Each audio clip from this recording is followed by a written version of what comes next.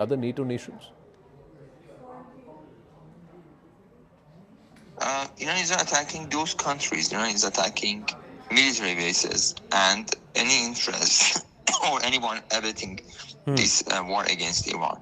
So yes, Iran has attacked military bases of the United States. Iran has attacked hotels where American forces have been residing in, those who have been evacuated from the military bases. Iran has attacked a port where the Americans were using. Iran has attacked airports that the Americans have been using. And Iran has attacked, for example, the database of Amazon, which is giving intelligence and data to Israeli army. So Iran is not dragging them into war. Iran is not attacking those countries and has but you've attacked Aramco pipeline, oil tankers here. By the Secretary of the Supreme National Security Council on Saturday. Iran said that we are targeting only anyone who helps the Americans or Israelis in this fight against us. So everyone who has invested in the Israeli or American army or are helping them in one way or the other, they would be a legitimate target because they are helping the war against the country. So there is no blame on us. Who wants to drag Arab countries into the war is actually Americans and Israelis, because they are running out of ammunition and they are paying a heavy price. So they want to pay at the cost of the Arab countries, and they want to bring them into the war in order to have their casualties, have their weapons, and use them. And after the war, they would sell again same munition and same weapons to the same Arab countries. So they are trying to bring them into the war. But Iran has already warned that they should not get involved. But Mr. Gholamzadeh, I must ask you this. You knew that the Americans and the Israelis are watching. Why do you then have to move the supreme leader? Why did he decide to change location? And why was that convention with 88 leaders even, grouping that meeting conducted? Does that rankle? Because he's not a coward like Netanyahu or President Trump. He stood fast, and he actually was in the fight, and he was commanding the fight. The fight is not since Saturday. The fight has been going on for decades, and he has been the commander-in-chief, and he has been responsible for that. So that's how he has been working. Without any fear, very strongly. He was in his office doing his job and his tasks and his duties as the leader. So he was not a coward like Netanyahu to go to the shelters deep in the ground, or like President Trump moving from this way to the other way to just take refuge. So no, he did not accept to do that. Mr. Hamid Raza Gholamzadeh, thank you for speaking with us. The big takeaway is that if the new supreme leader elected changes the nuclear red line or the fatwa on that, then Iran will move towards in a different direction. Right now, they follow the fatwa of the earlier supreme leader who said that Iran will not weaponize its nuclear technology. Absolutely. Anand, thank you so much for that important conversation that you've had with the leading voice there from Tehran. Let's open this up now. We have more guests joining us on the broadcast. Dr. Einat Will, former Israeli MP and co-author of The War of Return, and also former diplomat Rajiv Dogra is with us. So let me take this across with Dr. Will first. We just had a leading Iranian voice join us here, and he went on to mention that any kind of narrative that's coming in from Israel when it is about depletion of resources, or in fact getting Iran to get away from that entire act of deterrence, really is not heading anywhere as US and Israel would have wanted. What do you make of this assessment and this narrative coming in from Tehran, sir? I can only use facts. I can tell you that in the last few days in Israel, we're seeing day by day, this is something that is, I'm actually living it, is whereas on the first day, Iran was able to send quite a few ballistic missiles. Yesterday, I already was able to sleep well. Those were few and far between. So we're actually seeing day by day the depletion of the abilities of the Islamic Republic to attack Israel. We also see that they are attempting to direct significant attacks at the Gulf countries. And even though they're trying to kind of manage the fallout, as was mentioned by one of your people earlier, this was indeed a massive mistake because it has forced the Gulf countries into a position that they've been trying to avoid, to position themselves as clear enemies of Iran, as legitimate attacks by the Islamic Republic. And we also saw something that I think is much more significant. The biggest attack by the Islamic Republic was on the UAE, and a lot of its symbols, such as the hotels, the airports, so symbols of openness, of prosperity, of tolerance, not unlike the attack of Al-Qaeda on the symbols of United States in 9/11. And I don't think it's a coincidence. I think it has to do with the fact that the Islamic Republic is waging an ideological war against any notion that Islam can be open, tolerant, moderate. And they understand that the UAE is the biggest symbol of what a Muslim and an Arab country could be. And they are representing the exact mirror image of a failed country that has taken the significant capabilities of its people, and rather than use it to build a wonderful country, as Iran used to be, is to use it for the truly stupid ideology of death to America and death to Israel. All right. And when this is the ideology, this is what you get. Dr. Will, stay with us. Let me also bring in our other guest, Ambassador Rajiv Dogra, renowned former diplomat, also very much with us on the broadcast. Ambassador Dogra, another very important information that's coming today is that of Mujtaba Khomeini, Ayatollah Ali Khomeini's son, to be taking over the succession. At the same time, Israel has issued another threat saying that anybody who will continue with the succession of Ayatollah Khomeini, meaning if they will continue to target Israel and the United States, they will also inevitably be eliminated. How do you view the leadership void that is now being filled and this overall trajectory shaping up? Do you think they'll now be gunning for Mujtaba Khomeini next? Well, that's a question best directed to your Israeli guest. I will. Member of parliament, but I will try and answer it also. I think it was very useful that your channel has got a voice from Iran also, besides your Israeli guests who are more regular on the channel. And they are very useful, their contributions. But your Iranian guest, Ghulamzadeh, he was quite candid and he was quite frank in giving answers, including to the nuclear question which Anand had posed to him. As far as the new supreme leader is concerned, the second son of Ayatollah Khomeini, the answer given by Ghulamzadeh had a hint of what his intentions might be. He said, while the previous supreme leader had said no nuclear option, I cannot say the same thing about someone who succeeds him. And the second son of Khomeini, Ayatollah Khomeini, is known to be more radical, more inclined towards IRGC. So, you never know the direction that he takes Iran to. But if his reputation, as told to us and to the media in general, is any indication, then I think we may not have an Iran which is going to reduce its aggression. Ambassador, I'm so sorry to interrupt you. I need to slip into a quick break. But before I do that, Dr. Wilf, would you like to weigh in on that question? Because the Defense Minister of Israel, Minister Katz, has in fact issued that warning.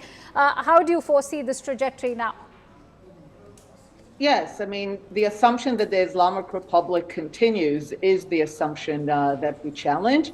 And I'll remind people that any effort by non-dynastic regimes in the Middle East, whether it was Gaddafi and his sons, Saddam Hussein and his sons, Mubarak and his sons, Assad and his son, every effort to put the son in charge did not end well for those countries. And this is another indication of the desperation of the Islamic Republic.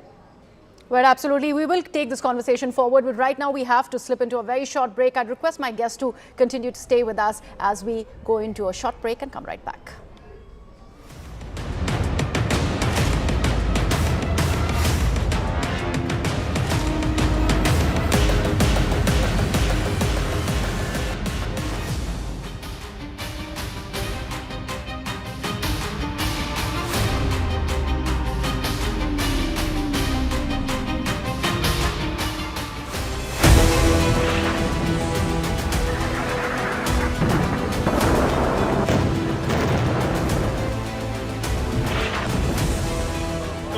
Devastation, a direct hit by a missile. Picture is that the U.S. is not able to defend. Of a drone of massive, the number of ballistic missiles. Where is it that Iran is actually placing its resources right now? Tabriz, Sanandaj, Kermanshah. And this is now what they are doing since yesterday. They are conducting more or less an organized. U.S. bases have been targeted. Drone has been shot down now. Iran can then threaten or attack enemy nationals. A massive missile and drone attack over here. Iran now has been completely, in some ways, dominated. With ballistic missile attack. It means the Kuwaiti air defense was under big strain.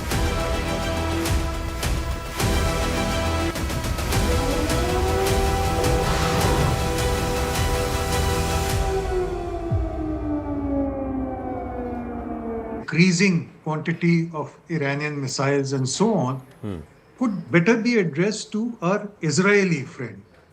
He may be able to advise us as to why it is happening, since he is a reservist for the last 15 years. As far as I'm concerned, I think Iranian moves, as also perhaps Israeli moves, have been very calculated. It is not as if Iran, at least, is not going in for carpet bombing or mindless destructions. Its targets are selected very carefully. Right. Maybe it is finished with the first attacks it had on the U.S. Assets in the Gulf region. So now its concentration is on Israel and perhaps some of the ships that Americans may have in and around the area of Israel. Okay. So that is why there could be a reduction. Jay, now let's just bring in point number 2 also, because we've overlapped a little bit, where he said that as this conflict rages, US and Israel will strike key Iranian bases. But what will their targets be today? What will they focus on today? So Tom, let's start with you, because clearly the Israelis are moving in. They struck at Karaj and Tehran last evening. Karaj, you said, was a strong communications center. All of Not only communication center, major military base. You have several military, missile garrisons, if you like, around the city, plus a major radar station atop of the hill above Karaj. So it is obvious that they are trying to de facto,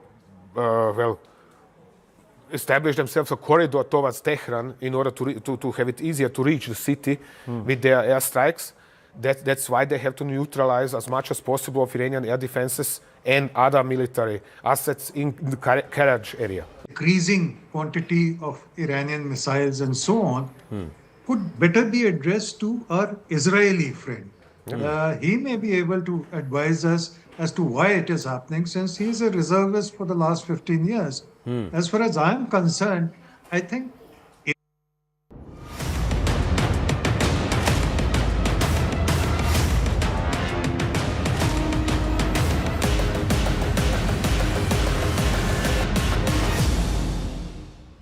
Welcome back. We're getting in breaking inputs. In fact, this is the impact of the war in West Asia. There's already a bloodbath on the Dalal Strait. Nifty is down by 413 points. Sensex is down by 1200. We'll in fact be getting you more inputs on that news story. Let's quickly go across to Mangalam Malu, who's joining us from CNBC TV 18 in just a bit. But remember, we've seen ever since the war began on Saturday, there's been an impact on the overall Brent crude as well as oil prices. Perhaps even Griha would like to weigh in on that. Right, absolutely. We have been constantly talking about the fact that the Strait of Hormuz has been impacted, how underwriters are not allowing certain ships to go ahead and pass, and there is an official missive that has come in from Tehran, and that will go ahead and impact trade, commerce significantly globally, and that's why the markets are seeing this kind of impact. Nifty now down by 413 points, Sensex down by 1200 points. We are looking at every significant blow that India will also suffer because of the kind of strategic interest that India has in the Gulf regions, in West Asia, and with this closure, all of that comes down to the Indian market, and that's why we are seeing all of these figures really ringing. Nifty now down by over 400 points, Sensex by over 1200 points. Possibly there will be more crash coming because the versions that are coming in from both Washington and Tehran, we do not really see this war, in fact, anytime soon. And we also do not know by how low is going to be the rupee falling right now. Let's quickly go across to Mangalam Malu of CNBC TV 18, who's joining us on the broadcast. Mangalam, what else can you tell us right now? How low has it been for the rupee? Because till yesterday we were being told that the rupee was staring at an all-time low in a month's time.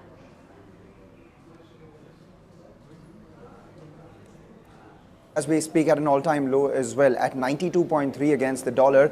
Remember, it closed on Monday's trading session at 91.47, opened above 92 today, and now as we speak, there has been consistent selling. But as far as the stock market impact of the West Asia crisis is concerned, there are two major impacts that Indian markets have. One is the rise of oil prices. So Brent crude is close to around $84 per barrel right now. The second is the weakening of the rupee. So those are two macro fundamental issues for our market, though authorities from the government have assured that we do have 50 days worth of supply for oil and gas. But the other part is a lot of these individual companies which have increased exposure to the Middle East in terms of order book or business, say something like an L&T, which has seen a big decline. It's the top Nifty loser in today's trading session. The other group of stocks would be obviously the travel and tourism stocks. So Interglobe Aviation, the one that runs Indigo, is down about 4% as well. And then you have the oil and gas majors which are impacted. Petronet LNG, for one, is down about 9% in the market. So there is a broad-based sell-off in the Indian markets that we're seeing right now. But the good part in which we can clutch onto some of the straws is that one, India did not participate as much on the way up because we had a lack of an AI trade. So as a result of which, we don't have much below to go here from here as well. And even if you look at it in perspective of our exposure, it's limited to a few stocks or few sectors.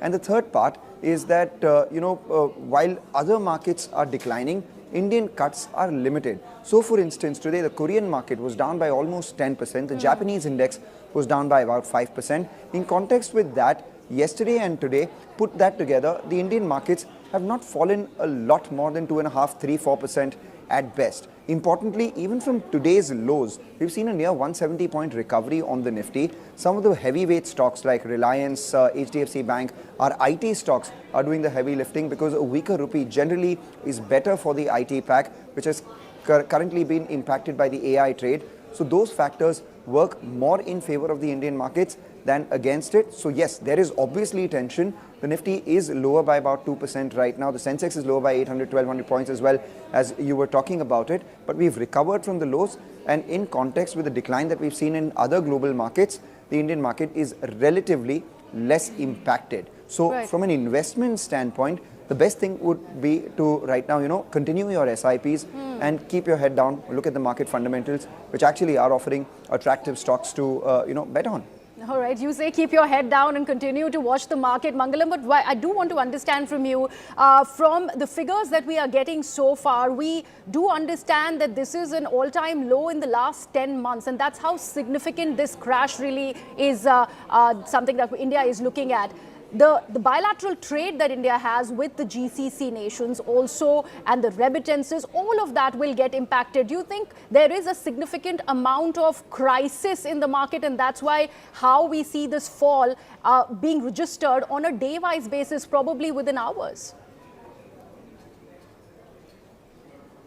Well, at a level, at an index level, yes, we are at a 10-month low, but it was just about 2 months ago that we hit a fresh record high on the index as well.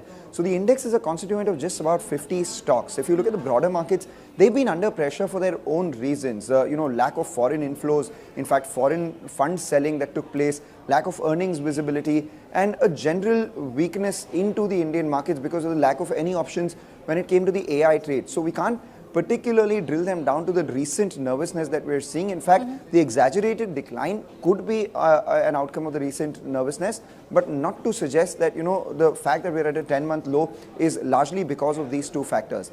There is a trade that we do with GCC, but from a listed company standpoint, the trade is limited to just a couple of these infra players, maybe a few travel and tourism players, and a few rice exporters. On the other hand, we could, see some sort of benefits coming in with the globe, looking to diversify away from the GCC and look at India as a manufacturing partner. That's what market experts are betting on from here on as well.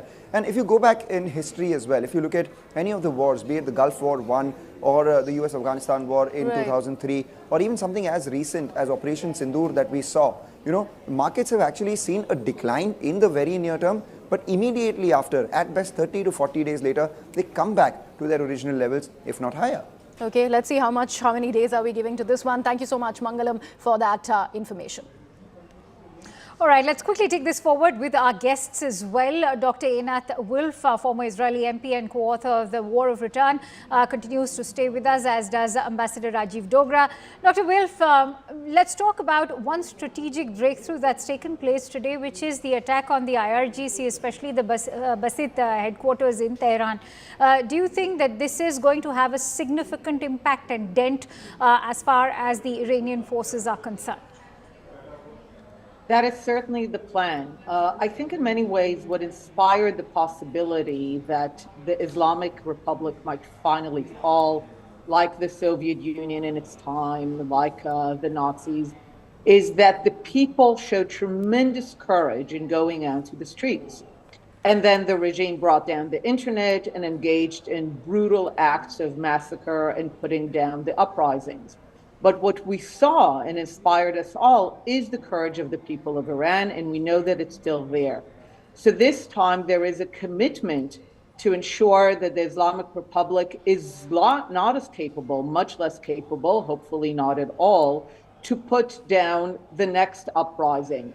And that means going against the forces that put down the uprising, the Revolutionary Guards, the Besieged. This will take time because essentially the attacks are designed to peel off all their systems of control, and that takes time, both communications, electronics, buildings, people, machines. But yes, the idea is ultimately to create a space for the courageous people of Iran to take back their country from the Islamic Republic and finally have the freedom that they truly deserve. Right, absolutely. And Ambassador Dogra, let's go back to another statement that has come in from the US president as he addressed yesterday as well. Why does it sound that the confusion really is not going anywhere from Washington, D.C.? Because he did look like a very, very miffed child when he went after Spain. They did not allow us to use their bases, and that's why we would be throwing tariffs. So he's again playing the tariff war here, despite that rap that has come in from the US Supreme Court in the middle of a war. Well, let me add another dimension to your question. And that dimension is that so far we had been focusing, we meaning media in general all over the world, on missiles and bombs and what effect they have had on one side or the other. But now, as your CNBC correspondent explained in detail, the attention is also focusing slightly but meaningfully on the economic effects of the war. And the Central Bank of Israel has already come out with a statement that the roughly 3 days of war have cost Israel 17 to 20 billion dollars. I don't know how much it is costing USA, because if it is costing $17 billion, let's say, to Israel, USA, it must be a much greater figure. And to the world, it will be much greater still, because if there is no movement, after all, there's no air traffic going one way or the other, that means businessmen cannot travel. That also means orders cannot be placed. So the cost to the world economy would be humongous. And also the psychological fear that obtains in such circumstances when there is uncertainty all around is very bad for business. There are sell-offs by some banks of their Bitcoin holdings, for example.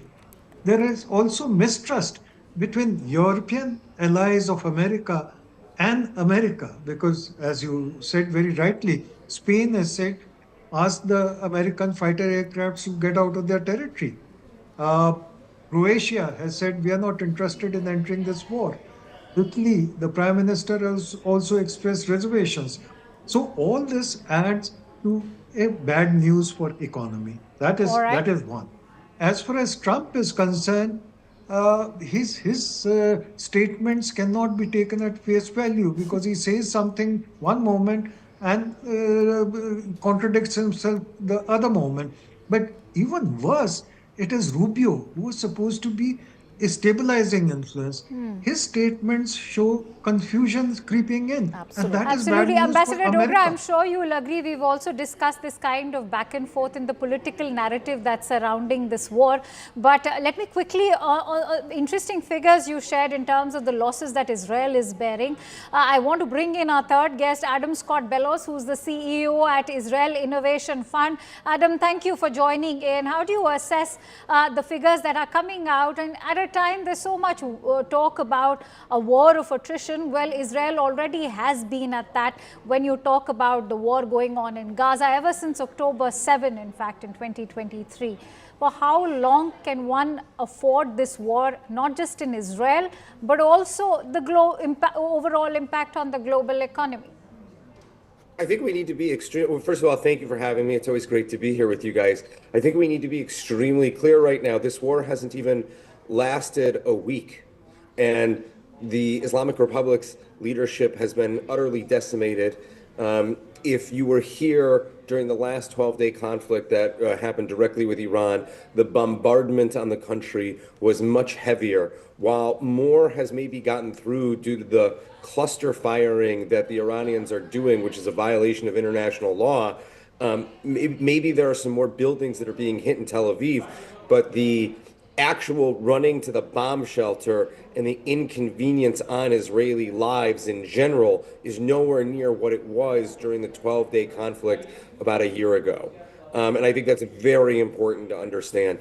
I do not see this being a protracted conflict. Yes, is this going to have a major global economic impact with the closing of the Straits of Hormuz and the choking of oil? Yes, for sure. And the Saudis are right now trying to reroute oil through the Red Sea. Let's not get hyperbolic on an endless war or start making crazy conjectures. Right now, we're in a very dramatic situation. The markets are reacting because markets don't like instability. Bitcoin and alternative coins have already been tanking for the last, I would say, 8 weeks, if not 12 weeks, going Bitcoin, for example, dropping from 120,000 to I believe it's now at 62,000 a coin. It's extremely important not to overreact. Any financial analysis expert or any financial forensic expert would tell you that obviously there's going to be some type of recorrection. I want to add one other thing that's very important. The Chinese element of this financial aspect is extremely important, because right now the entire strategy, it seems, of the Americans has been to squeeze China and isolate China's energy supply, which is extremely important, and it's going to force Russia to make a choice. Do they want to be Iran's biggest client, or do they still want to be their own superpower? Right. Thank you so much for that, Mr. Bellows. We have a quick piece of breaking news that we'd like to put out for our viewers. Do stay on with us. All right, getting in some breaking inputs. This is with regards to a fresh wave of attacks being undertaken by the IDF. What we are being told is that the IDF has launched a 10th wave of strikes in Tehran. The Air Force has now begun a broad wave of strikes targeting infrastructure of the Iranian terror regime in Tehran.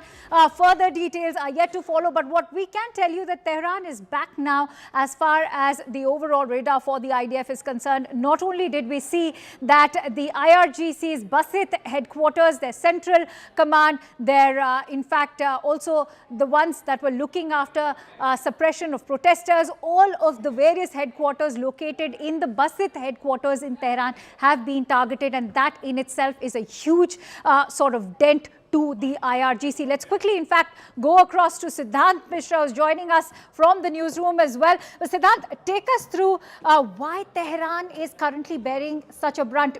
Initially, we've seen the IRGC also being impacted. Any information coming in through your sources with the IDF? What are the new targets in Tehran at the moment? Well, I think looking at today's situation, Akanksha, in fact, we have been discussing since morning.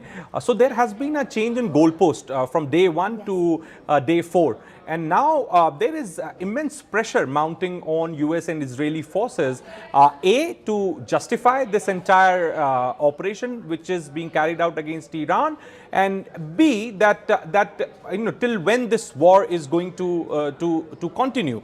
And perhaps this is the reason that a short while back we were playing the Basij headquarters, their internal riot command center, etc. were engaged militarily, the bombs were dropped.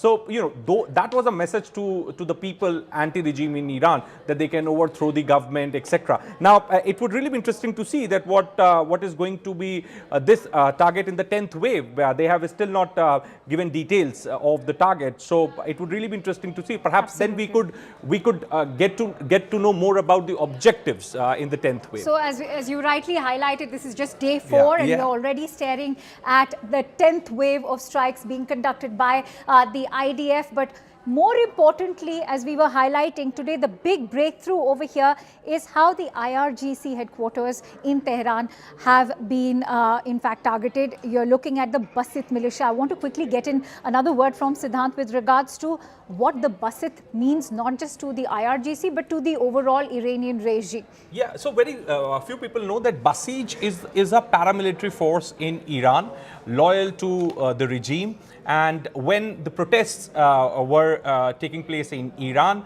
it was Basij which was engaging with the protesters, were clearing the roads, were putting them behind the bars, arresting them, crushing the voice of dissent in Iran. So they are very loyal to the regime. And today, Akanksha, in fact, we discussed this earlier, that today Basij headquarters were hit, the internal riot control command center was hit. So the message is to the protesters against the regime that they should come on the streets and overthrow the regime. So the message was very clear, which was given by US and Israeli forces. Now, I again say that it is very interesting it will really be interesting to see that what all other targets they are going to hit in the 10th wave.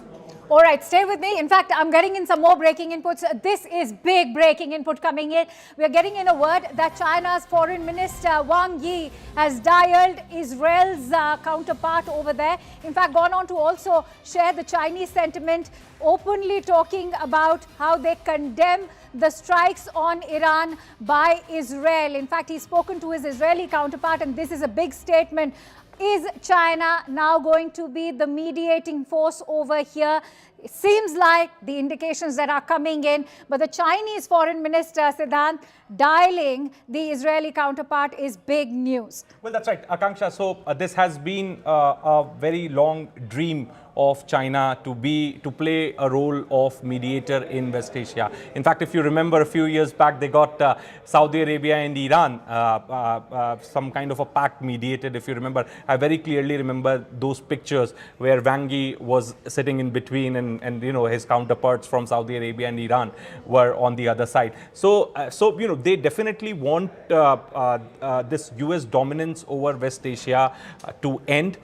In fact, they have been trying really hard to get this dominance ended, and now perhaps they're looking. And also they have their own vested interests. Yes, Let's not forget, with the Strait of Hormuz being shutting down, we also know that the Chinese supplies are also in fact bearing the brunt of this. But Akanksha, I doubt that Chinese supply will bear the brunt. Okay. Because Why do you say so? But given the kind of relations and equations they have with Iran, perhaps when there was nobody standing with Iran buying their crude, China was buying their crude. So and there is a tech transfer, military cooperation, etc., etc. So I doubt that Chinese vessels will be stopped. That's a very interesting point. For all we know, Hormuz. that maybe perhaps there is in fact a special passage being created in the Strait of Hormuz for those Chinese vessels, which is why that phone call has gone on to Israel. We will keep coming back to you with all the more inputs, the latest breaking inputs that are coming in on CNN News 18. With that, it's a quick wrap from my end. Thank you so much for watching.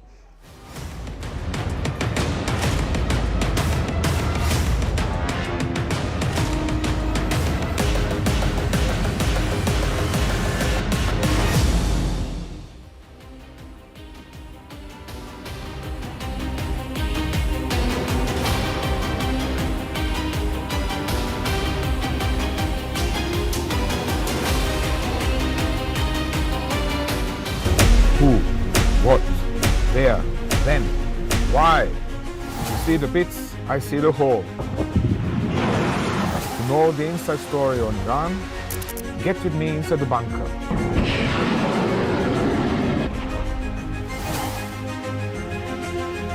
Only on CNN News 18. Increasing quantity of Iranian missiles and so on could better be addressed to our Israeli friend. He may be able to advise us as to why it is happening, since he is a reservist for the last 15 years. As far as I am concerned, I think Iranian moves, as also perhaps Israeli moves, have been very calculated. It is not as if Iran, at least, is not going in for carpet bombing or mindless destructions. Its targets are selected very carefully. Right. Maybe it is finished with the first attacks it had on the U.S. Assets in the Gulf region. So now its concentration is on Israel and perhaps some of the ships that Americans may have in and around the area of Israel. Okay. So that is why there could be a reduction. Jay, now let's just bring in point number 2 also, because we've overlapped a little bit, where he said that as this conflict rages, US and Israel will strike key Iranian bases. But what will their targets be today? What will they focus on today? So Tom, let's start with you, because clearly the Israelis are moving in. They struck at Karaj and Tehran last evening. Karaj, you said, was a strong communications center. All of Not only communication center, major military base. You have several military, missile garrisons, if you like, around the city, plus a major radar station on top of the hill above Karaj. So it is obvious that they are trying to de facto, establish themselves a corridor towards Tehran in order to have it easier to reach the city with their airstrikes. That's why they have to neutralize as much as possible of Iranian air defenses and other military.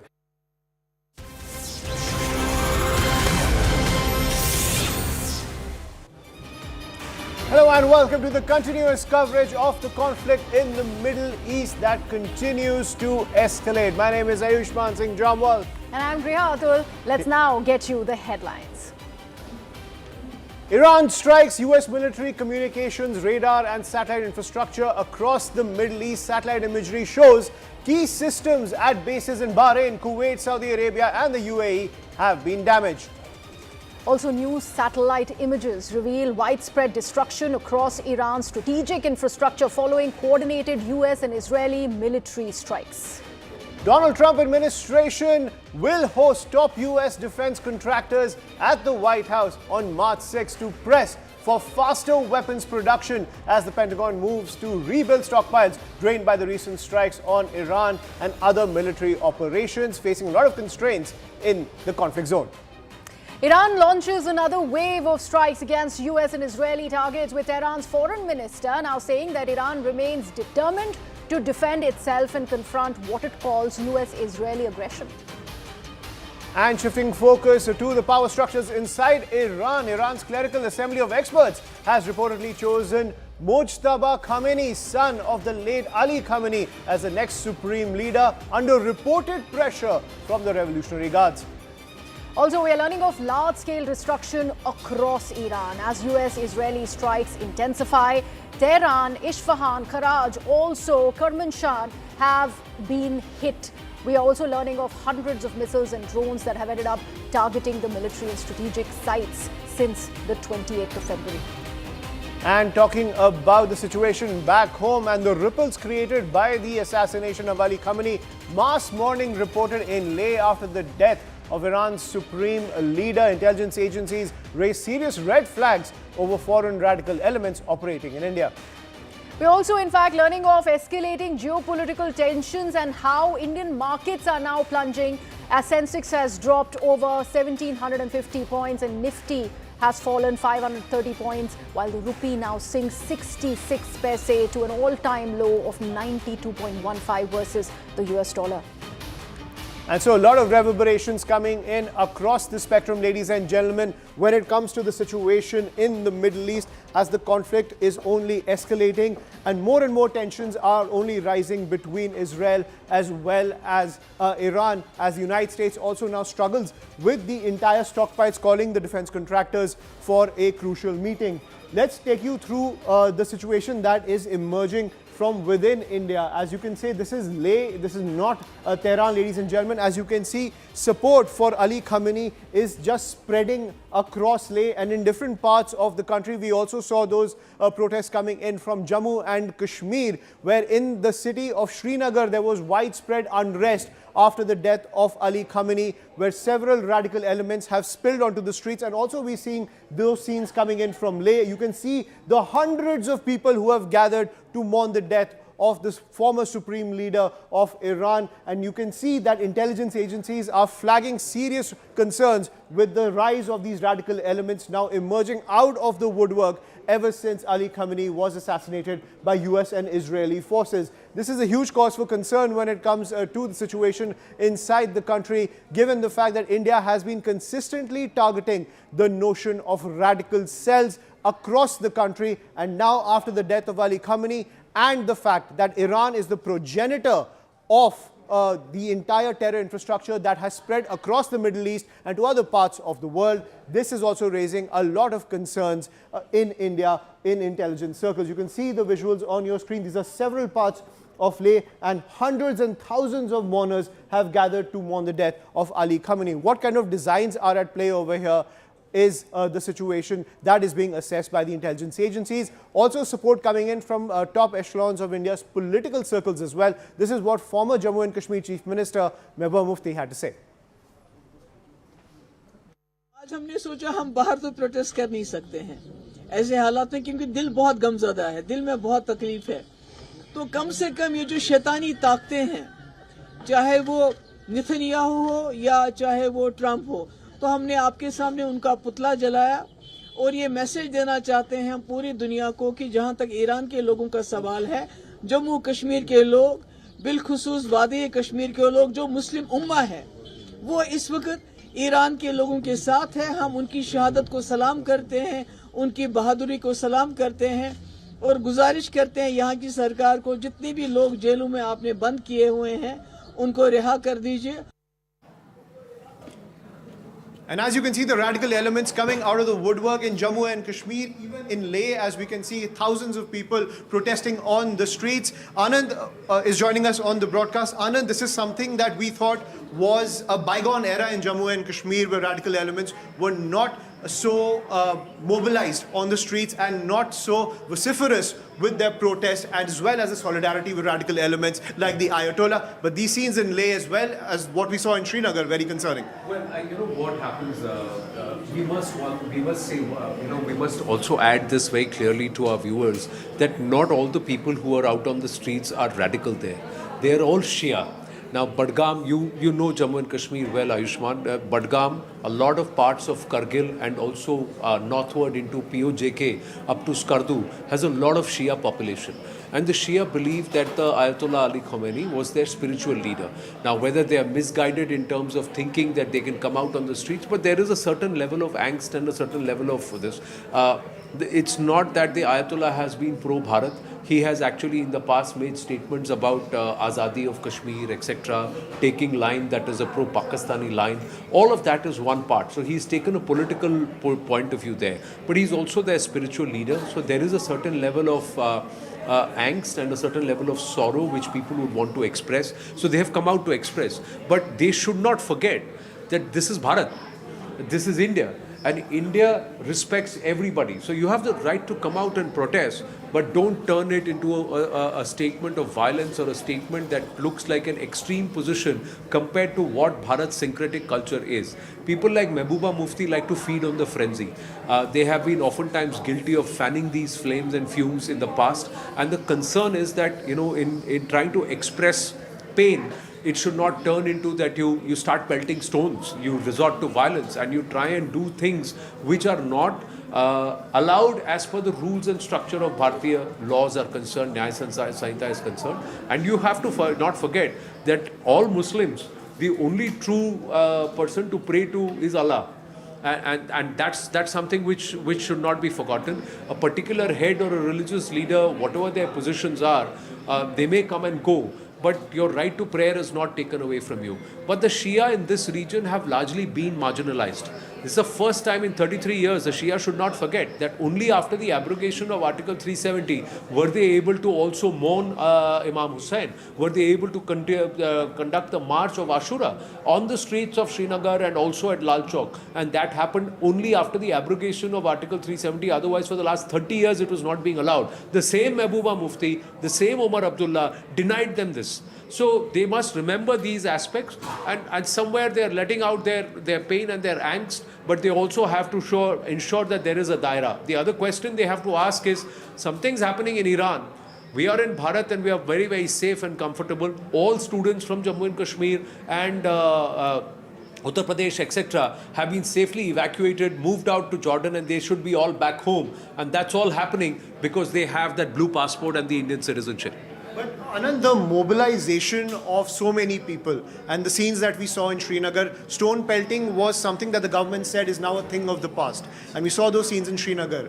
From an intelligence and security standpoint, that is a concern at the end of the day, to see this level of mobilization taking place for someone who was against Bharat, but at the same time, that the radical elements can have this level of influence on the people in Jammu and Kashmir. See, at times it is possible for somebody to make this assumption, and they are youth. A lot of them have not seen 70s, 80s, 90s. They're all born in post 2000, and they have not seen the brutality that's been meted out by the IRGC, which shot down 40,000 protesters. What they are seeing is that their spiritual leader was bombed. They were bombed by US and Israel. They are not coming out in protest against the Bharatiya government or Bharat. They are coming out in protest against those who they believe killed the Khamenei. So the Trump regime, Bibi Netanyahu, etc. They can, one would ask, saying, hey, something's happening elsewhere in, 4,000 kilometers away. Why are you joining issue with them? But you can also say that, all right, if there is a sentiment, let them vent it out. But like I said, there has to be a line that has to be drawn, and these people have to realize that you cannot act against the country and take law and order into your own hands while you come out to protest. And who are you protesting for? Did he stand up for your rights? Did he stand up for you when Pakistan was trying to bomb and trying to send drones? Which side did Iran stand on? What did the Ali Khamenei at that time have to say? What was his actual position? What did the IRGC have to say? The same IRGC that took a pro-Pakistan stand today is complaining that the Pakistanis are giving their air bases to the Saudis and to the Americans. So this is all very duplicitous, and one needs to actually filter this information across to them for them to understand the reality. Absolutely. And the only people to enforce those red lines for security are the Indian forces, and that's something that they have to be very vigilant about. We're tossing back to Greha because we're getting a piece of breaking news coming in from the war zone. Greha, over to you. Absolutely, and this is another exclusive information that CNN News 18 has managed to access. And we are, in fact, talking more on these protests on the Indian side. As in Leh, in Ladakh, thousands of Shia Muslims have gathered in mourning following the killing of Iran's Supreme Leader Ayatollah Ali Khamenei in this joint US-Israel strikes. We are, in fact, going to be putting out these visuals of crowds dressed in black. They marched through the streets and they were seen carrying the portraits of Khamenei, waving those black flags in grief. Anti-US, anti-Israeli slogans also were raised as participants condemned the attack and expressed solidarity with Iran. In fact, Ayushman, since you have Anand with you, we were taking that conversation forward. There was earlier mention of leaders like the PDP chief, Ms. Mufti. She too was seen burning the effigy of the top leadership of Israel. Absolutely, and now Donald Trump as well as Benjamin Netanyahu are enemy number one when it comes to the situation in Jammu and Kashmir as well as Leh, where the anger is spilling against Israel as well as the United States. But the question remains, should the Indian intelligence circles and the security circles be also vigilant about this rising mobilization that we are seeing? Anand, we were discussing this, that this is something that they're venting their anger because they saw Ali Khamenei as their spiritual leader. But the spillover that we can see in other parts, especially the parts of Jammu and Kashmir, which are prone to radicalism, that continues to be a concern. And we can see all that mobilization on our screens. Well, this is happening in Lucknow, viewers. So those who don't understand or perhaps have limited understanding of Islam and its various firqas and sects, the Shia and Sunni are very different. What's Lucknow famous for? The Imam Bada, right? What's an Imam Bada? An Imam Bada is a Shia area of prayer or mourning. And the Imam Bada comes into play when the first month of Islamic calendar happens, and then the 10th day, that is Ashura, where they mourn the martyrdom of Imam Hussain. Now, the Shia follow the direct descendant of the Prophet, and that's his nephew. It all starts with Ali, and from there, the Shia sect itself draws its roots. Whereas the Sunnis, they follow Abu Bakr and also the teachings of the group that follows the teachings of the Prophet Muhammad. So that's why they are called the Sunnat, or they follow the Sunnat of the Sunnis. So masjids, mosques are different, Imam Badas are different, and that's why Lucknow has a very strong Shia population. And that's why we see the Shia coming out to protest. And this is how they protest. They dress in black, they mourn, and as they are mourning Imam Hassan, the same way they are mourning Ayatollah Ali Khamenei. That leader for a lot of people was radical. He was a mullah. He fostered terror groups and also responses. But there are always two sides to the coin, and how the narrative is seen and the perspectives that are seen. At this moment, for the intel agencies and for the local administration, as long as it is mourning because a spiritual leader is dead, that's what connects Shias around the world. That's so it is okay. But if this becomes a hotbed for radicalization and a fresh round of violence, then we have a concern. And I think all the leaders, the Shia imams, so that's why those who are Shia leaders are called imams. And if the imams are playing their role responsibly, they will ensure that the youth who came out to mourn stand there, do their mourning, and vent out their angst or their pain, perhaps burn a few effigies, and then go back and realize that they are in Bharat.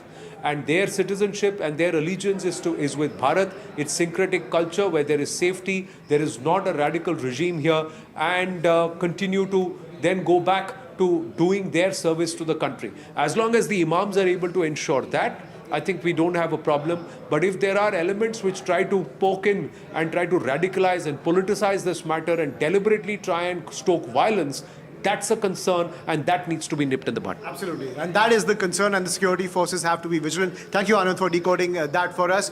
Tossing over to Griha to get more details as more and more updates coming in from Jammu and Kashmir as well as Leh when it comes to the situation and the reverberation after Ali Khamenei's death. Also, the latest updates coming in from the war zone. Right, absolutely, Ayushman. And we are constantly tracking the rapidly widening escalation as far as Middle East and West Asia entirely is concerned. Drone strikes that have been reported near U.S. diplomatic sites in Riyadh, Dubai, also Baghdad. At least 50 people, we are learning, have been killed in Lebanon amid continuing strikes. Iran has also gone on to target U.S. military communications across the region. Satellite imagery also is going on to show and register that damage to the radar and secure systems at American bases, be it in Bahrain, be it in Kuwait, Saudi Arabia, and also the Al Udeid base for that matter. If we take a look at what is the missive that's coming out of Washington, the Trump administration, we learning of, is planning on meeting top U.S. defense contractors. Now, why is that?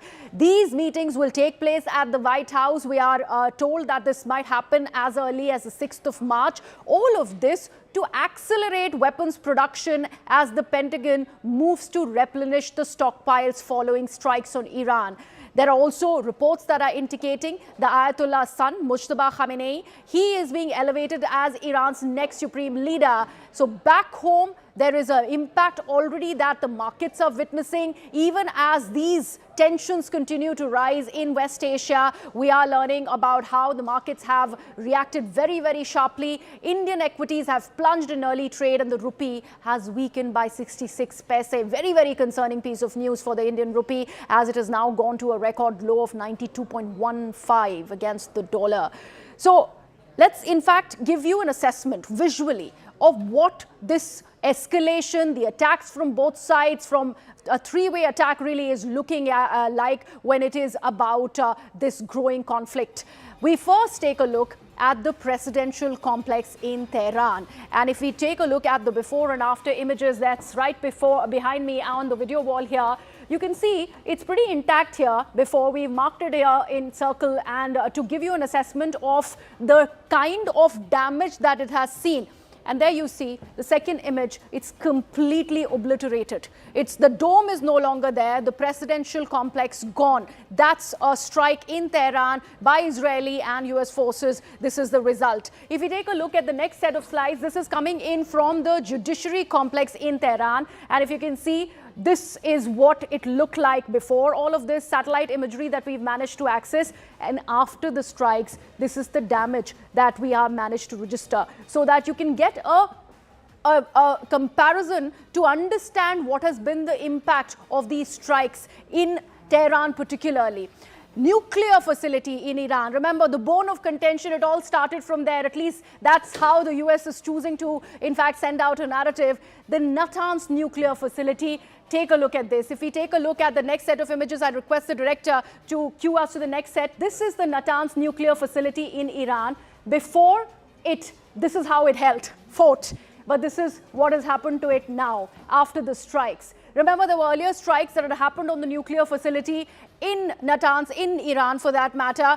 The US president, with his own assertion, has spoken about how the entire nuclear doctrine, the way the stockpiling really is happening on part of Iran, all of that has been completely obliterated. All of that came in from Washington, then they go on to strike the nuclear facility again. Now, the next one is from the Islamic Revolutionary Guard Corps headquarters. So IRGC, significant heft that it commands in Iran. Even their headquarters have been struck. Before, this is what it looked like, and after it, there you can see this is a significant damage that the IRGC HQ has registered in Iran. A lot of importance and a lot of, in fact, heft, like I was mentioning, that the IRGC really has in Iran. But if you can see the strike and the impact of the strike, Ayushman, we can, in fact, only assess the damage that has, the building at least has, in fact, had.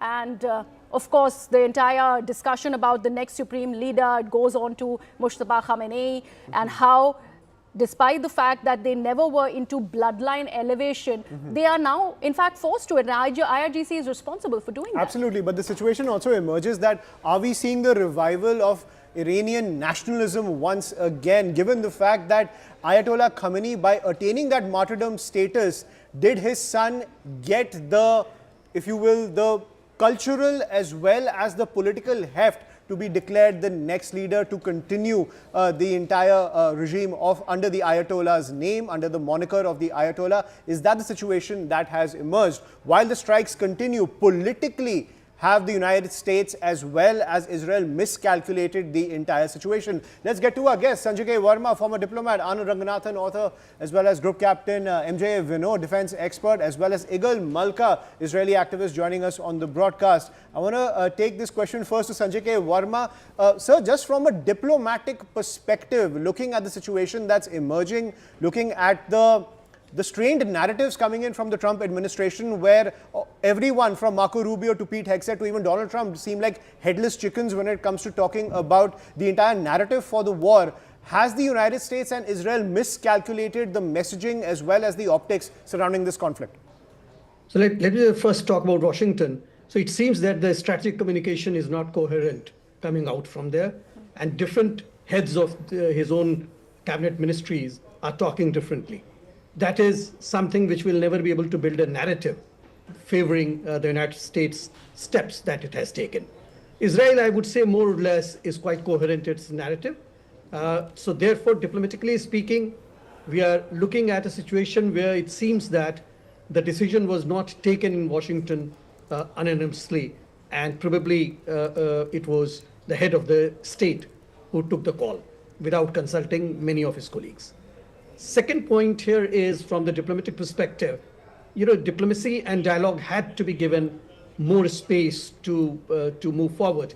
I know some of my colleagues or fellow panelists could also be of the view that it had been given enough space to resolve the issues. The second question starts from the legalistic point of view. Where does it stand in the U.S. domestic laws and constitution? Where does it stand in the international law? And any jurist will be able to tell. But Sanjay K. Verma, does that matter to Trump? Honestly, does that matter to Trump? If it doesn't matter to a country, then if another country takes a similar step, should it matter to him as well? But as per Donald Trump, it's the law of the jungle nowadays when it comes to international order. He's made that extremely clear. American power is here to enforce its own agenda, and we're seeing that play out given the fact that he's bombed 8 countries ever since he became president without any congressional authority. Absolutely. And clearly, Iran is the same chapter of that book. See, that is why if you look at it, his allies themselves are falling apart. But Spain let has me said take that this. they will not be. Sorry, you were saying something. Sorry, sir. Sorry to interrupt you. But let me also bring in Anand Ranganathan on this very point that Ayushman was making. Mr. Ranganathan, the fact that there were attacks at Qom, there were versions that came in from Washington that they will decide on the next line of leadership for Iran. They, in fact, are talking about how it's a earlier, again, the same thing, Rubio coming out and in fact dissing this entire regime change narrative. It was about something that Israel possibly were wanting to attack US, I beg your pardon, Iran, and that's why we went ahead and did that. All of that information, which looks like a very, very confused narrative that's coming in from Washington. Then they go on to say that we would have gone ahead and decided on the next leadership, but even they were killed. Now we learn of attacks that have happened at Qom while an election was going on, as far as the assembly of experts really are concerned. How does one really takes the US seriously when it is about this war? Because like many are saying, it does not have a congressional approval. Of course, it's illegal. Many are mentioning that part as well. Ayushman just mentioned about it. But can we take them seriously? Because they're not sticking with one narrative, one idea. Good afternoon, everyone, to my fellow panelists, and as well to your viewers, and wishing everyone a very happy Holi under trying circumstances, has to be said. I'd like to make a couple of points. Number one, I think we need to understand, when I speak as a layman, there are enough experts on the panel out here who are free to correct me, of course, and I'm here to learn. There is only one entity that can decide if America wins or loses a war, and that entity is America itself. Let's be very honest out here. With such overwhelming power at its command, the only race America is having is with time. And I explain you. And this is where I think the calculations, as people are saying, went a bit wrong. Because America or Americans will never allow America to undertake a long drawn out war. It has never won a long drawn out war. I mean, I don't even need to go back to Vietnam, where you had 47,000 American soldiers killed. Afghanistan, for 20 years, you had 5,000 American soldiers killed. It pulled out of them. It lost those wars. Now, you can compare it, for example, with Putin and Ukraine. In the last 3 years, Russia has lost, as a conservative estimate, 320,000 Russian soldiers. I'm not even talking of Russian civilians. 320,000 Russian soldiers have died, and the Ukraine war sees no sign of slowing down or stopping as far as Putin is concerned. America will never allow that. You have already half a dozen body bags coming to America. If that count increases, you will have Americans questioning severely the idea of undertaking this war. So when America entered this Iran war, it did on the pretext, maybe it was convinced by Israel or others, that we are going for a very swift regime change, and then every Dori and everything would be under our command. That hasn't happened till now. This is not to say in the next couple of weeks that I think America can afford with minimum casualties. It might still happen. But for that to happen, two things have to happen. The revolution has to rise from the ground of Iran itself. Now, one of the things that was going well for America and Israel was that there was a groundswell of protests against the current regime. That has yet to surface. If that surfaces, I think that in conjunction with the awesome power, military power at display, we might still see America taking hold of Iran. But there is confusion, and I agree with that. Right, but Anand Ranganathan, yesterday also we saw on the streets of Tehran pro-Khamenei agitations. All the anti-Khamenei agitations seem to have disappeared. We saw pro-Khamenei agitations. And secondly, talking about the politics inside the United States, Donald Trump is a different political beast as compared to his predecessors. Even if the body bags increase, even if more American servicemen are killed in this conflict, is it possible for him to politically survive? Because he's still known as Teflon Don. We've seen the MAGA base coalesce around the idea of waging war against Iran. Can he survive this politically if the American casualties increase? Impossible. Impossible. No president has been able to do that. We have to, as I said, even in Vietnam, when you had the war drag on for 20 years, even then America had to pull out and lost the war. And we are living in an age where already people are talking about this war having been undertaken by Trump to hide the Epstein saga. So that call is getting shriller and shriller. And, you know, when you have unfortunate circumstances where Americans are killed in this war, which they would be if the war goes with the same intensity as it is going right now. Coupled to that, the attacks that are going to happen, as Iran is saying, it has now completely blockaded Hormuz, and it's going to attack every ship that goes past it. America is saying it's going to have a safety net of American Navy guide those ships.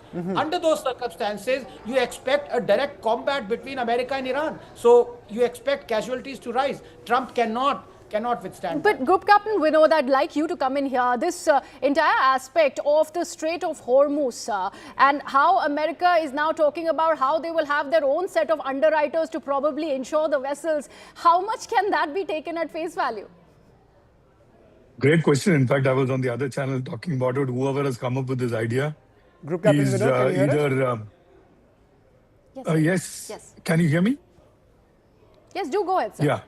Yeah. So whoever has come up with this idea of escorting oil ships out of Hormuz. Sir, I think you're on mute. No, I'm not. No, we can hear him. We can hear him. Only you can't hear me. I think We'll just fix that. So go ahead. We'll just fix Yeah.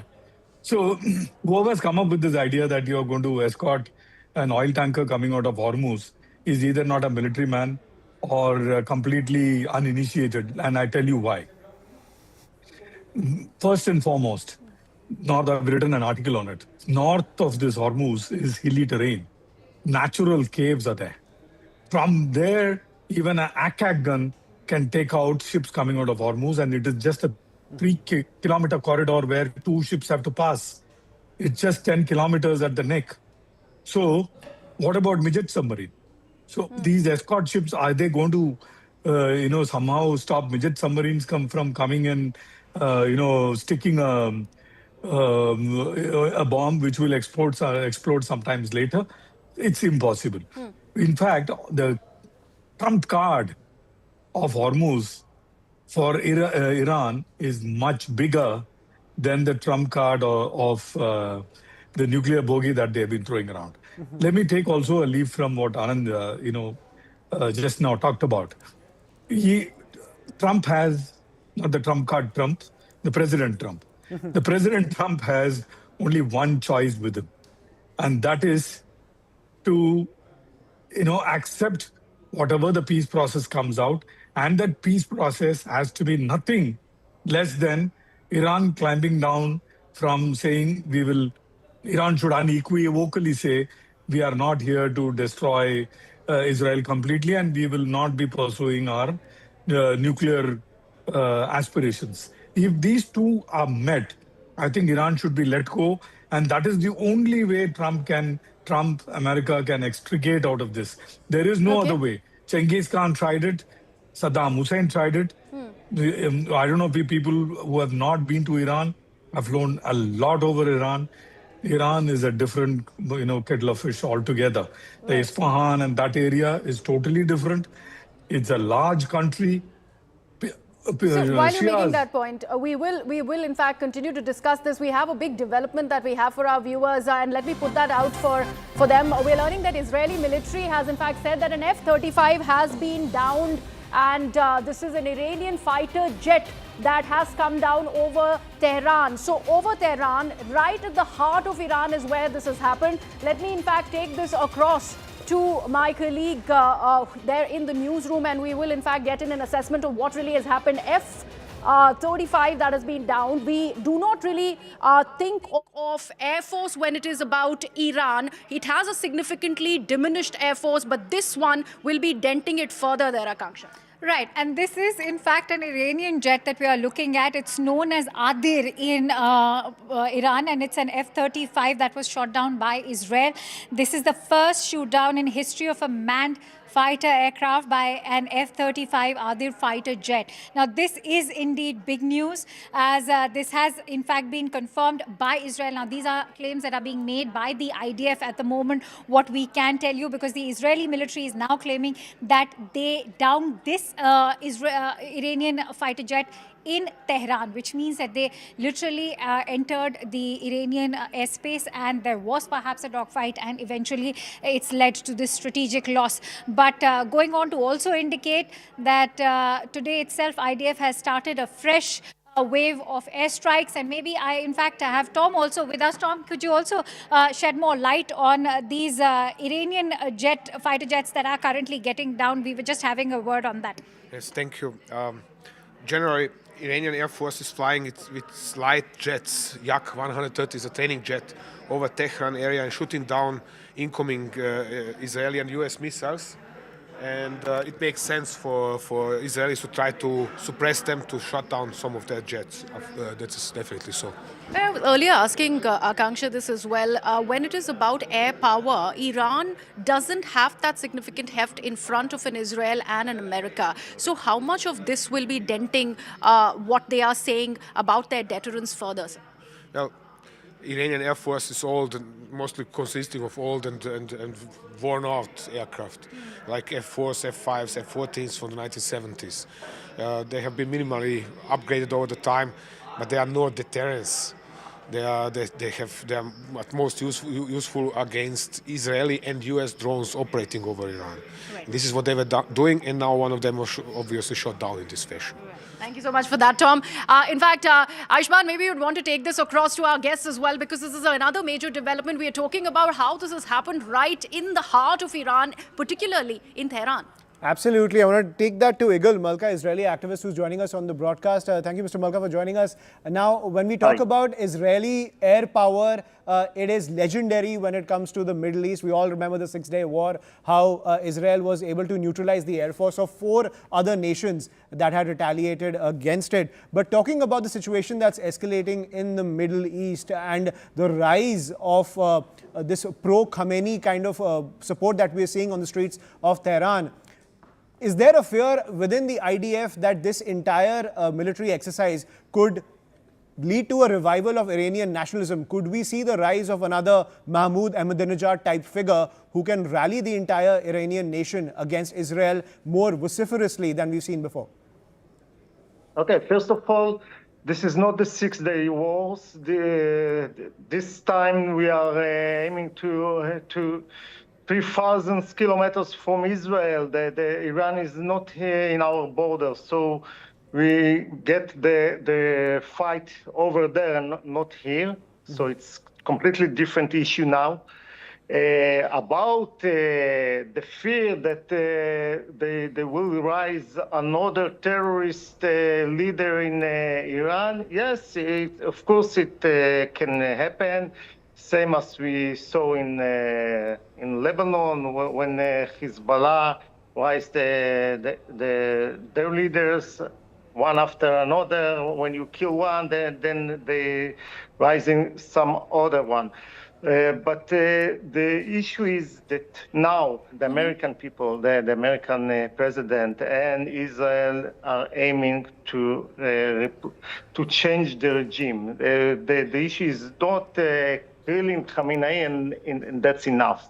The plan is to change the regime after almost 50 years, 5 decades of. But Mr. Malka, just to clarify, 40 of the top leadership has been eliminated. Still, they were able to pick a supreme leader who was Ali Khamenei's son. Have you created a bloodline succession by making Khamenei into a martyr? He's pretty much gained that position in the upper echelons of Iranian politics, where you've created a figure like Ali Khamenei, whose now son is the supreme leader. Have you miscalculated politically in some way? Because earlier we were seeing anti-regime agitations on the ground. Now we are seeing pro-regime agitations on the ground. So have you miscalculated this politically by pouring more life into the regime, if you will? Well, first of all, Ali Khamenei's son become a target, same as his father is a target now. Wow. And besides that, when we are talking about the support of the regime in Iran, you have to understand the people in Iran doesn't believe that this regime is coming to end his life very soon. And they still have to think about the day after. Just imagine that this war will end and the regime will stand on its foot. Those people have to show support. They are terrified from the idea that this war will end without the fail of the regime. Right. Mr. Malka, I think Israel since 1948 has been in for the long haul when it comes to fighting these forces. But the question remains, does the United States have the same stomach for this kind of a war the same way Israel has? That's the big question. Well, on with us. We'll come right back after a quick break.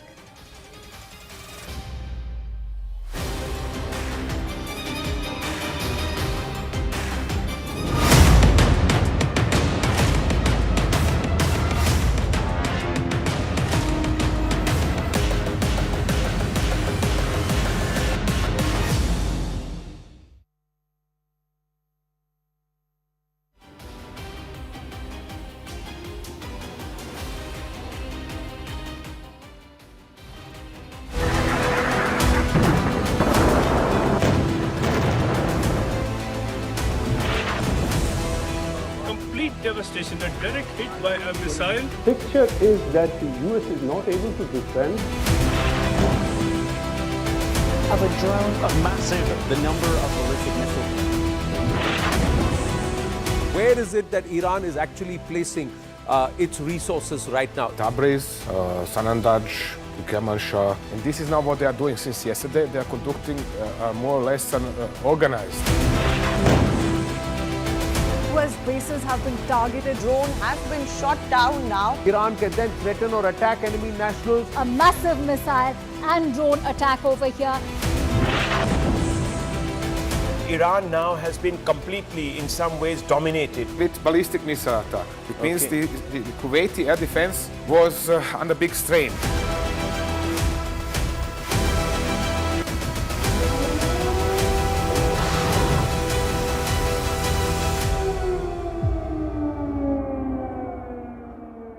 Increasing quantity of Iranian missiles and so on could better be addressed to our Israeli friend. He may be able to advise us as to why it is happening, since he is a reservist for the last 15 years.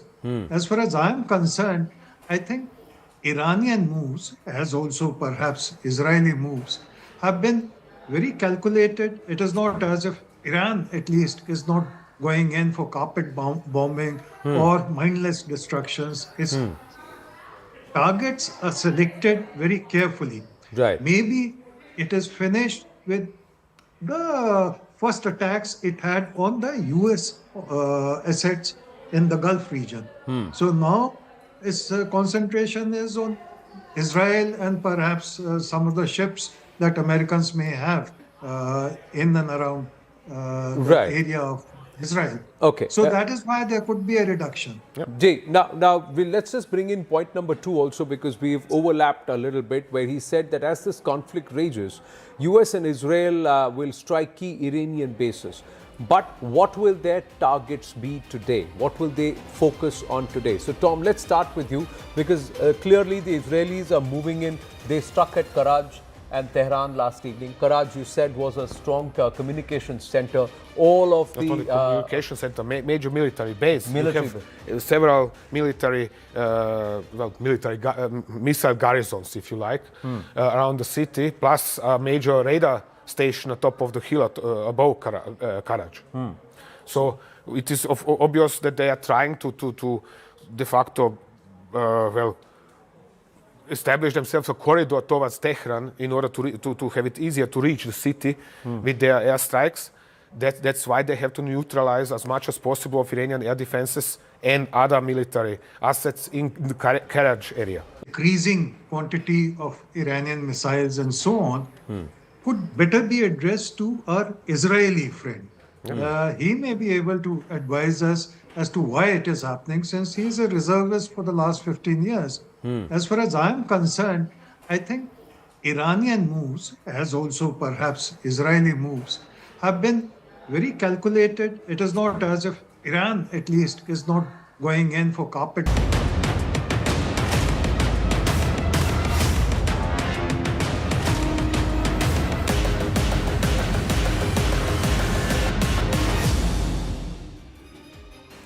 Welcome back. Now, while we talk about this West Asian growing conflict, there is one particular term that you might have heard a lot, and that is the Strait of Hormuz, and how Tehran has now officially blocked it. Now, this one is the world's most critical energy artery.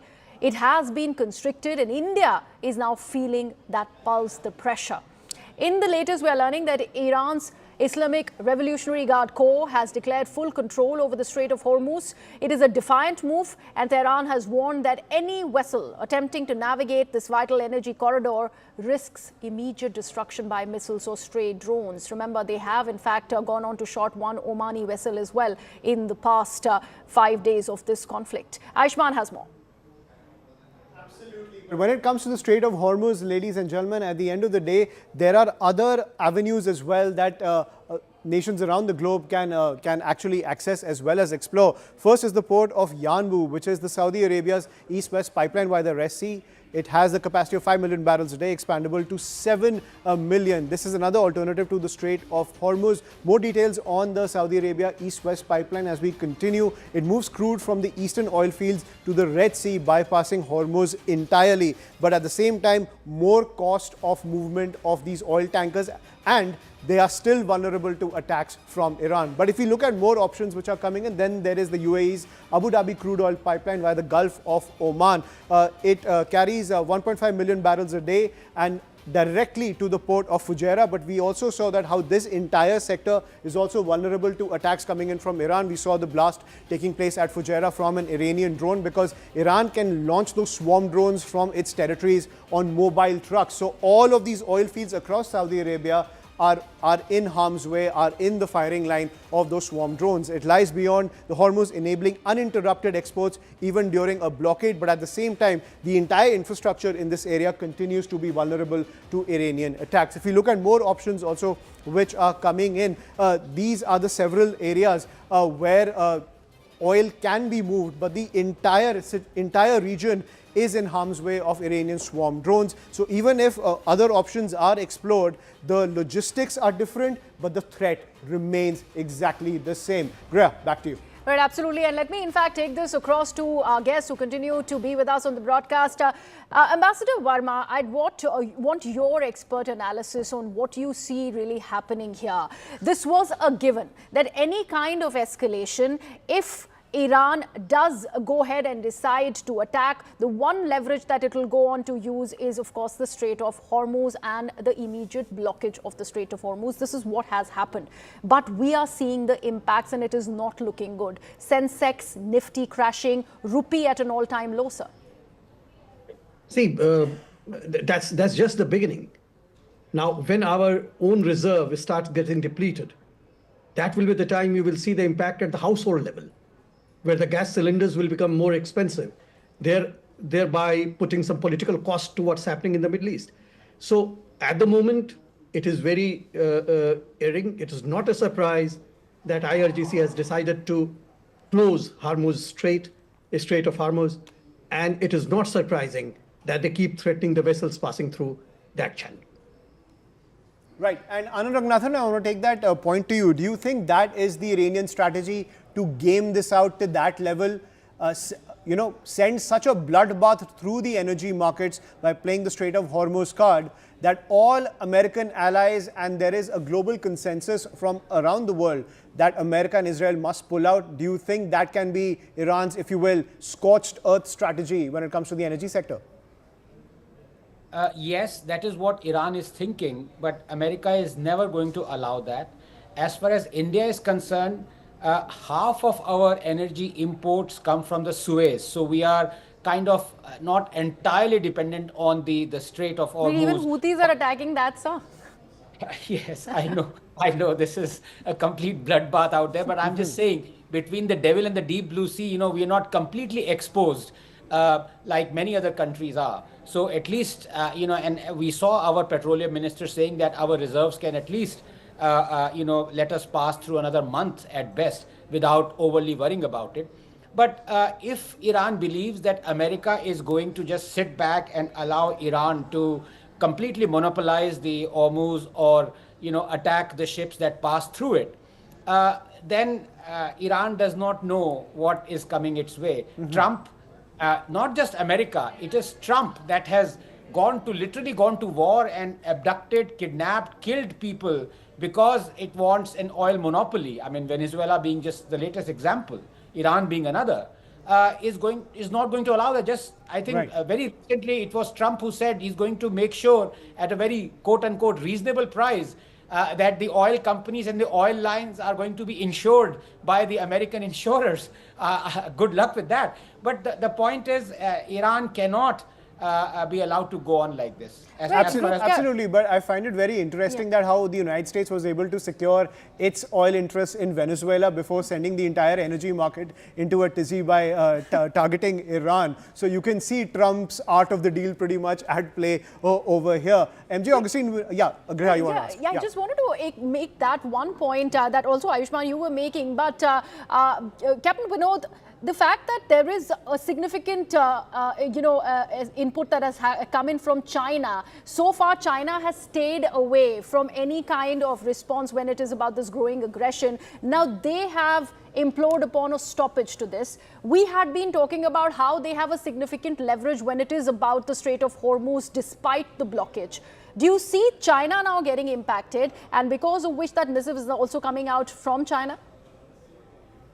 We need to understand this very, very clearly and loud and clear. Iran is playing out a playbook to the T.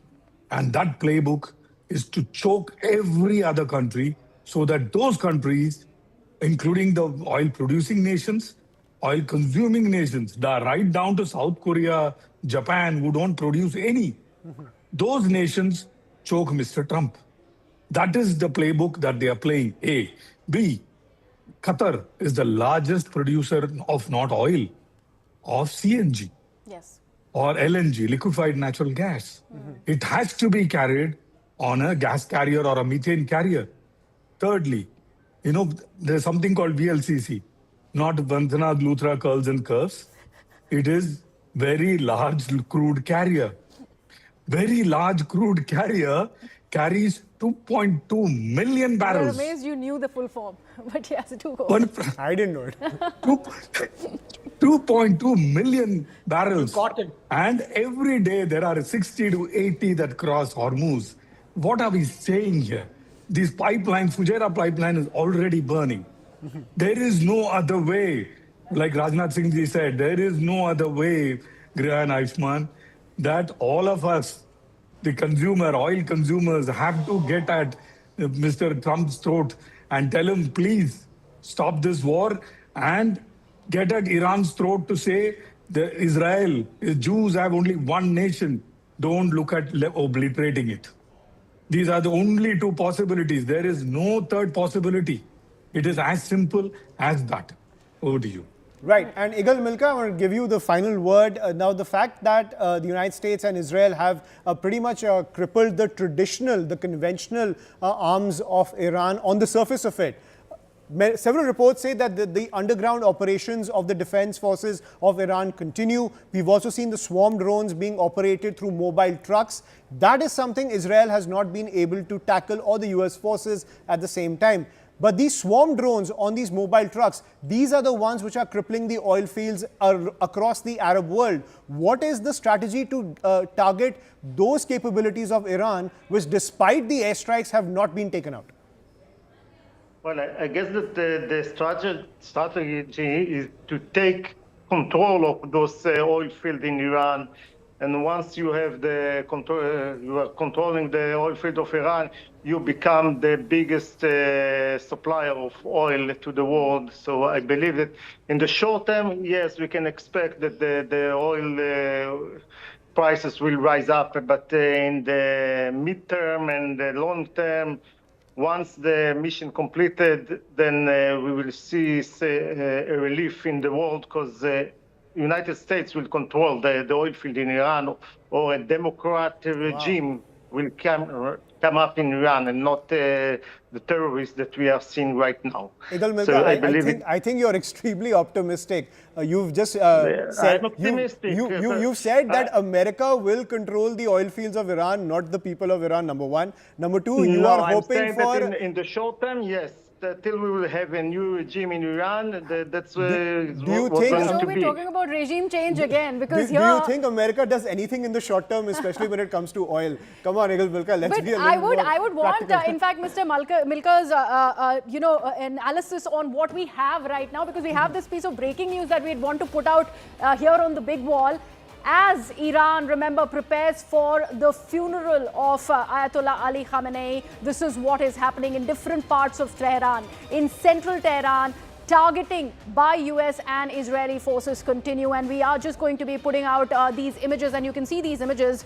You can see these plumes of smoke, and this is the central Tehran that we are talking about, ladies and gentlemen. The attacks by US and Israeli forces continue, even as there's 3-day mourning that has been announced as the funeral will be underway of Ayatollah Ali Khamenei. We have a new supreme leader in his son, Mujtaba Khamenei, and while that is happening, this is the status in Iran, Tehran particularly. Mr. Malka, would you like to weigh in? These are the images that we've managed to access. The pounding by US-Israeli forces continue. You were talking about how there will be a taking over of the oil reserves of Iran as well. The regime change still becomes a big question that US doesn't really want to be a party to, at least for now. We all do understand how fickle they are, but then this continues to happen. What is the question? Yeah, we want to understand about... The war is continue. I'm in Israel and we are still getting missiles from Iran. They are not stopping the shooting over more than 5 countries around them.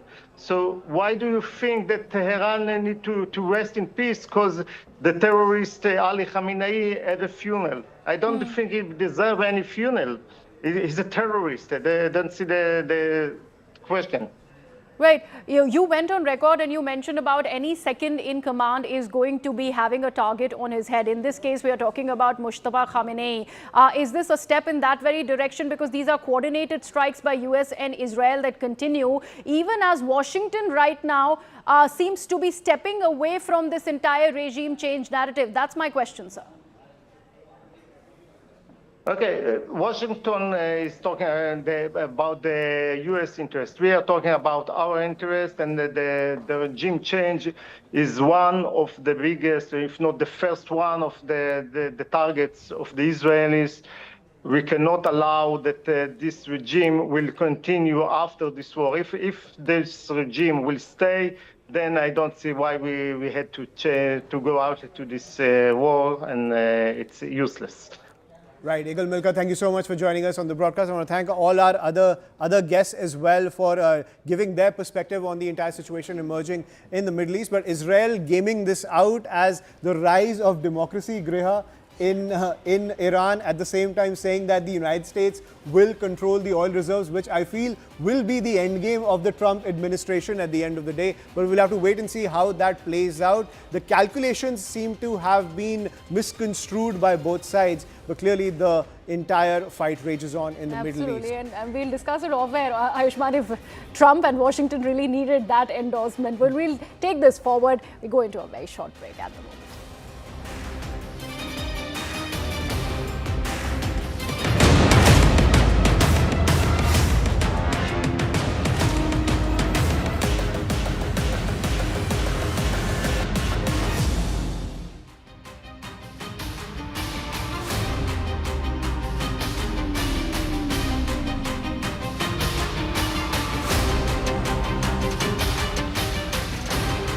Increasing quantity of Iranian missiles and so on could better be addressed to our Israeli friend.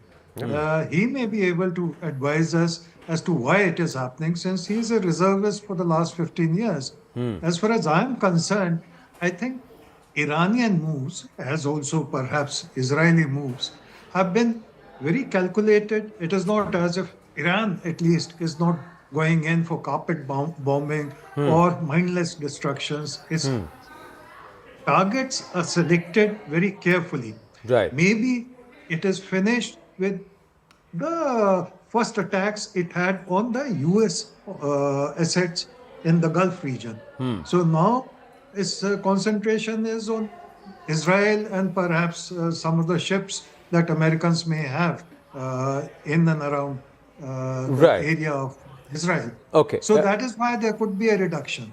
Jay, now let's just bring in point number 2 also, because we've overlapped a little bit, where he said that as this conflict rages, US and Israel will strike key Iranian bases. But what will their targets be today? What will they focus on today? So Tom, let's start with you, because clearly the Israelis are moving in. They struck at Karaj and Tehran last evening. Karaj, you said, was a strong communications center. All of Not only communication center, major military base. You have several military, missile garrisons, if you like, around the city, plus a major radar station on top of the hill above Karaj. So it is obvious that they are trying to de facto, establish themselves a corridor towards Tehran in order to have it easier to reach the city with their airstrikes. That's why they have to neutralize as much as possible of Iranian air defenses and other military assets in the Karaj area. Increasing quantity of Iranian missiles and so on could better be addressed to our Israeli friend. He may be able to advise us as to why it is happening, since he is a reservist for the last 15 years. As far as I am concerned, I think Iranian moves, as also perhaps Israeli moves, have been very calculated. It is not as if Iran, at least, is not going in for carpet bombing or mindless destructions. Targets are selected very carefully. Right. Maybe it is finished with the first attacks it had on the U.S. Assets in the Gulf region. So now its concentration is on Israel and perhaps some of the ships that Americans may have in and around the area of Israel. Okay. So that is.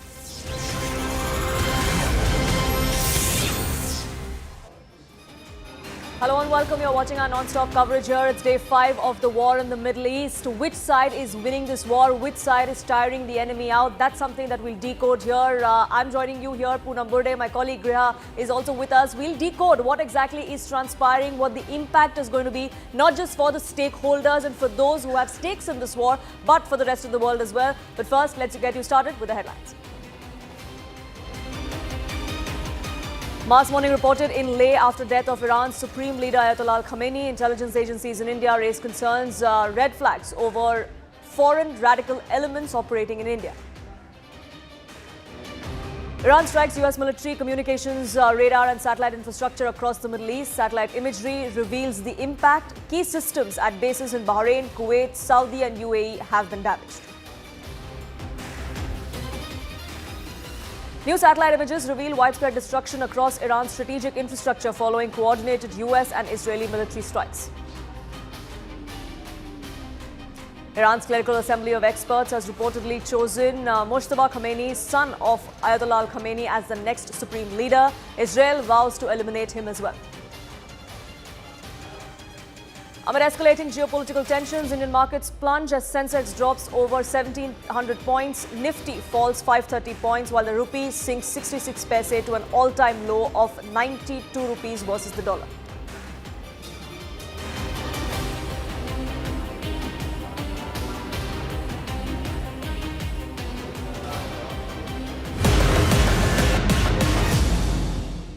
The Middle Eastern or the larger West Asia war that doesn't seem to dim down, with the IDF now releasing satellite imagery of the extent of damage that has been inflicted upon Iran. Satellite photographs that are revealing extensive destruction at several bases and facilities targeted by US and Israeli strikes, including missile sites, airfields, radar installations. All of this has shown collapsed infrastructure. There are scars, burns, debris in the fields as well. Commercial satellite imageries have also been published showing damage near the compound associated with Iran's supreme leader, including after strike views of the site as well. Remember, camera footages were used by Israelis to in fact track down the supreme leader and then went about the plan of assassinating him altogether. And satellite footage has also been captured as of March 2nd following the damage to buildings and access structures at the Natanz nuclear enrichment complex as well, marking one of the most significant confirmed strikes on Iran's nuclear infrastructure in the current conflict. Remember, earlier strikes on nuclear installations have also happened by Israel and US combined. And in fact, Washington coming out and saying that we've obliterated the nuclear program of Iran. But yet these strikes continue as of today. Remember, Iran too has hit several of the US bases, and that has happened across West Asia.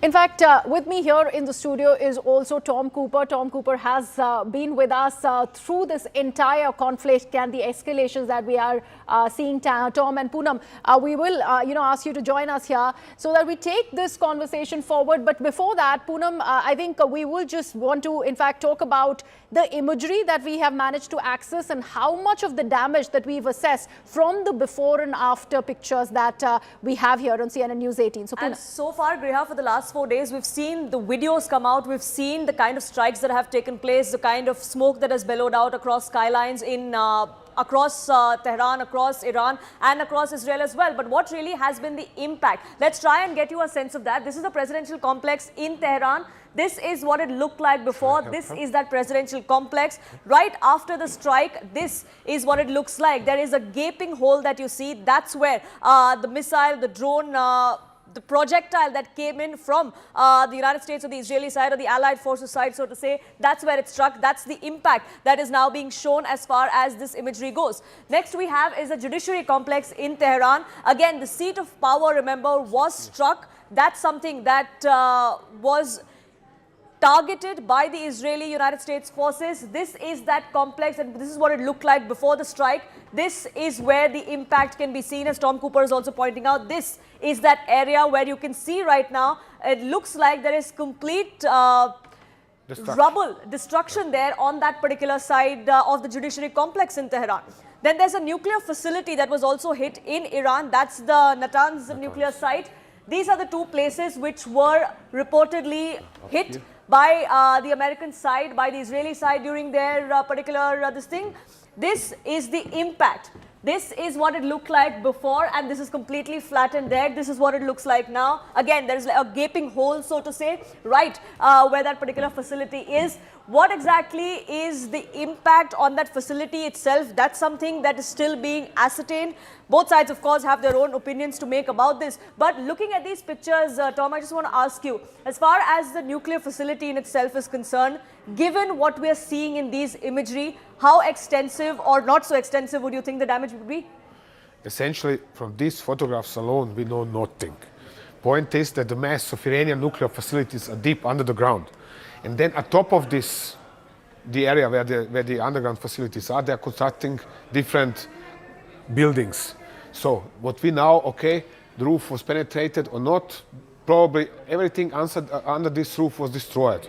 Yes. Provided there was something of some kind of use. What we don't know is whether the bombs actually went through, not only through the building, but also underground. This is not visible from this image. It is also, you have marked down here these two buildings. This is a typical situation. Again, a hangar or something house-like was constructed atop of what is probably an underground facility. And whether this is now, well, there are obviously traces of smoke or fire on this side.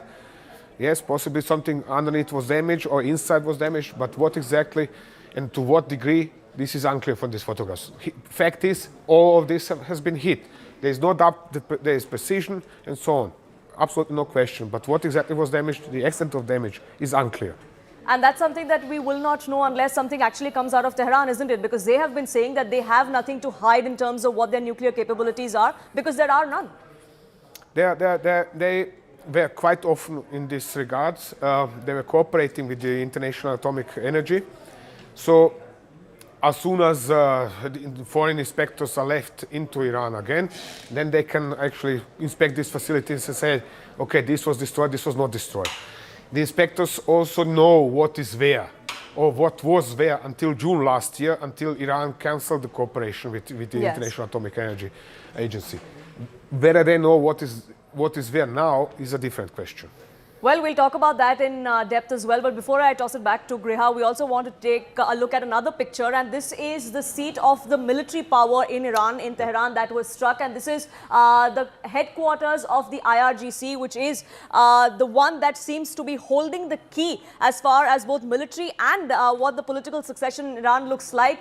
This is what the imagery shows. This was what it looked like before the strike by United States and Israel, and that's the picture, that's the satellite imagery that we see after the strike. Tom, if you could just give us a sense of what exactly it is that we can make out from this particular imagery? This is a little bit confusing because the two photographs are not entirely the same. This one might be this side of this particular. This side, yes. Yeah. I'm not entirely sure. Fact is, there is lots of damage here. Right. Debris everywhere. You can even see several places probably hit by I would say, quite heavy weaponry, 500 kilogram upwards. And this is burned out, obviously. But what exactly was here destroyed, that is hard to gauge because it's not sharp enough or crisp enough.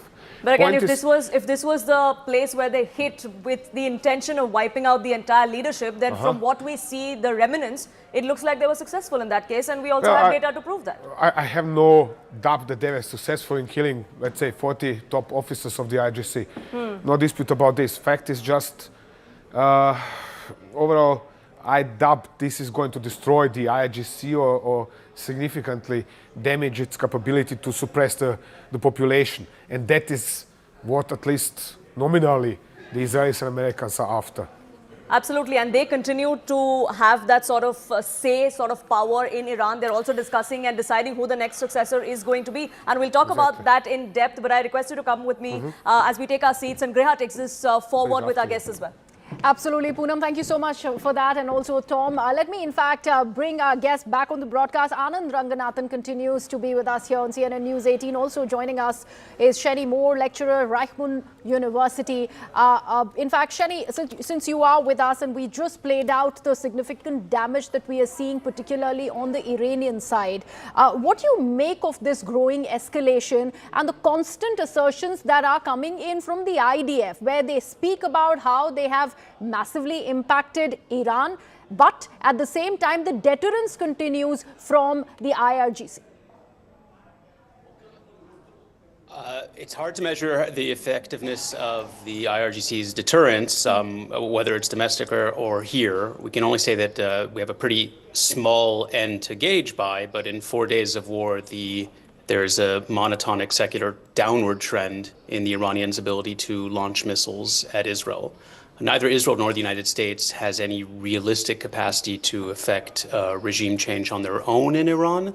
But what they can do is, first of all, make progress on the 3 strategic issues that were important to them kinetically, particularly the first 2, the ballistic missile program and the nuclear program. In terms of regional proxies, that's a more complicated operation. And regarding the 4th one, which is the regime itself and its crackdown on protesters, if it's sufficiently degraded that once one or both of the sides call for a ceasefire, the Iranians take to the streets again, the regime will presumably have a much more difficult time repressing that uprising than it did in January, although even there it's not clear ahead of time what the conclusion would be. Right, absolutely. Let me also bring Anand here. Anand, we were initially talking about how there is a live attack that we managed to, in fact, intercept, and we were just playing that out on the broadcast as well, while there is a moaning that has been announced. In fact, Mr. Moore was talking about how any kind of significant impact on the IRGC so far has not really been made by the Israelis, even if they want us to believe that. And that's why the constant assertion has been dissed by the Iranian side. We did have a Iranian speaker also come on the broadcast, and they, in fact, went on record and they said that the deterrence continues, that is not stopping. And this entire strategy on part of Iran on going ahead or talking about depletion, you were making a mention of that. It is coming from Washington as well. They're already talking about replenishing, talking to cooperators. That will happen on the 6th of March. So where do you see this really headed? Is it only now restricted to a narrative war where one side is saying something, the other something else? Anand, you're on mute. Thank you for that very important question. Let me answer it in 2 ways. I think it's very difficult for democracies to continue to win the narrative war, especially because if you know for the last 3 years where Israel has the moral right and obligation to defend itself after the October 7th, 2023 genocide, you've seen how the narrative has shifted completely against Israel in the last 3 years. I mean, now you have people that saying in America, especially in the universities and in the upper echelons there, that it was Israel that has committed genocide. The same will continue here as well. Already you see that awful spectacle of a school that was bombed accidentally, and the funerals, they are taking more of the media space. I think the narrative war is going to be very difficult to control for democracies. That's always been the case. Iran, because it's an evil dictatorial regime that doesn't care one way or the other what happens to its population, that has actually killed verifiably tens of thousands of citizens of Iran just on the pretext of that you're not wearing a burqa or a hijab and the mundane things. It will be very easy for Iran to control the narrative. So as far as narrative goes, that is how I look at things. Now, you see, the other fact is, has Iran or have Israel and America severely depleted Iran's arsenal? I don't think so. Because Iran possibly common sense tells you would have known this to be coming. And it also knows that unless you have boots on the ground, you will not be able to change the Iranian regime if the groundswell in Iran itself, that is the common citizens, actually raise up and perpetrate or orchestrate a revolution. That doesn't seem to be happening as of today. You already talked about pro-Khamenei movement happening. Well, that is orchestrated in Iran, so that is understood. You will not have an anti-regime voice on the streets coming up. Obviously not, because then they would be killed mercilessly. And why I spoke about this narrative war was also because, Anand, very recently, we just spoke about the F-35 that has been brought down. At least that is the version that came in from IDF. But how much of an impact really will that have on Iran? Because we do know that Iran, for one thing, does not really boast of air power. Tattered aircrafts that one is talking about. So even if an F-35 has come down, how much of that will really impact? We'll continue to, in fact, discuss this. And Anand, do weigh in on this point. But I do have to get in Poonam. Poonam has a next set of visuals that we've managed to access. And that will, in fact, be giving us an idea of which way is it really headed. Poonam?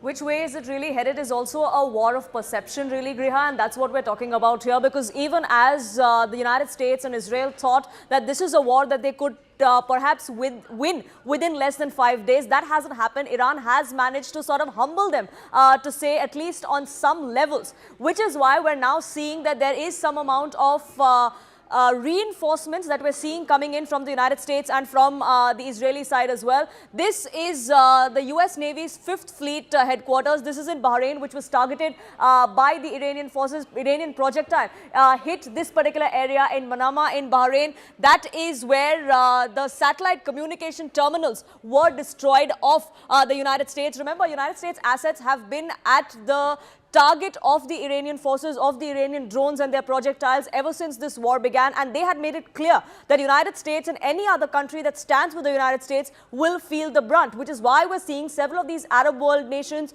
the Gulf countries, that are being dragged into it. One such instance came in from Qatar, where again another air base that was targeted was an asset for the United States, was being used for the United States, which is why it came under attack. This is that particular airbase, the Al Uwaid airbase, where you can see again the impact of where it hit, where that projectile came in and hit.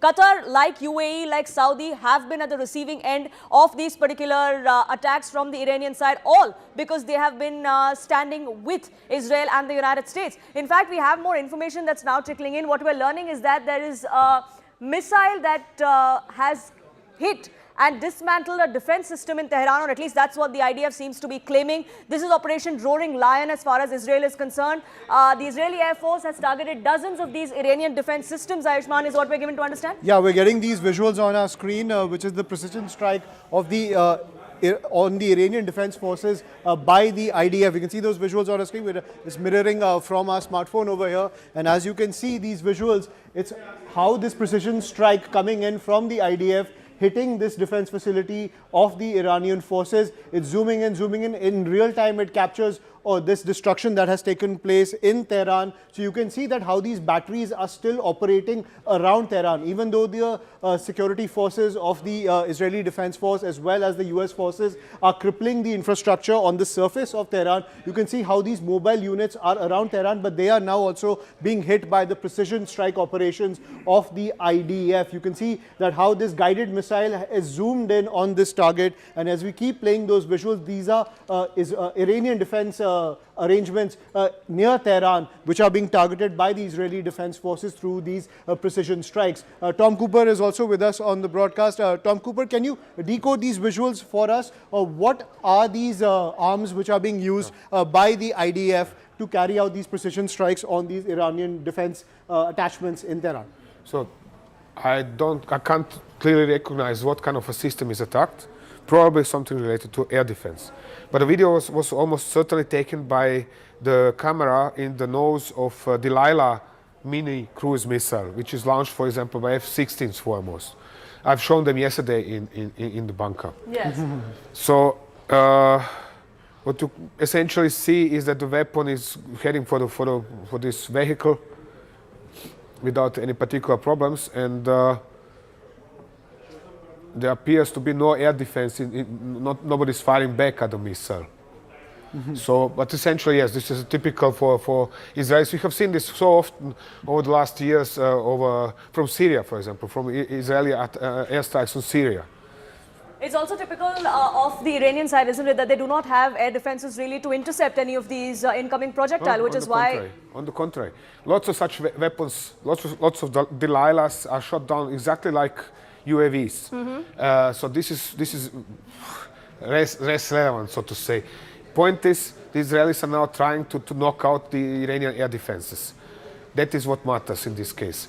Why? Because they are, as explained yesterday, they are trying to drill a corridor over Karaj in direction of Tehran in order to make their other aircraft, non-stealth aircraft, capable of operating over the Iranian capital. Because currently only the F-35s can get anywhere. Yes. They are stealth aircraft. They can get anywhere close to Tehran. This is why they have to neutralize the air defenses in order to enable other non-stealth aircraft to get into that area as well. Right. Right, so we'll try and decode this further, but I do have to interrupt this and take a quick pause here because we're joined by an Iranian actor on this broadcast. Madana Karimi is also here with us, and thank you so much for speaking with us, Ms. Karimi. I understand there are some plans that you have to move to Iran at the moment, leaving India, but you were one of those people who celebrated the Israeli and United States onslaught, which eventually led to the killing of Ayatollah Al-Khamenei. If you would tell us why exactly is that, why is it that you think that Trump did what no one else could and that should be celebrated? Thank you for having me, first of all. First, I want to say that I'm leaving India, but I'm not going back to Iran because, as you know, right now there is not a situation that I can go back to Iran, and I've been banned from Iran for many years. But on a celebration, well, let me put it this way for you: the Iranian people have been in war with this regime for 48 years. And what's happening right now, especially with the death of Khomeini, there was a new hope for us that this regime is going to go, and that's the reason we celebrated.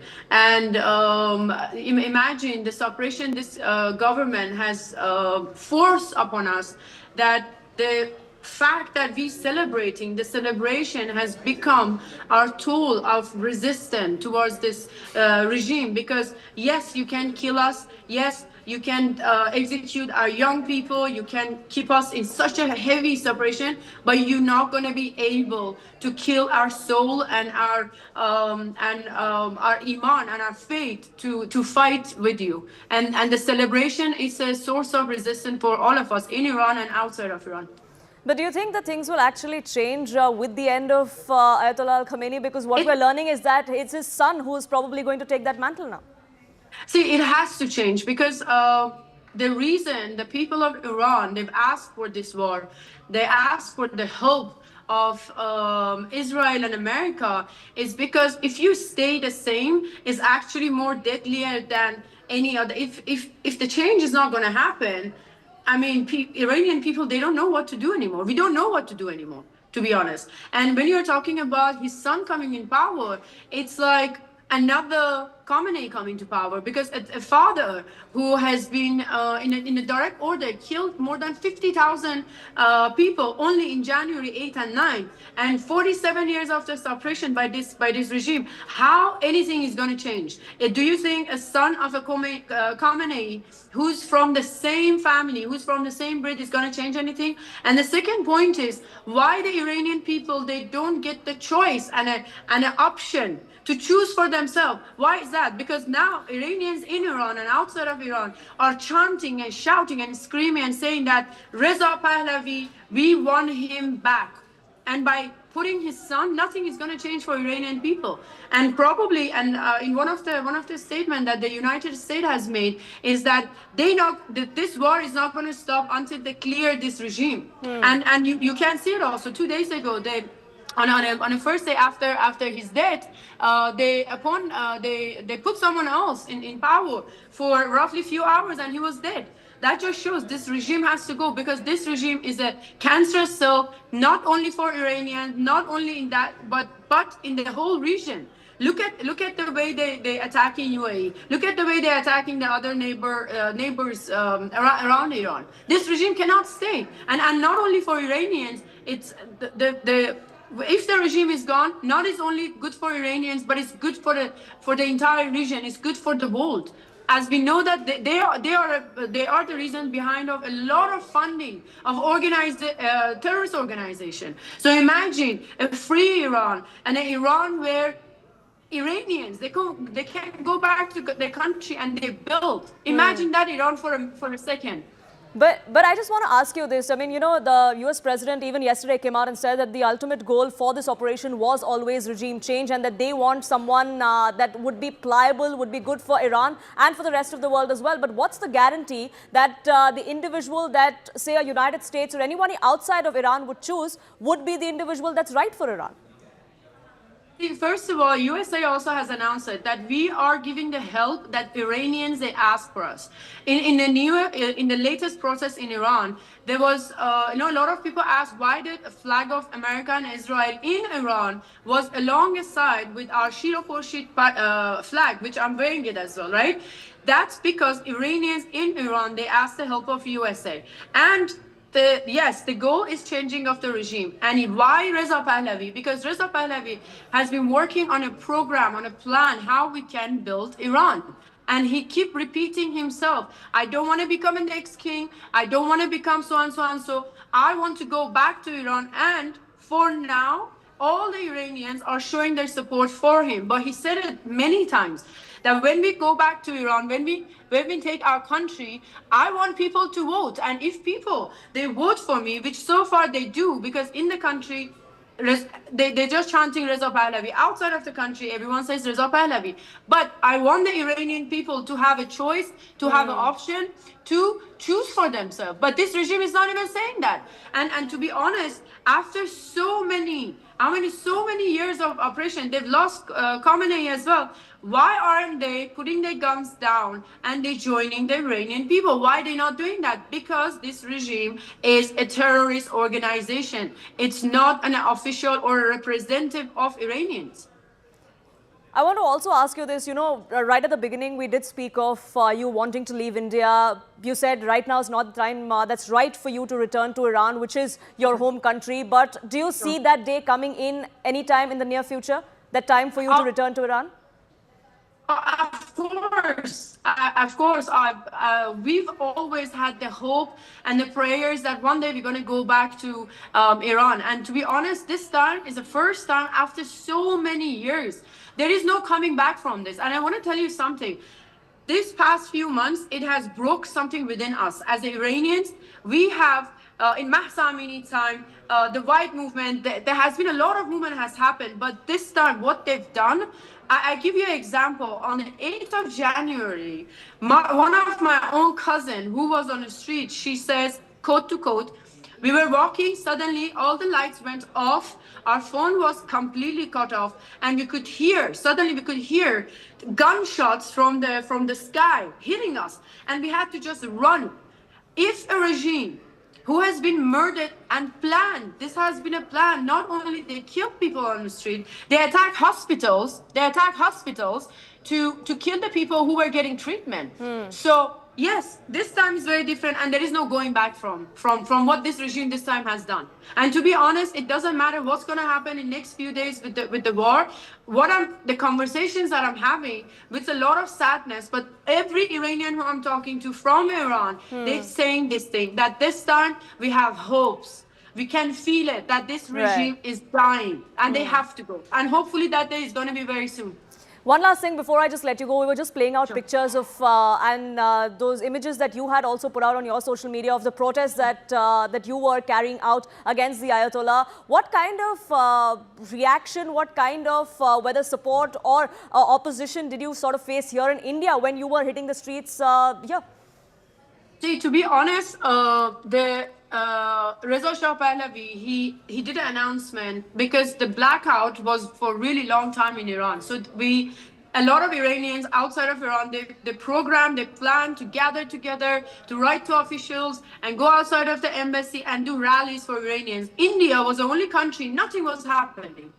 So I tried, first of all, I went alone, no one gave me support. They said, oh, we cannot talk, this is too much of politics, No one joined me. And I tried to get a permission. I did not get a permission. Not only that, I got calls that do not do it. Don't do it. It's nothing that you should talk. You want to fight, you fight. Go back to Iran, pack your bags. Sure. But I didn't give up. I didn't give up because see, for me, I'm an Iranian individual. I'm not a politician. I'm not part of any organization. I'm an Iranian girl who ran away from Iran for freedom, to be able to live my life, because I could be one of the kids who they died in 8th and 9th of January. I could be Mahsa Amini. I could be of the 1,000 girls who they lost their life. And I didn't get any support in India. And for me, it breaks my heart. I call India my home.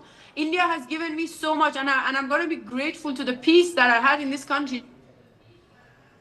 Well, it's unfortunate that you had that experience, but I do hope that the day for you to return to your home country, to Iran, comes soon enough, and this war that we're seeing there ends soon enough and ends on a positive note.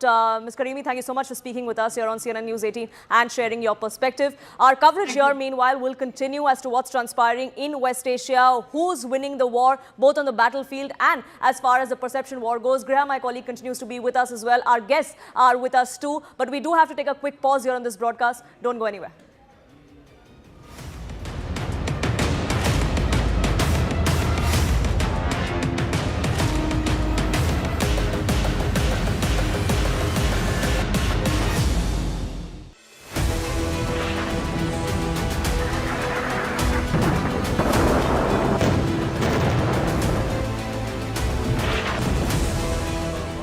Devastation, a direct hit by a missile. Picture is that the U.S. is not able to defend. Of a drone of massive, the number of ballistic missiles. Where is it that Iran is actually placing its resources right now? Tabriz, Sanandaj, Kermanshah, and this is now what they are doing since yesterday. They are conducting more or less an organized. U.S. bases have been targeted. Drone has been shot down now. Iran can then threaten or attack enemy nationals. A massive missile and drone attack over here. Iran now has been completely, in some ways, dominated. With ballistic missile attack. It means the Kuwaiti air defense was under big strain.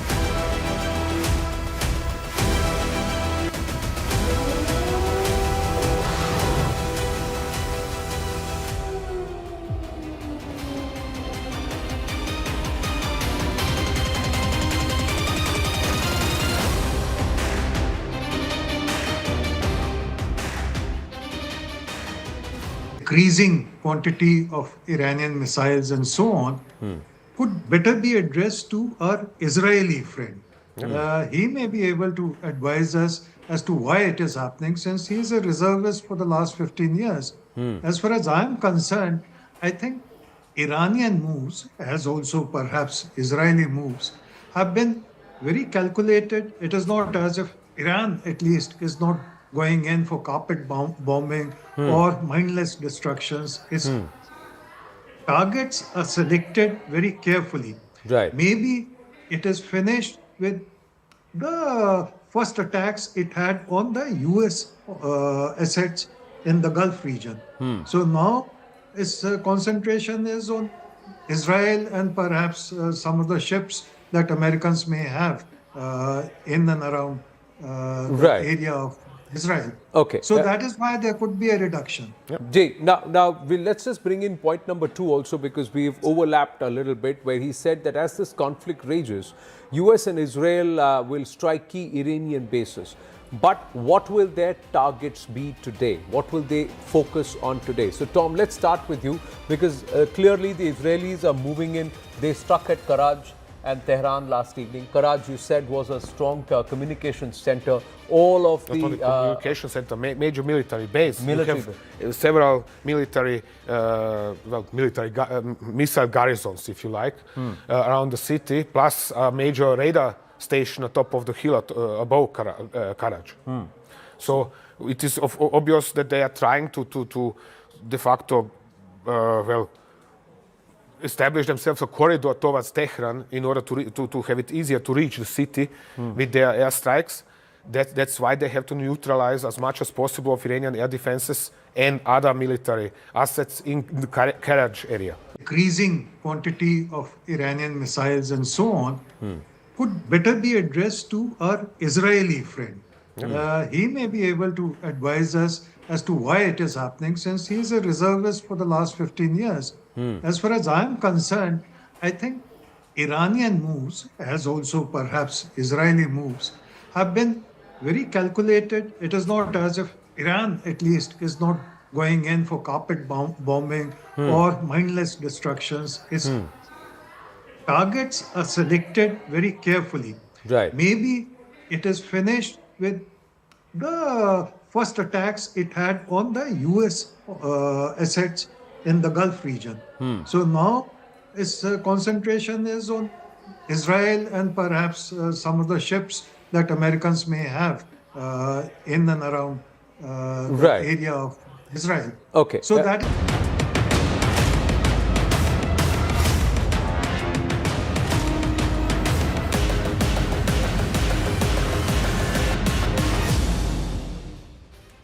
Well, the fury in the Gulf rages on, and so does our coverage. With me here, my colleague Poonam Burde in the CNN News 18 studios. We are getting some breaking news on the broadcast. So let's quickly take a look at that. There is some sort of a response that's coming in from Pakistan.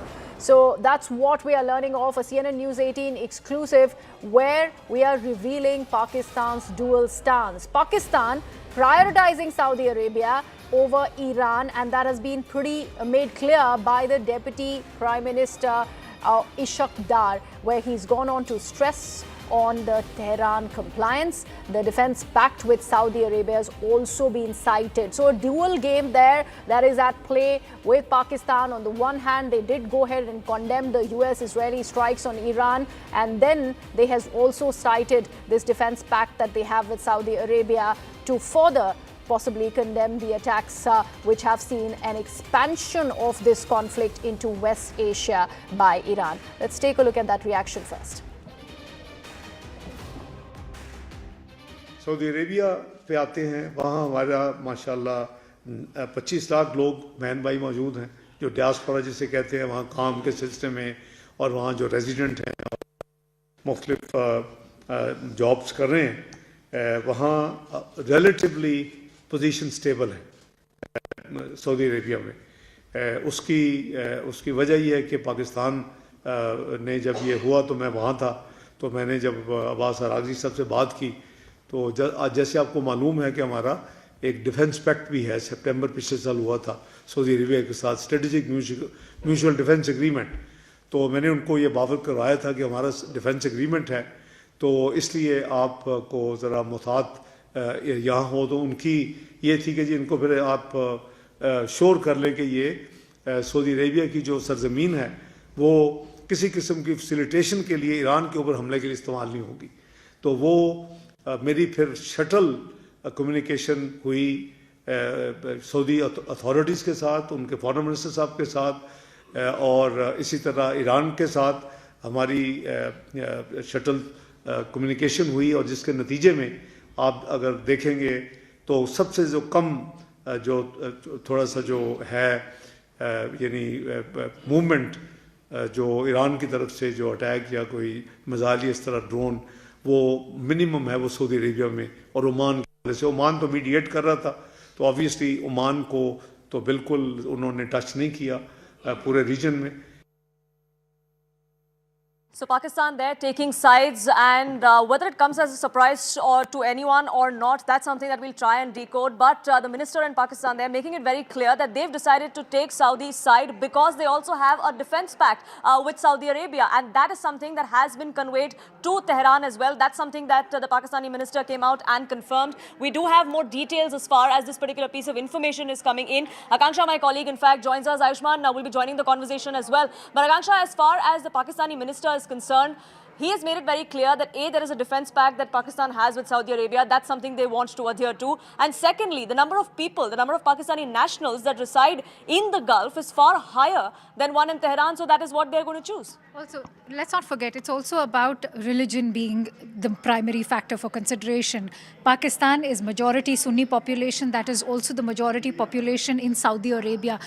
In fact, Ishaq Dar has also quoted the population numbers over here. He's gone on to say that 2.5 million Pakistanis are already residing in Saudi Arabia. But if you look at Iran, only close to 35,000 Pakistanis are residing there. So for them, it is also about protecting their diaspora. But as Poonam, you highlighted, primarily it is to also do with the Saudi-Pakistan defense deal, which, as we all know, was forged only last year. And they are under compulsion to actually abide by that deal. At the same time, it is Mecca, Medina. In fact, let me also quote in inputs that have been shared by investigations editor Manoj Gupta, where there is a term, Haramain Sharifa, which is in fact an indication of two holy sanctuaries, that is Mecca and Medina. And so for, as we all know, religion is the opium of the masses, and Pakistan in fact abides by that entire diktat. And for them to protect their population that is residing in Saudi Arabia, in fact, Ishaq Dar has minced no words. He's clearly indicated that we've already sent out a word to the Iranian regime that do not expect us to go against the Saudi-Pakistan defense deal. We will very much be standing in solidarity with Riyadh. They have also condemned the Iranian attacks against Saudi Arabia.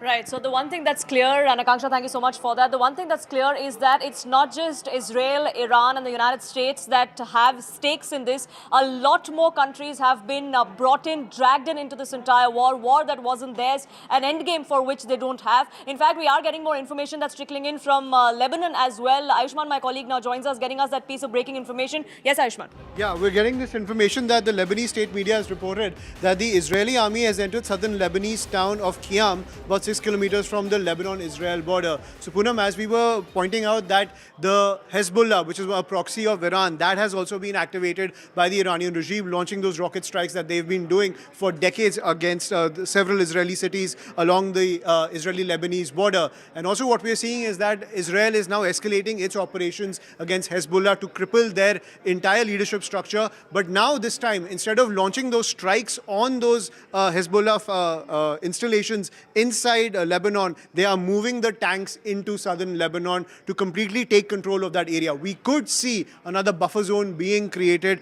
between Israel and Lebanon in southern Lebanon. It seems the escalation of the tensions is going in that direction. And it looks like both sides are going to use these proxies to further agenda on both sides. But Ayushman, thank you so much for getting us the latest on that. Even as we see this entire conflict spread across the Gulf region, dragging in countries, dragging in stakeholders that weren't stakeholders to begin with. Greha, my colleague, continues to be with us and getting us more details. And Greha, even as we talk about these proxy wars that kind of might be something that we see in the region, the CIA and the United States is also now mulling in, dragging in the Syrian Kurds to try and get them on their side and pinch Tehran from that end. Absolutely. And let me bring Tom also, because we were discussing this aspect as well, Poonam, with Tom. The fact that there is another set of aggression in Lebanon, and the pretext that is coming in from the Israelis is, of course, that they are going on to pound the Hezbollah, infrastructure there. But that is not stopping. Now, the Kurds point that Poonam was also mentioning, any kind of access of resistance support that the Iranian regime can really get after the assassination of Ayatollah Ali Khamenei is being targeted by the Israelis. And all of this is being done at the pretext of how the aggressor comes in from that side, and how these proxies have once again been, in fact, activated by Iran after this escalation has happened. Essentially, it is obvious that Israelis are striking IRGC bases and the tools of the regime to keep itself in power and to maintain itself in power.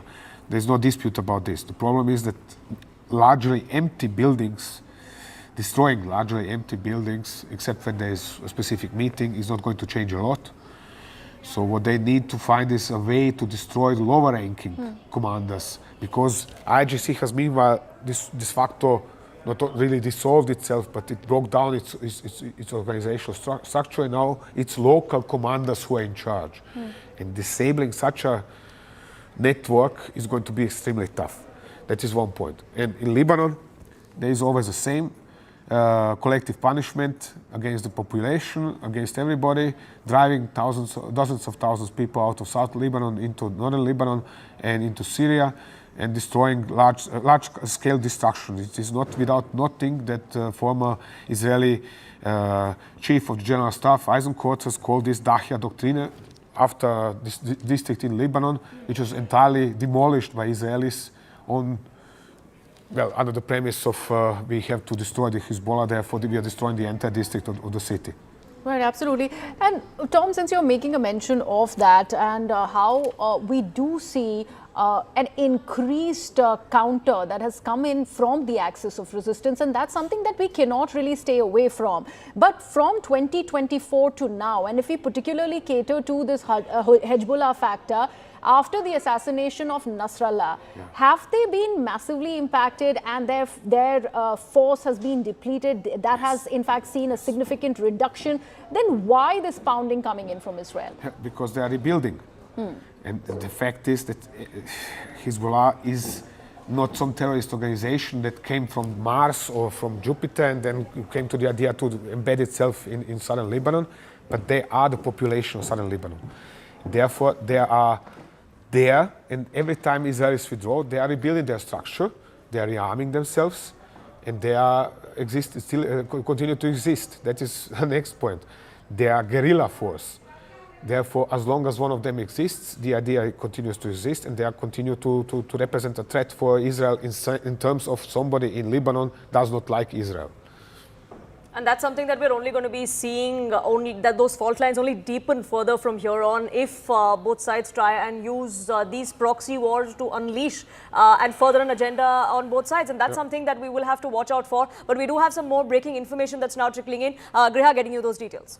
Absolutely. We are learning that a British warship now has approached Cyprus. It has been deployed, we are told, to protect UK military bases amid the rising regional tension. And we are also putting out certain visuals that we've managed to access. And these are the visuals. There you can see the warship there coming very, very close in the Mediterranean to Cyprus to, in fact, go ahead and protect the UK military bases there, because we have seen attacks that have come in from the Iranian regime very, very close to where this UK base really was. And that's why the versions that have come in from the United Kingdom, the Prime Minister Keir Starmer also talking about how they do not want to be dragged into the conflict, but if there will be attacks, will happen close to our military bases, because this one in Cyprus really is called an unsinkable ship as far as the UK Royal Navy is concerned. So let's take a look once again at these visuals. You can see how the British warship now is approaching the waters, the Mediterranean waters, and there you see in the visuals, and I have here on our smartphone so that we can mirror it on the big screen, and this is a closer image of this British warship that is now approaching Cyprus base there. There were in fact talks of the attack by Iran that have happened close to the waters and also on the runway there, and because of which there is an alerted UK, United Kingdom that is possibly now reacting, and that's why we see this warship now approaching the Mediterranean waters very, very close to Cyprus is where we are getting these visuals that we managed to access. And there you can see, Poonam, this is a big development. Tom wants to also in fact come in here. UK warship in the Mediterranean waters after the kind of versions that we are seeing, Tom, from the UK Prime Minister. If you want to weigh in on these visuals as well, and also the attacks that I've been speaking about. This is the Type 45 air defense destroyer, very powerful warship, HMS Dragon, and it's there to provide air defense or to bolster the air defense of Akrotiri air base in southwestern Cyprus. So yes, from that point, perfectly normal reaction from London, so to say. And it's going to probably going to slowly cruise near Akrotiri off the coast, very slowly. It does not need to move very fast. On the contrary, it's better if it's moving slowly because it's more stable. The radar picture is more stable. So purpose is bolstering the air defense of the British Air Base Akrotiri on Cyprus from all kinds of threats, from ballistic missiles, but also from UAVs. And that's something that not just the United Kingdom is doing, but we're seeing several other countries that are also bringing in reinforcements, France being one of them. And Shani Moore continues to be with us as well. And like I said, France too has now come out and said that they'll deploy their Rafale jets to guard their bases in the Middle East, because clearly all of those countries that seem to be siding with Israel are bearing the brunt, and they will not want to be in this war for as long as Donald Trump wants to be in it. Yeah. Applying a lot of pressure to end the war quickly, and as they normally do before a decisive result has actually come to pass. From the perspective of the U.S. and Israel, which also have slightly different priorities, I think a ceasefire, especially if it's only temporary for 48 hours or whatever, even taken unilaterally, could very well work. What we're seeing here domestically in Iran and regionally is really a tectonic shift. The Iranians have spent 40 years constructing a generational deterrent, a veritable ring of fire around Israel. They've sunk enormous amounts of treasure and political capital into something that most of the most seasoned and self-important observers in the West convinced themselves they didn't actually mean, but didn't make any sense unless they really did actually mean it. And they've seen it go up in smoke in less than 2 years. They've lost their biggest client state in Syria. Their proxy in Lebanon was almost completely wiped out in a short war in 2024. And what's left is being dispatched as we speak right now in Lebanon. They've lost most of their ballistic missile capability and a great deal of their nuclear program. And they've plunged themselves into an economic crisis so severe that their people have risen up against them. In the event of some kind of ceasefire, even without all of the war's goals having been met by the U.S. and Israel, just after having done so much damage to its internal forces of repression, should another wave of demonstrations erupt, the regime will be in a more difficult place to suppress them. And if it somehow manages to anyway, I suspect that any strategic danger that Iran poses to the U.S. or its allies in the regions can once again rather easily be met with the kind of air power that we've seen in the last 4 days.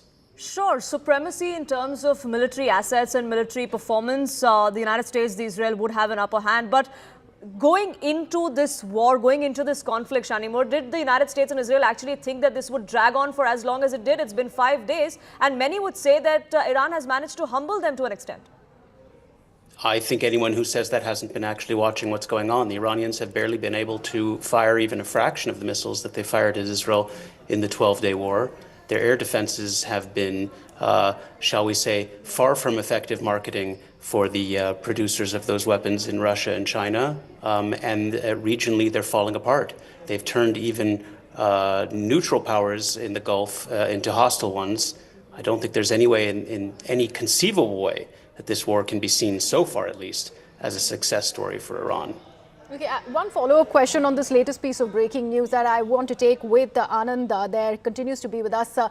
Anand, British warship in the Mediterranean waters, very, very close to Cyprus, that we have just shown our viewers. But there is not very, very, flattering terminology that the US president has reserved for the UK Prime Minister, saying that he's no Churchill.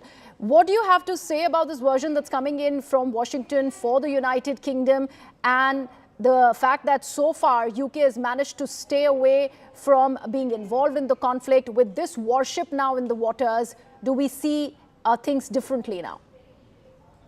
That's a great question, and I'd like to put it in, a surreal way. Both sides are playing a game of chess out here, Griha.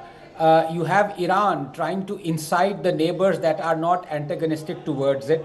You've seen it in the bombing of Dubai, Bahrain, UAE.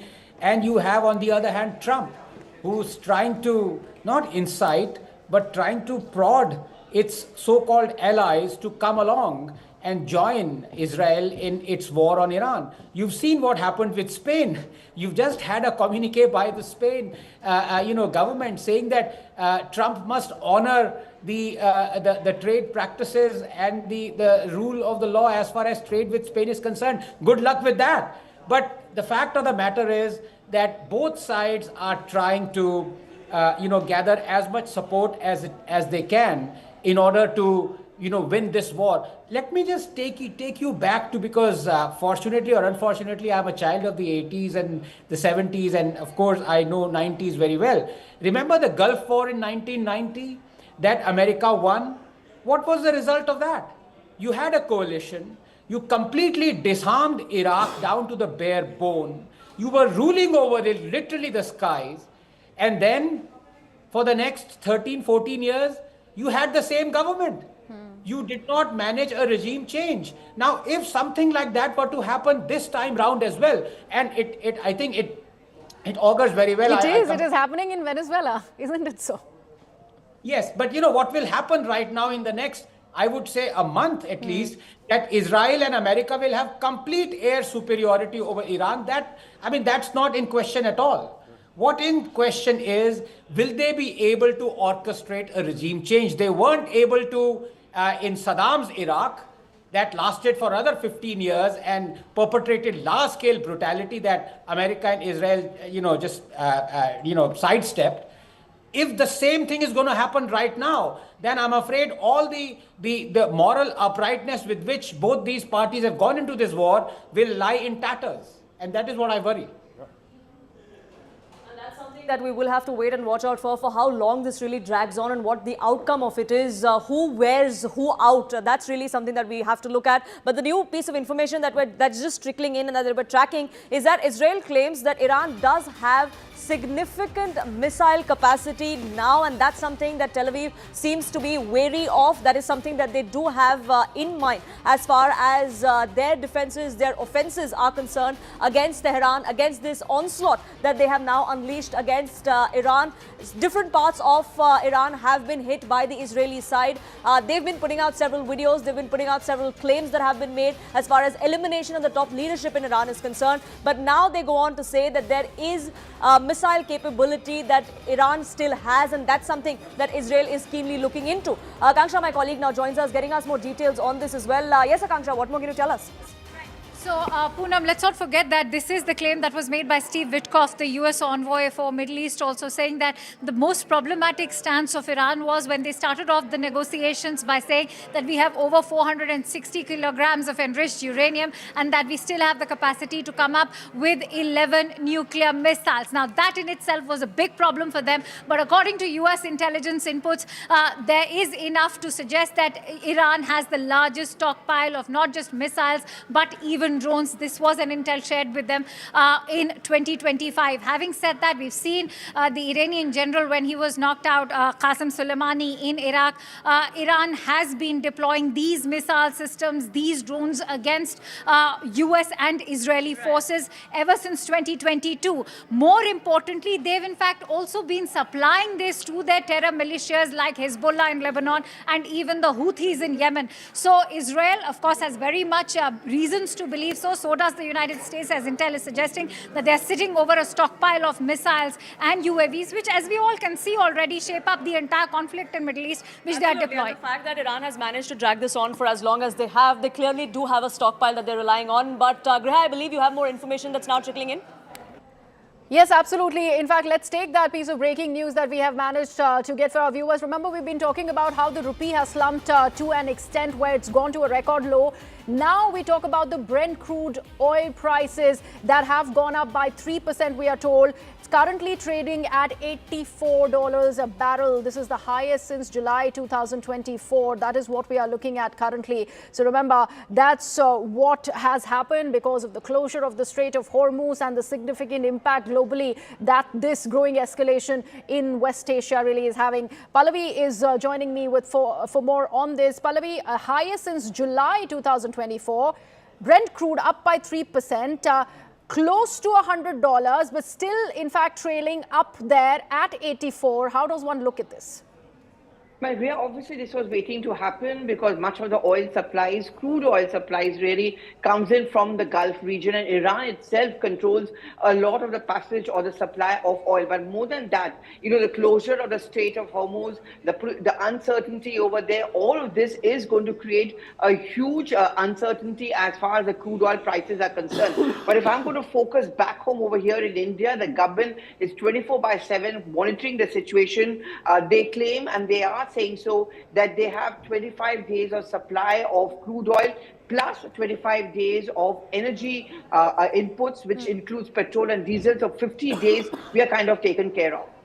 All right, just 50 days. That's a concerning piece of news that Pallavi is there bringing to us. But let's see, the government in India is monitoring the situation really, really closely. Poonam, the fact that we were looking at this, now that Brent crude has gone up by that whopping 3%, close to $84, and it is slowly, every geopolitical analyst is really concerned about how this could go up close to 100, and that's where the concern lies. But India has made it clear that so far we are not feeling the impact. So far we're not feeling the shock, and that's an assurance that has come into the fore from the Indian government as well. That's something that we will keep a track of, because this is not just a war that's transpiring between three parties or three stakeholders, but something that has engulfed the entire world. We do have to make a quick pit stop here on our coverage, but we'll be back in just a few minutes. Don't go anywhere.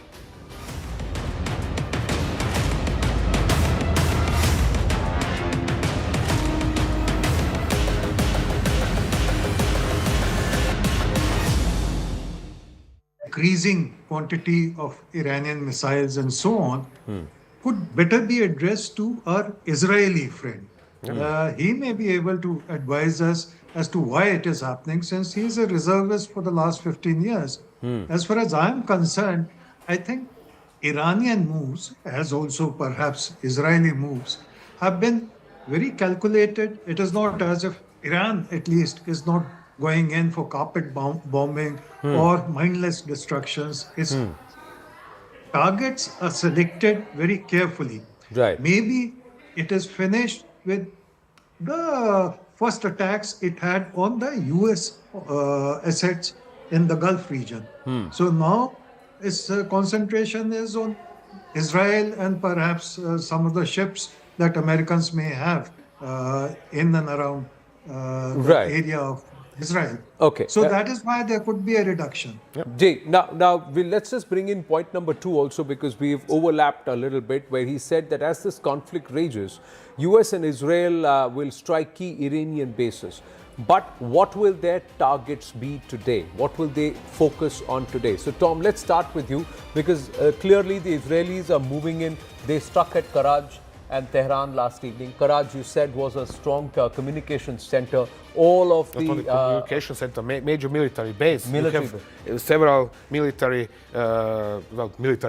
missile garrisons, if you like, around the city, plus a major radar station on top of the hill above Karaj. So it is obvious that they are trying to de facto, establish themselves a corridor towards Tehran in order to have it easier to reach the city with their airstrikes. That's why they have to neutralize as much as possible of Iranian air defenses and other military assets in the Karaj area. Increasing quantity of Iranian missiles and so on could better be addressed to our Israeli friend. He may be able to advise us as to why it is happening, since he is a reservist for the last 15 years. As far as I'm concerned, I think Iranian moves, as also perhaps Israeli moves, have been very calculated. It is not as if Iran, at least, is not going in for carpet bombing or mindless destructions. Its targets are selected very carefully. Right. Maybe it is finished with the first attacks it had on the U.S. Assets in the Gulf region. So now its concentration is on Israel and perhaps some of the ships that Americans may have in and around the area of Israel. Okay. So that is why there could be a reduction. Jay, now let's just bring in point number 2 also, because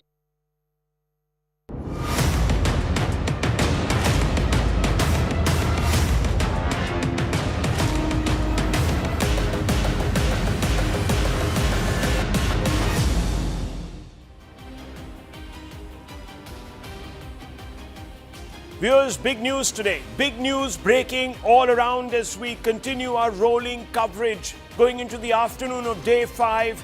Viewers, there's a lot happening on the ground and we're going to keep you abreast of these developments because fundamentally, viewers, this is really about covering an ongoing absolutely multiple front war now, which has really expanded to pretty much every corner of the Gulf and beyond. And let me bring you the headlines at the top of the hour as we begin our coverage. Israel cripples Tehran's defenses. That's the news that is coming out of Tel Aviv. Multiple strikes jolt Tehran and U.S. and Israeli forces crippled different parts of Tehran as they were targeted by U.S.-Israeli forces. Israel uses precision bombs to target Iranian defenses, and that's the big story of the moment. It's not one way, and we've been telling you the Iranians have been quite resilient. The Iranian strikes U.S. military communications, radar and satellite infrastructure across the Middle East. Satellite imagery shows key systems at bases in Bahrain, Kuwait, Saudi Arabia and UAE have been damaged. Those are the pictures you're seeing on your screens, friends. These are the pictures that tell us almost with X-ray quality how the Iranians have been systematically targeting US assets. Trump administration will host top US defense contractors at the White House on March 6 to press for faster weapons production as the Pentagon moves to rebuild stockpiles drained by recent strikes on Iran and other military operations. It looks as if the talk from Trump about how his system, his war machine, was burgeoning with arms was a little sketchy. And Iran's clerical assembly of experts has reportedly chosen Mojtaba Khamenei, son of the late Ali Khamenei, as the next supreme leader under reported pressure from the Revolutionary Guards. It doesn't happen very often that you have a direct descendant of the Ayatollah assuming power. But in this case, that veto or that norm has been waived because this man, viewers, is supposed to be really a hawk. Mass mourning reported in Leh after the death of Iran's supreme leader Ayatollah Ali Khamenei. Look at those pictures. It's a beehive of mourners. Intelligence agencies raised serious red flags over foreign radical elements operating in India and the backdrop of this mourning that has erupted. This is not, viewers, let me tell you, Iran. These masses are from India. And amid escalating geopolitical tensions, Indian markets plunge as Sensex drops but rebounds 1,000 points, Nifty falls 550 points while the rupee sinks 66 paisa to an all-time low of 92.15 versus the US dollar.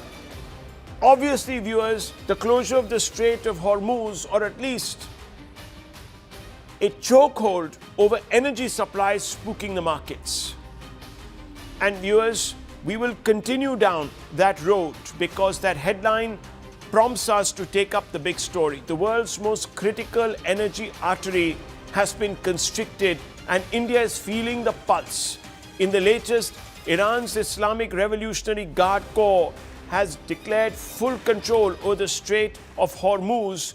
In a defiant move, Tehran warned that any vessel attempting to navigate the vital energy corridor risks immediate destruction by missiles or stray drones. Now here's a look at the marine traffic through the strait from the 28th of February to the 3rd actually of March. And we're going to look at this and we're going to analyze this because the Strait of Hormuz is looking extremely, extremely inert. This was 28th of February. You saw a lot of movement of fishing and, of course, trawlers and other cargo vessels.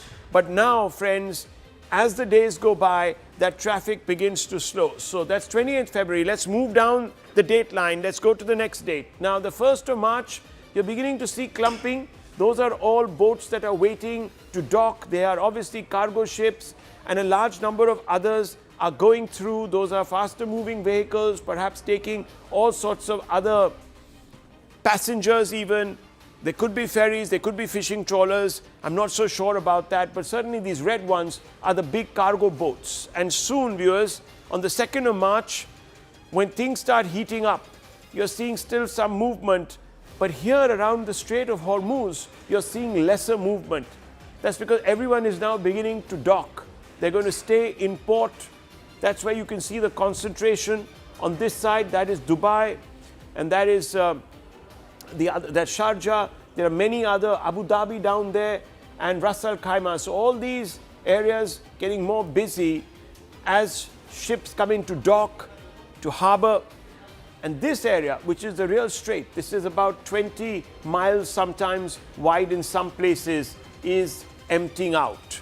Nothing is moving in or around that bend out. So that's the big problem. Let's go on to the 3rd of March, and you can see very little moving in this particular area. And that is because the Iranians have been sinking a few boats. They've also issued warnings. If anyone goes through the Strait of Hormuz, they're going to pay for it. So nothing is going in. All these city-states in the UAE are suffering because they don't have goods coming in. A large number of Indian exports that have come through are stuck here. A large number of oil tankers that would have moved out to come through to India are stuck. And of course, friends, there's a ripple effect down the line, because there are also ships that supply to China and Southeast Asia and other parts of the African coast. So there's that problem, and it's becoming worse by the day. What can India do if Hormuz is disrupted? That's the big picture, viewers. India can reroute oil from US, Africa, Latin America. Now, let me tell you something, viewers. We can also start, once again, tempting fate, tempting Trump, by importing Russian crude, despite Western pressure, despite US pressure. We can do it because we can, at some level or the other, come out and say that force majeure allows us to take exceptions from the trade deal. So that's one other thing we can do. Whether we will or not depends. Now, that's the Strait of Hormuz, as I said, viewers. It's completely, at this moment, moribund, out of action. Fuel exports could be curbed also to, of course, protect supply. So it's possible that India says, look, we have a lot of oil. We don't want to export it. This will all be now for domestic consumption. Let's have a look at the next point on that graph. So strategic and commercial stocks can bridge short gaps. Now, just in the last 8 hours, President Trump has come out and said that he is going to ensure that the supply keeps continuing through the Strait of Hormuz, and he's going to do it two ways. It stopped because predominantly a large number of insurers, big companies, said they were not going to insure oil tankers that were moving through the Strait of Hormuz. They were going to withdraw that precondition, which meant that no company that was involved in the business was going to risk losing a tanker here, losing money. He says he's going to force these companies to get back in and honor their commitments. So he's going to make sure that the insurance is made available. Secondly, he's going to provide security guarantees. He's made it very clear that there will be boats of the US military, the US Navy, that will accompany some of these big ships in order to ensure that there is no disruption and the Strait of Hormuz remains open, so the world's energy, the world's trade is not choked. Near-term risk is a price spike, not a shortage, so that oil will continue to flow. We'll find different ways, but it might be costlier.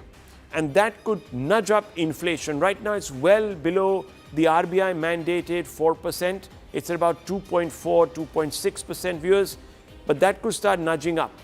Luckily, India has enough supplies for the next 8 weeks. That's what the ministry has told us. The Ministry of Oil has told us. So we don't have reasons to be worried. For example, in Thailand, viewers, the government there has decided to freeze prices at the pump. They'll give a subsidy because they don't want a situation where those prices increase. So you can see how the map has changed through the Strait of Hormuz.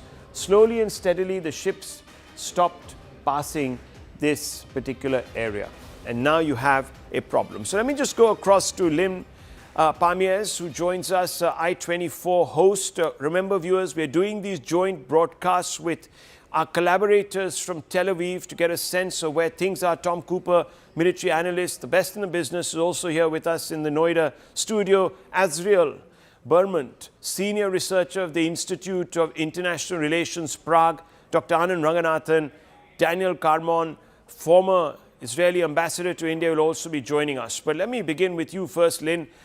First of all, let me just ask you simple and off the bat. I hope you're safe. I hope people you know are safe. And Israel and Tel Aviv are safe. Well, thank you very much for having me, first of all, and namaste, Baghdad. So here in Tel Aviv, I have to say everything is very quiet, actually. The Home Front Command has issued the guidelines for here. That means no events, no gatherings, not working at any offices.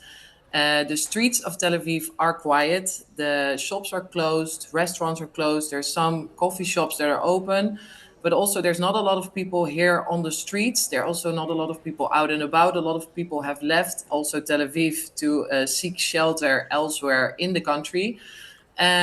These guidelines will remain in place until March 7 at least, and then they will reevaluate.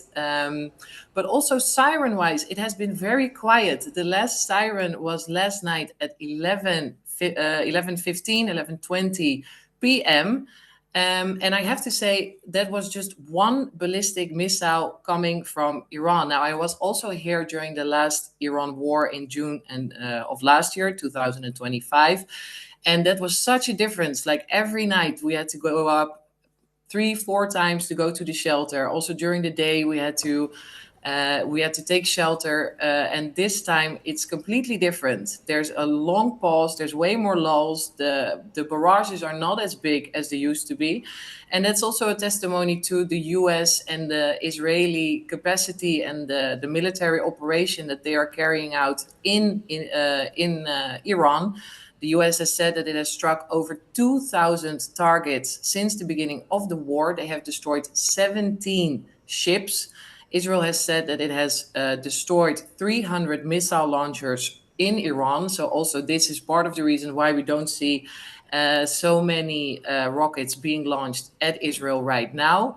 And they have said that they have dropped 4,000 bombs on Iran since the beginning of the war, which is a huge number because that is that's more already than they have put in during the June 2025 war, the 12-day war of last year. So it's a big military operation. And that also means that we are getting, thankfully, a good night's sleep over here in Tel Aviv. Okay, because we're getting reports from our CNN international affiliate.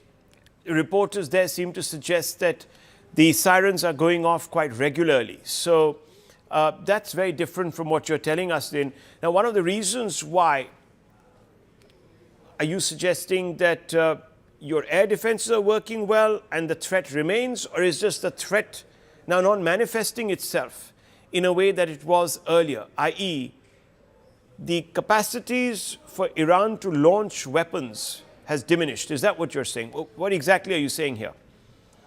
I think it's multiple. I think the Iran's capacities have diminished significantly since the beginning of the war, also because it is a joint operation. There's so much intelligence on the ground from the US and from Israel, and they're both very strong armies. So they have been launching and launching and launching. Also, now we're seeing strikes across the country. Also last night, overnight, there were strikes across the country. They're going hard. They're going after the nuclear sites against the military capabilities of the Islamic Republic. Also, the air defense system here is very successful. Last year, there was way more damage than there is now. And as far as the sirens go, here in Tel Aviv, for now, there hasn't been a siren for over 12 hours. Also, sirens go off sometimes, and then it's a big area, so you don't get struck necessarily because the air defense system doesn't really know where the missile will land eventually. So that means the sirens might go off here in Tel Aviv, but it also can go off in Jerusalem. And then it's a bigger area that is being covered. So just to be safe, you still get a warning, you still be advised to be near a shelter, but it doesn't mean it necessarily lands in your area. And as said, I think there's a lot of there's a big difference also towards as how many missiles they are firing against us. Last year it was 500 missiles here at Israel, and since the beginning of the war, we're now at day 5. It has been diminished significantly. So I think overall it's a very successful operation. Also, unfortunately, of course, there have been 11 people killed here in Israel. Last war it was 26 people in total. But there's not been a lot of damages reported. There's not been a lot of severe injuries reported. Not a lot of hits. So I think there's a lot of things to be said for the U.S. and Israeli joint military operation right now. Okay, thank you very much, Lynn Plamier, for joining us. That's our co-host, so to speak, in this joint broadcast that was speaking to us. We'll, of course, connect later in the day with our co-hosts. Our joint broadcast will continue. It's a jugalbandi between India and Israel. Thank you very much. Thank you very much for taking the time out. I know these are difficult times for all journalists. We're all working with our foot pressed right down to the gas. Thank you very much. Thank you. Let's just open this up because there are some other questions and other guests here with us. We're also going to be breaking news, viewers. But I want to get Tom Cooper's assessment here. It's a military analyst. There's also Dan Carmon, who is here with us, Azriel Bermant, senior researcher, the Institute of International Relations, Prague. To you first, Tom Cooper. Are the Iranians now degraded to the point where they cannot strike Israel? If this is true, then yes, it's as clear as that. The question is then, in the morning we've heard something else, that there were additional alerts. Now we hear nothing for 12 hours. So let's wait and see what comes out of this. What I find interesting is that the first 4 days Israel actually did not really report any specific figures on the number of Iranian missiles fired at it. Yeah. So I would like to get some, to see some firmer figures, something dependable in this regards. Okay, we're going to go into the news pit in just a few moments for more breaking news. But before that, I just wanted to bring you in because we've been seeing some heat maps. Yes. Tom, and those heat maps seem to suggest a lot of activity around... Much more than we get to see on TV. That's true. But a lot of it is focused across the border in Lebanon. Yes. And Tel Aviv and the other parts of Israel don't seem to have too much of that. Now, let me just quickly pull up that. Nothing is hit in Israel. That is the official stance. Except it is a civilian target, of course. Right. So, are you saying that there's a degree of information blackout? We're not getting much. Okay. Let me go across to Daniel Carmon, who was the former ambassador to India. So, Carmon, thank you very much for taking the time out. What's really it like on the ground in Israel? Has it done very well to defend itself, or have the Iranians, their capacities diminished remarkably? Well, first of all, if I may refer to what Mr. Cooper has asked for, I think there is a policy as a lessons learned from previous events, a policy of not giving out numbers. Oh. So probably we will all be frustrated by the fact that we don't know the numbers, but it's on purpose. I agree perfectly with what your colleague has said about the situation as we feel it, and there is a lowering of intensity of firing of missiles and drones from Iran, but I wouldn't take it as something, a done deal. I would continue, and I know that our authorities and the air defense is very much alert, continues to be alert. I wouldn't say that it's over. we all know when it's over. Not now, not yet. Okay. They probably have been weakened in their capabilities because of the U.S. Israeli attacks on the launching facilities, on the nuclear development facilities, on the ballistic missiles production and production sites. All this, of course, influences the fact that we feel a lowering of the intensity of firing us, but it can happen any minute. And I'd like to add another element. The other element is that the Iranians are diverting their efforts towards their Arab neighbors. Right. And we've seen, I think that the UAE and maybe one other country are suffering more damage and more because they don't have air defense, but also because they have been hit so many times in the last couple of days. And I think this is one of the breaking news I would talk about. The internationalization of this conflict and the fact that it has become regional. Okay, so are you suggesting that there is, and I just want to go across to this big screen behind me so that I can actually pull up a particular map that has been put out by Flight Radar. So can we put out that map by Flight Radar, because I'm not very conversant with how to use this device. So if someone could help me here. But just very quickly, I wanted to bring you in on that, Tom Cooper. This looks a bit, it looks like this is the death throes that the Iranians are finding themselves in. Or are they just conserving? Are they going longer? And I'm going to open this up, this conversation with the other guests too. I'm not keen to declare death throes of the IGC regime anytime soon. Perhaps their missile force, we are going to see. Considering the severity of ferocity of Israeli and U.S. strikes, particularly in Khorramabad area, the last 2 days. This is a major Iranian missile basis from which they were firing at Israel. Perhaps a little bit unsurprising.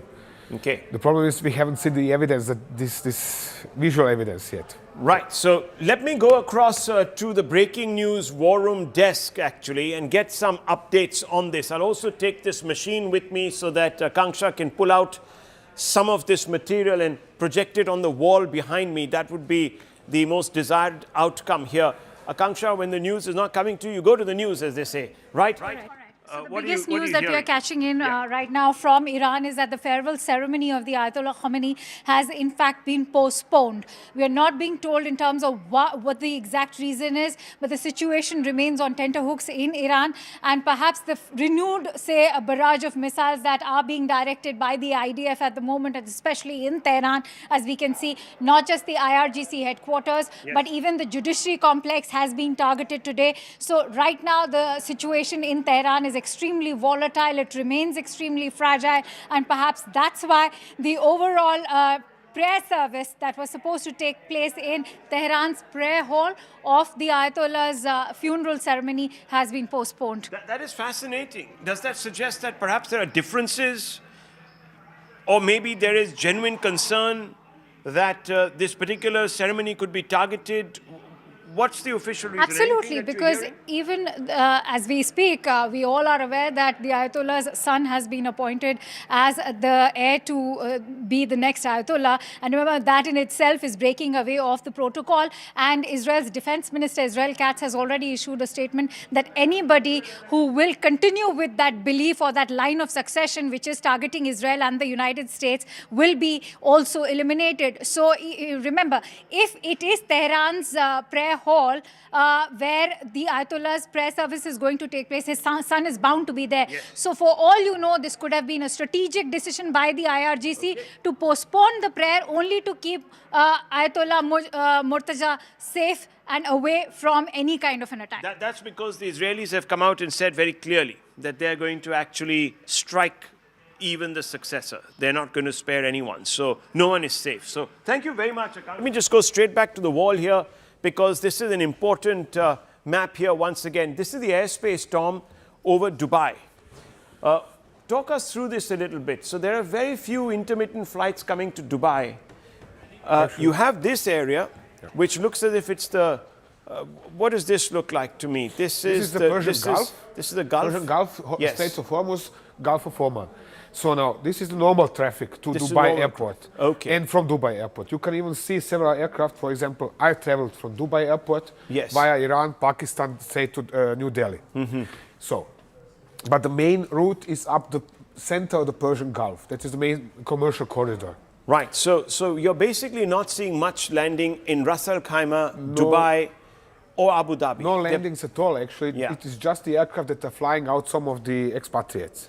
Right. So, and it's very intermittent, and this is not good news for any of these Gulf countries. I mean, Fujairah is not seeing much either. I'm hearing from my wife, for example, that the Austrian TV is all the time showing interviews with people who are stranded in Dubai, in Abu Dhabi. Right.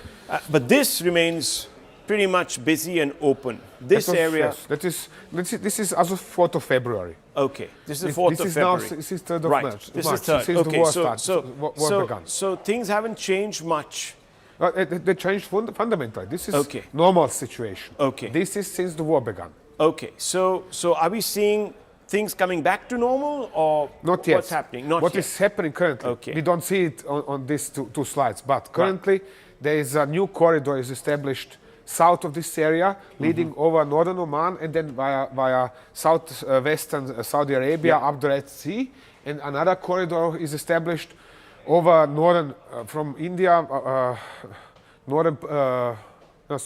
that is Afghanistan, and then I can show it actually here. Yeah, let's have a look at that. Yeah. So it's easier for everybody to see. That's India to the right. So there you are. That's India. Yeah.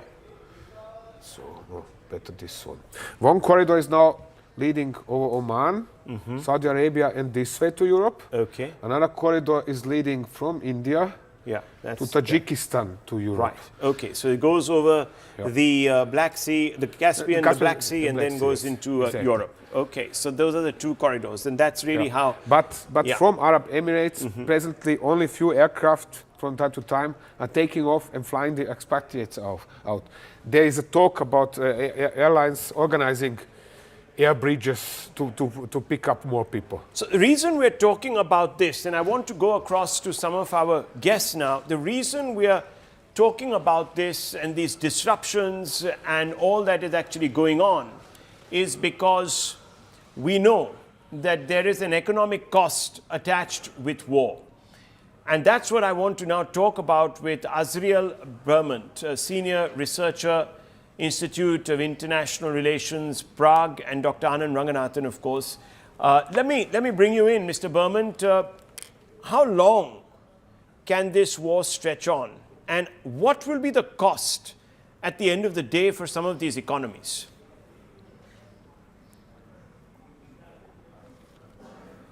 On a key theme, the key issue, which is the cost for the United States. We need to bear in mind that this war is not a popular one as far as domestic public opinion in the United States. And the longer this war goes on, the greater the cost, possible potential costs. And this is going to be a growing risk for President Trump, which is why I suspect that there may be a growing divergence between the Israelis and the Americans over this. The more we would just before you were talking about the Straits of Hormuz, the fact that a third of seaborne crude, the world's oil supplies, could be affected by the Iranian closure, the Straits of Hormuz. Not to mention also around 20% of liquefied natural gas. So there are huge potential costs here. I am increasingly skeptical whether the Trump administration will want to bear these risks going into the elections, the midterm elections in November. So I think there will be, I suspect over time the pressures will grow on the Americans to bring this to an end and declare some kind of victory now that the regime has been significantly weakened and there's very much fighting a war of survival. Let me bring in Ryan Amiri, who is an Iranian activist. Ryan Amiri, thank you very much for joining us. I want to ask you a couple of straightforward questions here. Are you seeing the regime now degraded to the point where the public can overthrow it? Because that's what we have been told is the end game, that it should be degraded enough, should not be in a position to exercise authority. Yeah, exactly. Look, the plan was since the beginning to degrade this regime to a level that the people can actually decide for themselves, and the playing field be level for the people, be fair and balanced for the people, because the people are not armed. They are just civilians, and they got massacred by this regime in tens of thousands. So the regime is a totalitarian regime and is willing to kill as much as it can to remain in power. So we must be sure that this regime is degraded to a level that the way is paid for the people to come to the streets in a very safe environment and to take hold of their own fate and their own future. Okay, so Dr. Ranganathan, we're also seeing a huge amount of, let's move to those pictures from Leh and Kargil. This is India, viewers, this is not Iran, and I want to show you some pictures, even as we are putting out breaking news to the right of our screens, which I'm going to go across to our desk to get more updates on. But I want us to pull out those pictures from Leh, Director Saab, and Kargil in India, in the state, in the Union Territory of Ladakh, the Union Territory of Kashmir, Union Territory of, well, no longer that now, of course, but let me just quickly go across to those pictures, if we can get them on the screen. Masses of people, Dr. Ranganathan, masses of people out on the streets there in sympathy for the Ayatollah. What do you make of those pictures?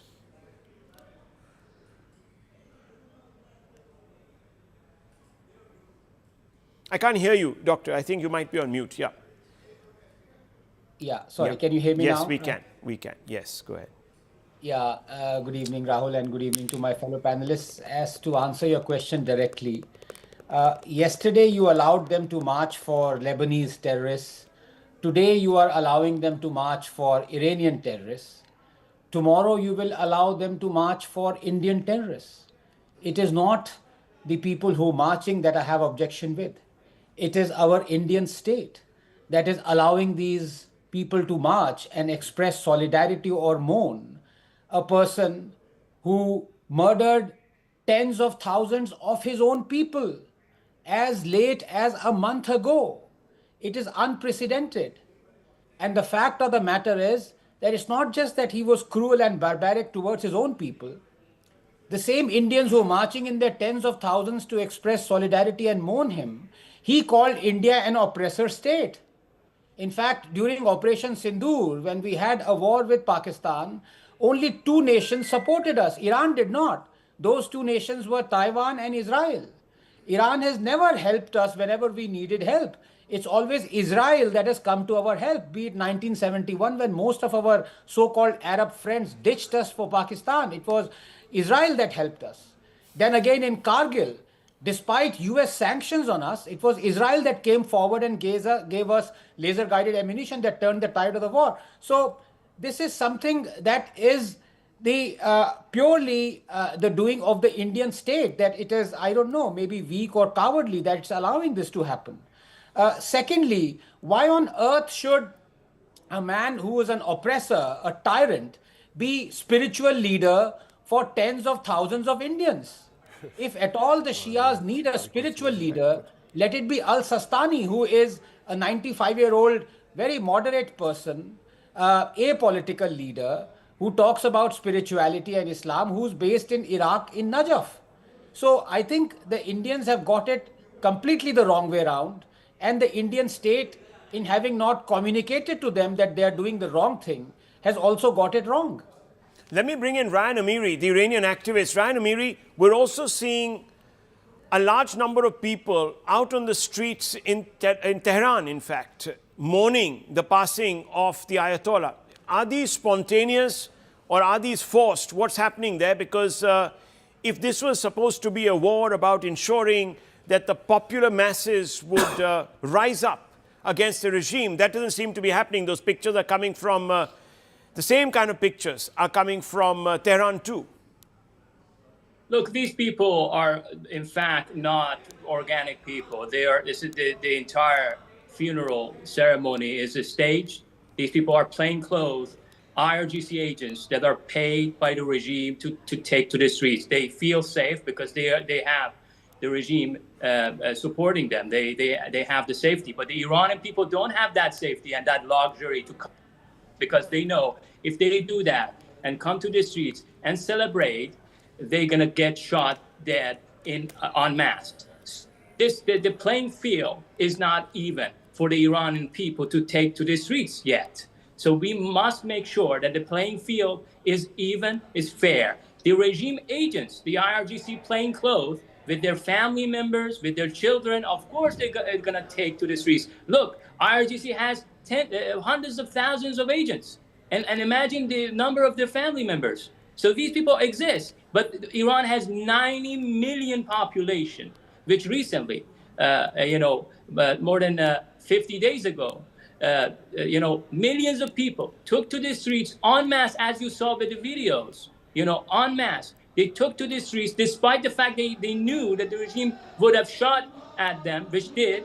Okay, so you're saying that these are some sort of paid, sponsored protests. They are not organic. They're not organic. Okay, Doctor, you're raising a hand, and Tom Cooper wants to come in with his own view on this. I don't want him to comment on the politics here in India, but I would like him to speak a little bit about what's happening in Tehran. Yes.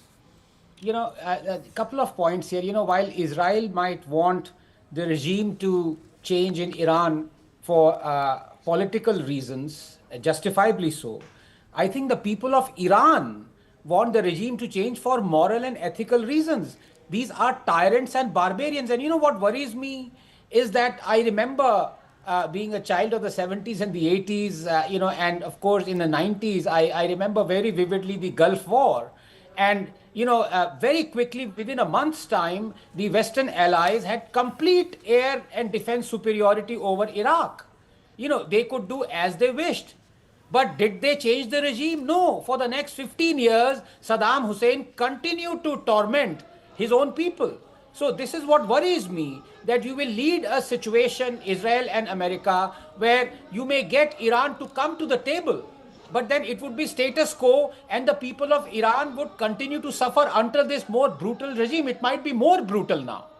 Okay, more brutal now, he says. Very quickly, Tom Cooper, before I bring in my colleague Ayushman with some big breaking news. Yes. The problem is precisely the nature of the Iranian regime, which is preventing us from knowing exactly how many of what Iranians are pro or contra whom. And we can only guess. We can say, oh yes, so and so many Iranians are pro and so many. I'm getting messages from Iranians all the time because I'm in touch with them for 30 years or something. Some are pro, others are contra. So how should one now So you're basically saying, because maybe public opinion is divided, genuinely divided, there is perhaps some support for the regime, that business of the people rising up and overthrowing the Ayatollah and the regime, or the next Ayatollah and the regime, and so on and so forth, may be a pipe dream. Is that what you're saying? I'm not saying pipe dream. There is definitely a good foundation that there might be a regime change, some sort of spontaneous, but it's not going to happen without lots of bloodshed in this case. And that is the problem. The IRGC is not going to give up just like that because they control too much and they have too much to lose. Too much to lose, and that's really what it is. I want to go across now to my colleague Ayushman, who is at the War Room desk, who's breaking a lot of stories. Ayushman, yes. What we are learning is that despite the assurances which came in from Donald Trump about the fact that they have unlimited weapons, what we are learning is that nearly $2 billion in damage to U.S. military equipment has taken place in just the first 4 days of the $2 billion worth of expended $2 billion worth of damage. That's why he's in a huddle with the defense contractors in the United States, because he needs more arms Can to I carry out ask this you what the operation. source of this Right. information This is is? coming in from reports from Tehran Times, as well as what we are learning. We're getting corresponding reports who are quoting sources from Reuters as well as AFP that nearly $2 billion in damage to US military equipment in the first 4 days of the war. These are reports which are coming in, but it's indicative given the fact that Trump is in a huddle with several defense contractors in the United States because there is a fear that they could run out of munitions as this war continues. And who is actually now going to foot the bill for all of this is, of course, as we know, it's going to be the American taxpayer. It will be the American taxpayer because Trump, who was the no wars president, has now pushed the United States into this conflict zone, and it's only come with me. Let's go across to rise. Tom Cooper and get a sense of what military equipment is being actually used by the Americans to prosecute this war against Iran that they need to suddenly replenish. Tom, can you talk us through a little bit about the kind of arms that are being used by the Americans, which they now suddenly find they don't have many more of? What's happening here? If you permit me to move over to the map, yes, it's a little bit easier also for readers' orientation. Yes. Okay. So, here in major base for American operation against Iran in this case is here in Jordan. This is Muwafaq Asalti air base from which they are operating their F-15s. Muwafaq Asalti. Okay. After Jordanian Hunter pilot that was shot down and killed in war, actually in an air combat with the Israelis in 1966. So this is from where they are flying most of their airstrikes across Iraq into Iran. Right. Israelis, of course, are following the same route. Most of aircraft deployed are F-15s or diverse variants of F-15s and also F-16s. Above Iraq, about southern Syria and about eastern Jordan, they are supported by tanker aircraft like KC-46, KC-10, KC-135, and so on. So this is the principle what they are deploying. And this gives them range, basically. This gives them range, yes. Right. Now, there is a fundamental difference between how the Israelis operate over Iran and how the Americans operate over Iran. Israelis are firing these long-range air-launched ballistic missiles, for example, or weapons like Icebreaker or Delilah, which they are releasing over 200 kilometers range. Where would that be to from? strike, well, mostly from this area now. I see. So they began over central Iraq. Meanwhile, they have moved it up to the border. So are you saying that they fly aircraft up till here? Yes. And then they release their weapons? Yes, this is the Israelis. The Americans, they operate a little bit differently. They are operating on the fringes of the core of the Iranian air defense system and mostly using JDAMs. These are more or less free-fall bombs, but they have GPS assistance, so they are quite precise, no doubt about this. But they are not flying 200 kilometers far. So they're very precise, but they don't have such long range. Yes, so they are striking different targets. For Khorramabad, for example, that is relatively easy. That is why it was important to hit this base. Why I'm all the time asking around who has hit this base and with what. Let's try to pull out. Let's just try to pull out the map of Iran and the areas that have been hit on the wall, so we can have a look at some of those targets. But yes, you were going to ask a question. We've got some more breaking news that's coming in, where the International Atomic Energy Agency has stated that based on the analysis of latest available satellite imagery, the IAEA sees no damage to facilities containing nuclear material in Iran and therefore no radiological release risk at this time. They've also said near Isfahan nuclear site, the damage is visible at 2 buildings, no additional impact detected at Natanz, and previously reported damage at entrances and no impact at other nuclear sites, including Bushehr as well as NPP. So that's a big relief. That's a big relief. It's a big relief. Huge relief. Yes, it's a huge relief because there were apprehensions that there might have been actually strikes that might have hit some of those cores. Yes. Now, you were talking about Kermanshah and Khorramabad, which is approximately here. Okay. This is one of the biggest missile bases in Iran. There are actually 4. This is a complex of 4 brigades housing 4 bases housing 2 brigades. And this was most heavily hit the last 2 days. So these are being hit by JDAMs? I guess also by JDAMs, yes. I see. Because the place is meanwhile on the fringe, because as the pressure from U.S. and Israeli Air Force grew, the Iranian air defenses slowly retreated eastwards. So therefore, I guess that they are now free enough to strike Khorramabad, for example, with JDAMs. And one of the JDAMs, this is particularly important because one of the JDAMs is the bunker buster version with BLU 109 bunker buster warhead. This means this is supposed to go really 50, 60 meters deep to the, under the ground. So how many of these, because if the Americans are feeling the need now to go back to manufacturers and try to get them to manufacture more of these weapons, how many of these weapons would have been already used by America? What's your estimate? Well, they're talking about what, several thousand that have been expanded. So this is probably the number of warheads. The stockpile of warheads is relatively large. It is not the problem. The problem are these kits that are converting dump bombs or conventional bombs, general purpose bombs, high explosive bombs, however you want to call them, into guided ammunition. Right. I've shown it yesterday on different artworks. If it's possible to show them now, it would be easier to explain. But generally, you have the warhead of the weapon, and then you put the kit, guidance kit on one side, and the other side is the steering mechanism. Yeah. Exactly. Yeah. And that way you create a smart bomb. Right. And manufacturing smart bombs takes awfully lots of time. It takes, for example, to ramp up production can easily take 2 years. Wow. So we're looking at the Americans now thinking about a scenario where this war might extend and they needing to replenish their weapons. Alternatively, they could reach back upon countries manufacturing weaponry of US design under license, for example, Saudi Arabia or South Korea. That is, it might help them.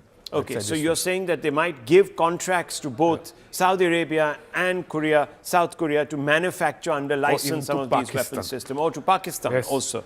Wow. We're getting more updates which are coming in from the war zone, where the IDF has struck an underground Hezbollah weapon storage facility and additional command centers in Beirut. Over the past day, the IDF has conducted a wave of strikes in Beirut targeting Hezbollah infrastructure. So it seems that they're taking the fog of war to completely eradicate Hezbollah at some level by pushing into southern Lebanon. Traditional Israeli IDF forces have moved into southern Lebanon. Let me bring in Daniel Karmon on that point. Hezbollah remains this outlier. The Iranians are trying to now resort to using proxies like they have done. Do you see this as a challenge, or do you think the Hezbollah factor is overrated? Mr. Karmon, if you're still there with us, thank you. I'm here, and it's not overrated at all. I just want to remind you that 2-3 weeks ago, the Lebanese government, who is opposing the continued presence of Hezbollah in southern Lebanon, has announced that game over, issue solved, no Hezbollah south of the Litani or something like that. And it didn't happen. And they started as a proxy of Iran, looking very cautiously at what's happening in the war. They decided, and Hezbollah decided to fire. The whole night was, until an hour or two ago, they continued firing alerts all over northern Israel. Hezbollah is there. Hezbollah is a danger, and Hezbollah made the biggest mistake of its existence, because that's the reasoning for pushing it and eliminating it as much as we can. It's not to be taken easy. Well, viewers, there are different scenarios. There are different scenarios. Iranians are going to use different tools to try and put pressure on, in fact, the Israelis and the Americans. You've got more updates. Which are coming in. Fresh Iran strikes on the Saudi Aramco refinery, ladies and gentlemen. Oil refinery site has been targeted once again. The second strike on the refinery in the last 3 days. This will send shockwaves across the energy markets once again as the oil infrastructure in Saudi Arabia has been targeted. But another big news that's coming in. We don't have pictures of that, right. We don't have pictures. We'll try to get those, Rahul will try to get those visuals. But this is the big update that's coming in the neighborhood. In our neighborhood, big updates which are coming in. A submarine attack on an Iranian ship is what we are learning. An Iranian ship was targeted near the Sri Lankan coast. And the Lankan Navy has launched rescue operations. 35 people have been rescued. Over 60 are missing. This Iranian ship had 180 crew on board. So a submarine attack on an Iranian ship near the coast of Sri Lanka. So this is entering our theater as well. What's going on? I mean, who are these people? Was this just a normal cargo vessel? belonging to an Iranian carrier. What was it doing by Sri Lanka? What's happening here, Tom Cooper? What do you think is happening? Why are the Iranians fishing in Sri Lankan waters? I'm trying to set up the map so I can show you. That's way off. Sri Lanka is down here. Yes, Sri Lanka is down here. Every ship of every possible nation has the right to travel along the sea. That's not a problem. True. So the question is now who has attacked this ship? And what was it carrying? Was it carrying material from China? I don't know. We don't know the why name would of the it have ship been or attacked? something Do we else. have any details? Right, we'll try to get some more details, but these are the updates which are coming in. But it's very interesting to see that the Naval Force of the Revolutionary Guard has destroyed the American strategic radar FPS-132 in West Asia in Qatar. This has happened at dawn today, so we can see an escalation of the operations in that region. But it's very concerning if these operations are also spreading over to the Indian Ocean. So do we know? They're claiming the destruction of this radar since the first day. And now there are satellite photographs confirming that it was hit. Whether it was destroyed is a different story. Actually, let's pull out those photographs, those satellite photographs that we have been showing our viewers. Those are the X-rays, really, of those strikes. So then we can tell you exactly what has happened, how much damage has been caused. So let's pull that out, Director Saab, and put it on the wall behind me. But in the meantime, I just want to ask you this. What and who has targeted this Iranian vessel? Do we know? Whose submarine is it? Is it the American submarine? Is it a British submarine? Is it an Indian submarine? More details are awaited on that front, but the fact that an Iranian vessel has been targeted near the Sri Lankan coast, given the situation in the Middle East, is something that will send alarm across the Indian intelligence as well as security apparatus. It's now also freeing Iran to retaliate in fashion.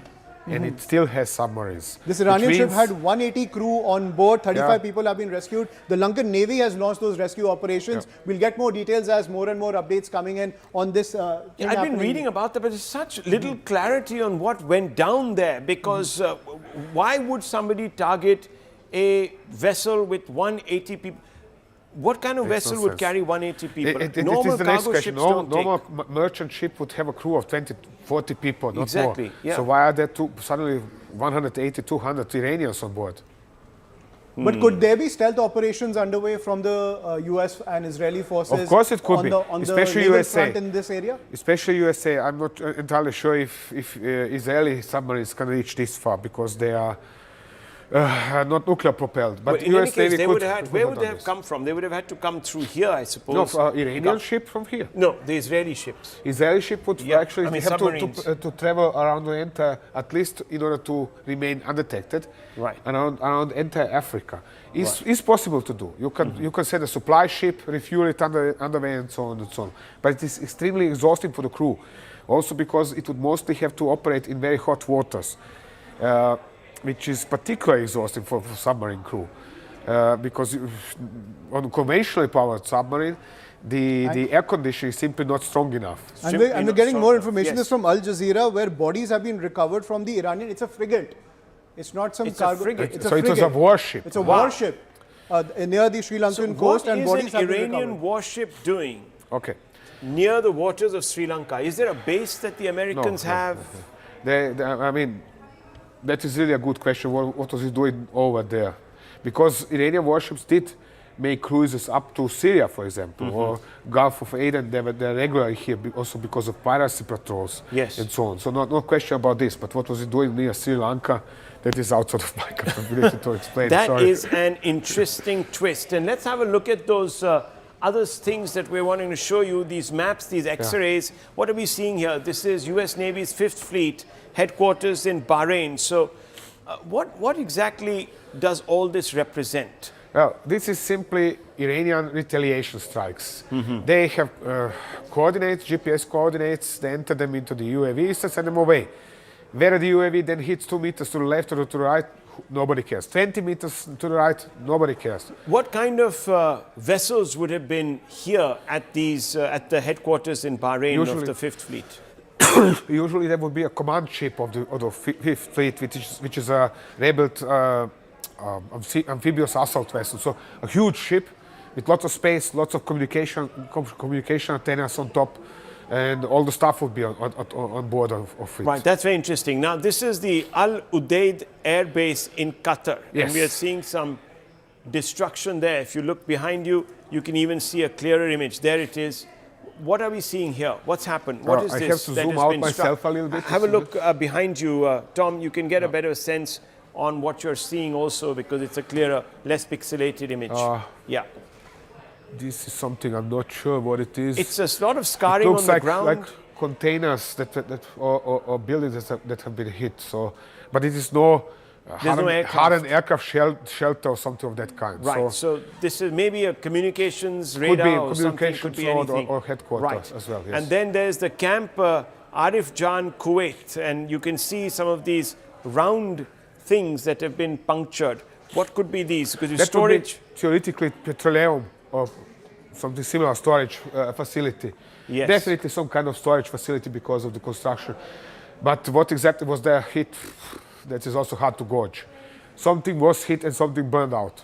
And let's have a look at the airbase in Kuwait, because that made a lot of news. This is the Ali Al Salem airbase in Kuwait. There's a radome, there's a satellite dish, there's damaged structures. What are we looking at If you freeze this for a moment, please. Yes, freeze this for a moment. Yeah, okay. Point is this. Radome like this is usually used for satellite navigation, to cover antennas for satellite navigation. Here is one in free. Yeah. These are usually sun shelters. They are protecting equipment from the heat of the sun.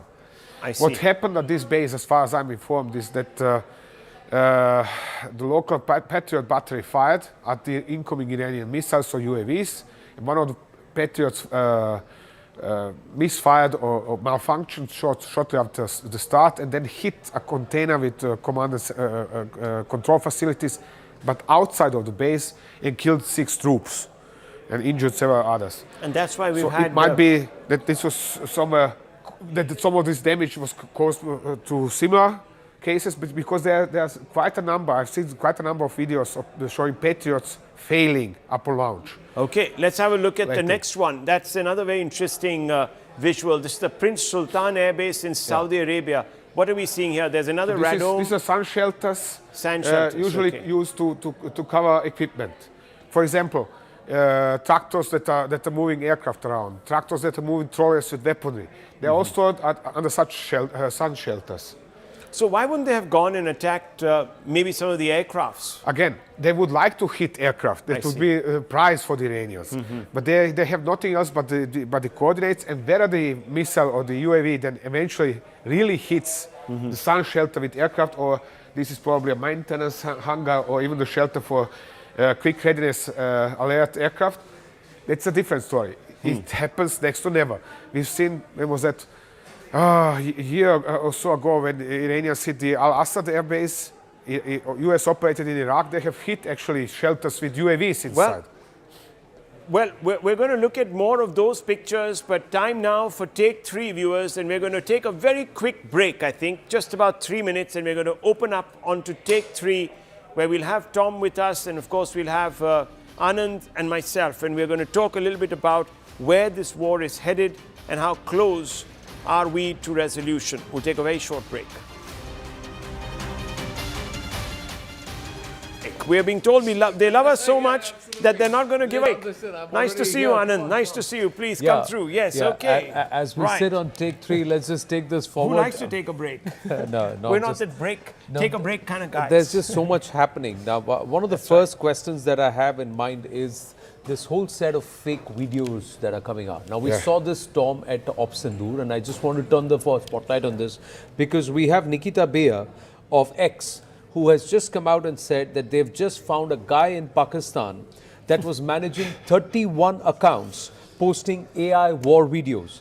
All were hacked, and the usernames were changed on the 27th of February to, quote, Iran War Monitor or some derivative. Now, we are getting much faster at detecting this and also eliminating the incentive to do such stuff. But 27th of February till the 4th of March is a lot of time to spread misinformation. Why are social media platforms not cracking down on AI videos? Because these videos, when they do the rounds, they spread a narrative which is not the right one, or which is perhaps deviating from the actual what's happening. Very simple question. Very simple answer. Yeah. Social media is living from clicks.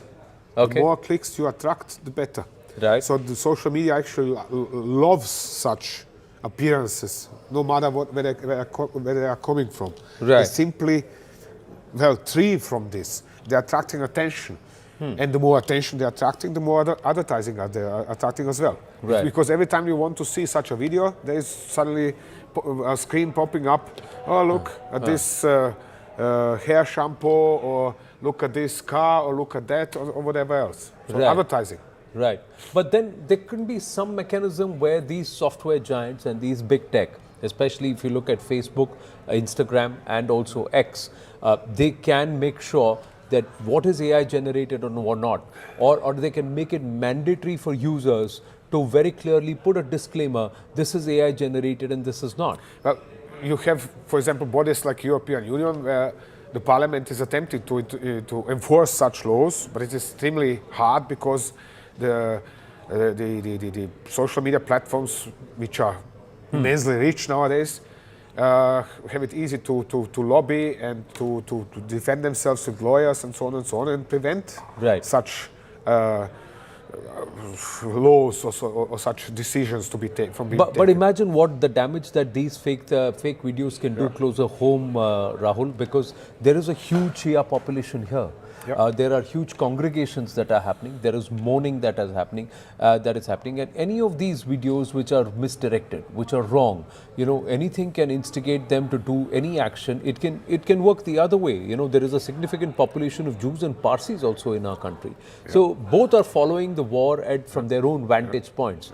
And at that time, when platforms like X, platforms like Facebook, platforms like Instagram, etc., do not put a curb on these kind of doctored videos, AI-generated videos, it causes a serious problem for us socially. Yeah, I mean it does, but it's probably also very difficult to constantly monitor. There's so much coming out by content creators all the time. A lot of it just keeps coming through. It probably becomes very difficult and overwhelming, especially in times such as these. But fundamentally, I think you're absolutely right. When they're used as part of PSYOPs, it does become problematic, because we saw that during Operation Sindoor, and we had, of course, many fact checkers in-house here at CNN News 18. Yesterday, for example, there was a video that came in when we were doing the show, if you remember, at 9 p.m. And we moved to that video because it was so well produced, and there was so much confusion about it that it came through, and there were these. It looked very genuine. There were these several sort of, especially hypersonic missiles crashing into Tel Aviv, and everyone thought that. But we were on air at that time with our reporter there, and I asked Sanjay. I said, Sanjay, are you hearing all of this? Because these blasts could be heard, if they did take place, could be heard for miles. He said, no, we're not hearing anything.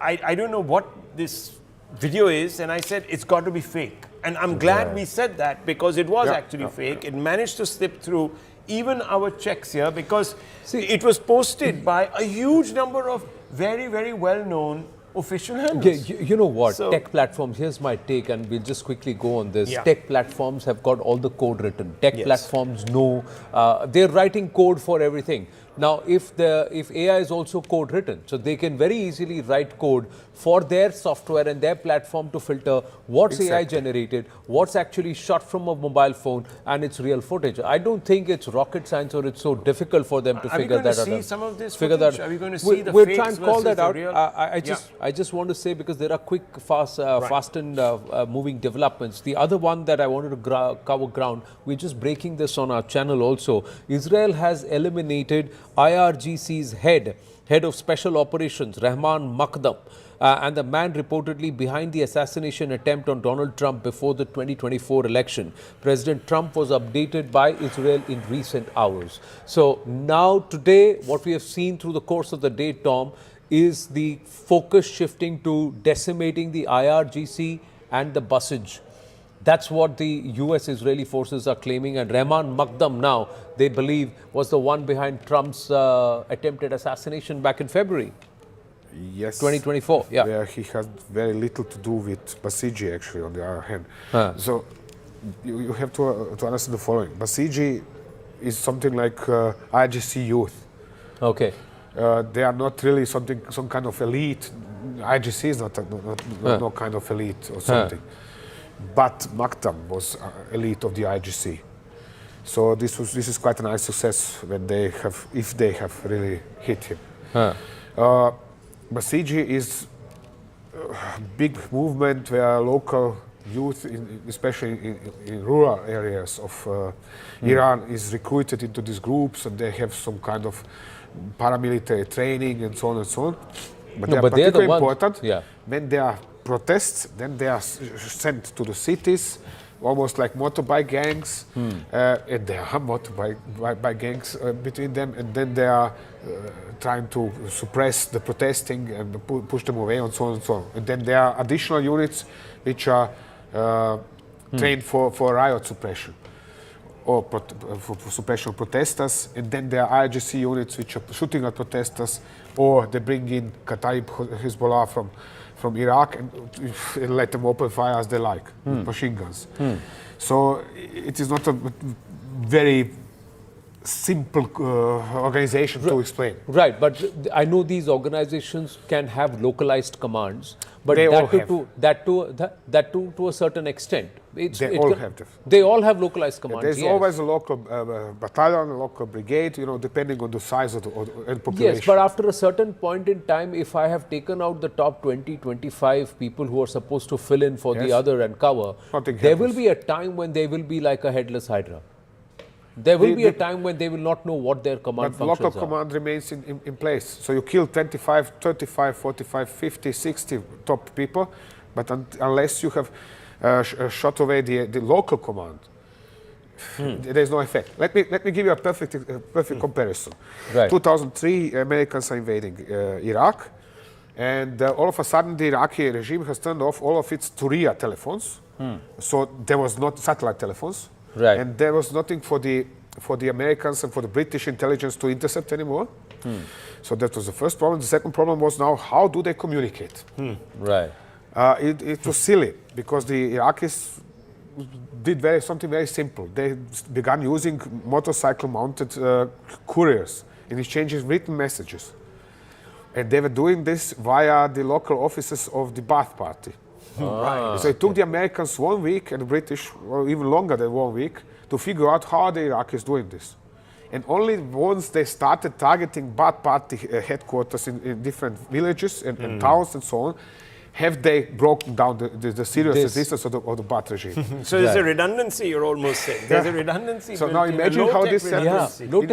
Now compare the population of Iran, compare the size of Iran, and so you know what to expect in this case. It's going to be very, very difficult. The other thing is that they seem to have figured out this analog by the Houthis.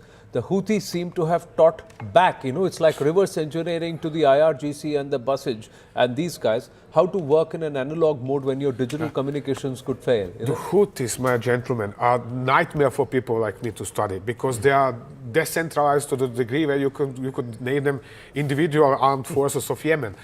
Because they have a commander here, commander there. They have absolute freedom of control, command and control, decision, whatever they want. They very often while the war was going on in 2015, 16, 17, so the Arab alliance attempted to contact them, attack them. What they would do would to mine the road, surrounded, especially in some pass. So they would put two youngsters on top of nearby hills. These were chewing cut, and whoever attempted to demine the road, they were shooting at him. So, and it often took an entire brigade to punch through and to get through this pass in order to suppress these two guys who are hiding up there on the hills or something, and this took weeks and months. And eventually the Arab alliance, the Saudi and back then it was Saudi and Emirati led, gave up. They gave up advancing on Sana'a because it was insane. You cannot, you remove one roadblock and a few mines, and 1 kilometers further is but the same so problem far again. The Houthis haven't actively got into this. That's what's surprising me, because they have announced already that was it the first inning or the second inning they are going to do something, but then nothing happened. Okay, now the other point. Now in this game that you see, and I'm going to ask you this, Rahul, where do you see the entire equation changing? Because we're also looking at the energy rates. We're looking at the cost that it's coming to for all the countries. You know, diesel has gone up, petrol has gone up, LNG has gone up, energy rates have gone up. In US itself has gone up by about 20 cents. Yeah. And closer home, we are going to feel the pinch of it. So does it all now, from your point of view, boil down to who controls the Strait of Hormuz? You know, that's a very good point, but I think that problem will be taken care of. I think this war will still linger on though. And the reason I'm saying it is because since he's talked about decentralization, imagine how difficult it is. If you're so decentralized, you can always control various pockets of the population. Right. The whole idea behind this war, now that we're being told, is to carry out a massive decapitation strike, soften up the regime weakens, they run out of weapons, and then the people say, okay, now's our time to strike. This is something that also happened during the first Iraq war, if you remember, or later on in Libya. Now, if that is the way you want to go about it, if this is so decentralized, it becomes problematic because these local potentates can keep control and still carry out atrocities, kill people, and so on and so forth, and keep them in line. So you might still have remnants of the IRGC in place. The other thing that they are thinking of doing is to using minority populations. Yeah. And those minorities, they are hoping, like the Kurdis, etc., which is the largest minority in Iran, to come in there and fight a sort of guerrilla war. Now, all of that is going to take time. It's going to open up new frontiers, and it becomes very difficult then to control the theater. So I really feel that unless someone says, okay, let's, for the sake of appearances, have conversations, and that well could be it. You might have the Iranians suddenly saying that, look, we don't mind having a conversation, let's start the dialogue. Trump and everybody says, okay, this is our opportunity, we've got a bit of an off-ramp, let's get into the dialogue room, but still, what are you going to talk about? There's not going to be any conversation now. I think both sides have gone far beyond that. I'm just going to have boots on the ground. Let me just ask you. Let me ask you this. What if happens that the Kurds come in from the west? You have the Baloch coming in from the east. There is some influx which is happening from the north into Iran. And those who were on the streets in January, February, they now, like many reports say, they were pushed by the Mossad, etc. But after the top leadership is softened, after the top leadership is gone, there is no street patrol because it's all localized command. Can each of these localized people, those people who are there, now challenge the local commands and then take them over there? Now suddenly the street violence is spread all across Iran, across the streets, and it's down on the streets, and there is no busage militia. There is no IRGC, there is no air support. There's no intelligence gathering either. Because this Iranian opposition theoretically should be well organized, but it is not. It is full of enthusiasm, no dispute about this. It is full of this cry for freedom, absolutely no dispute about this. I wish them all the best, but they are so disorganized and they are so much refusing to listen to advice. They do not even understand that what has happened to them in January was the same that has happened to the Syrians in 2011. And that by the same people, because it was also the IRGC that was sent to Syria to murder the Syrians. So what to expect for them? They are advice resistant, they know better, but don't know anything at all. This is why I'm so skeptical about this. This is the essence of it. In this case, in January, there were no armed personnel along with the protesters. Now, there were. There are enough videos showing them shooting at IRGC.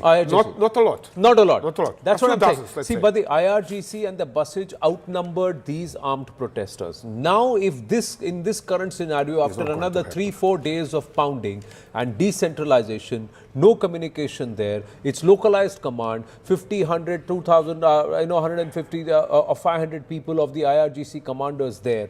And when it is localized, sprinkled all over, suddenly if there is an organized street protest and there is armed militia who are on ground, who have already been infiltrating from the center, from the east, from the west. Then we are actually talking about armed insurgency and such as about a civil war.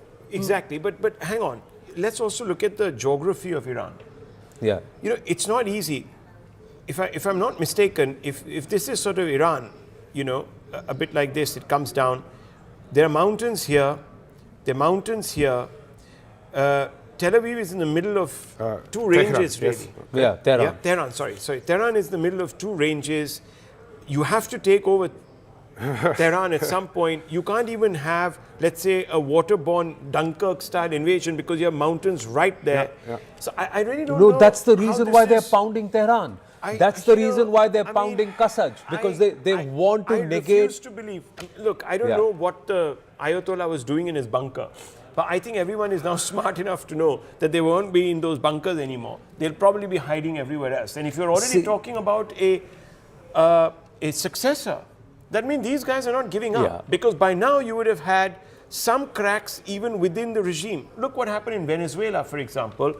When the top man went, the number two said, but here's the first crack. Here's the first crack.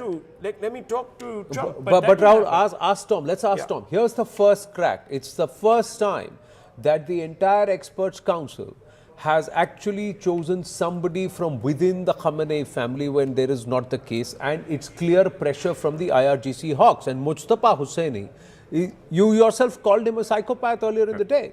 Who's Mujtaba Khamenei? And Mujtaba Khamenei coming along with the hawks in the IRGC, will they not actually create a rift within the IRGC? Will there not be the moderates in the IRGC who will say, no, this is not something which we want to break away? Why not? Because they are controlling the economy. They are losing so much if they gave up. That's this right. Is like if you say, look, you're saying, just right now is what is being said. You're saying that the IRGC wants. That means the IRGC is still powerful to be obeyed. No, the IRGC has always controlled the spiritual group. That's what I'm saying. The IRGC is saying, I want X person. I want X person. But the spiritual group does actually, there has never been interference from the IRGC. Why do you think the Israelis are going after Makdam? Why do you think the Israelis are going after Makdam? Okay. IRGC has not really played a role in the appointment of the Ayatollah. That is a separate political process. Yes. We've never had that overlap. That's right. It is supposed to be a religious process. You can work, it's a bit like Thailand, you know, where you have the military which works with the palace, okay? And there is an unsaid sort of collaboration, a coalition. Yes. But I don't think they determine who will be the successor. But the point is here, there is a dictation coming, which means that the IRGC is formally right now in charge of Iran. And it is not going anywhere. Tom, that's what I feel. Tom, if the IRGC is trying to take control like the Pak military, will there be resistance to this or not? As far as I can say, IRGC is in control of Iran since the early 1990s. Yes. Okay. Actually, since the time Khamenei is in power, supreme leader. So that would time this to 1988, 89. That is not the problem. But on the other hand, you have this religious aspect of the entire situation. IRGC would have no legitimacy without the Shia clergy. So they had to always find a way to cooperate with the clergy, or if not, they would sideline them, exile them, house arrest them, or something else with them. They would usually not kill them, at least. But and that is now the problem. On one side, you have this religious aspect, and that is why they are also, you know, we are talking about Khamenei as a terrorist here, terrorist there, terrorist this, terrorist that, killed so many, killed this here. But he was also a spiritual leader. He was issuing spiritual advice to the followers of his religion. Right. So he is very important for that.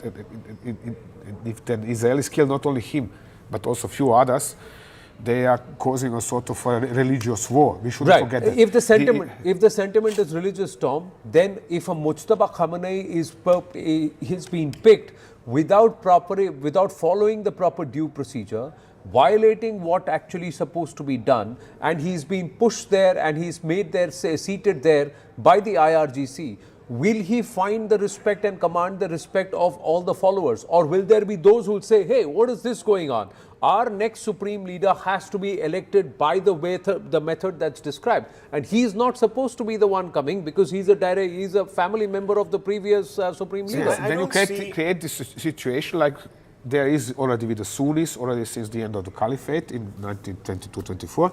Yeah. And which means that any Tom, Dick and Harry can declare himself for the new spiritual leader. And then you have a chaos. And then you have violence. Let's ask ourselves a fundamental question. Right. Why is it that somebody, look, the mullahs have been very, very clear about one thing. We're not going to have dynastic succession. Right? Correct. So why are they picking a dynast, the son of? Yeah. Why? He's the second son, Mustafa, the because surviving they one. want to play the emotional card, the sympathy card. Right? Also remember, the mullahs cannot rule without an army. So they need the army. In this context, in this context, the IRGC becomes very important because we are under external attack. In this case, the mullahs cannot rule without the army, or has the army now turned around and said, hey, we cannot remain in control without you. So that's why you become the one. It's mutual.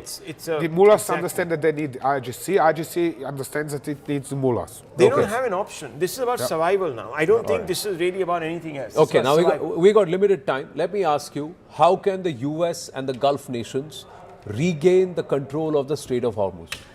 How is that possible? What will they have to do? You need a massive military deployment simply over there. They need to establish the capability to control the Iranian side of the coast and to hit whatever even thinks about shooting at the Hormuz Strait. Is perfectly possible, but takes time to bring the forces to the place. It takes 2-3 weeks to gather necessary ships and then organize supplies and so on. So otherwise, you have the situation. This is actually showing how little was this thought out. No, now they have hit an Iranian tanker. They've now hit an Iranian tanker. A submarine has hit an Iranian tanker, and the Sri Lankan Navy has picked up the warship. Warship, Iranian warship. It's a frigate. But that is very different because it's very far away, and that's a really big story. It's a mystery as to what this frigate was doing. So far down, so far away, so far away. But actually, let me just come back to that point about the Strait of Hormuz. What is the one big bargaining chip that this regime in Tehran has? The chokehold over the Strait of Hormuz. Without that, what do they bring to the table? So how do they make sure that Trump and Israel and the allies are paying a cost?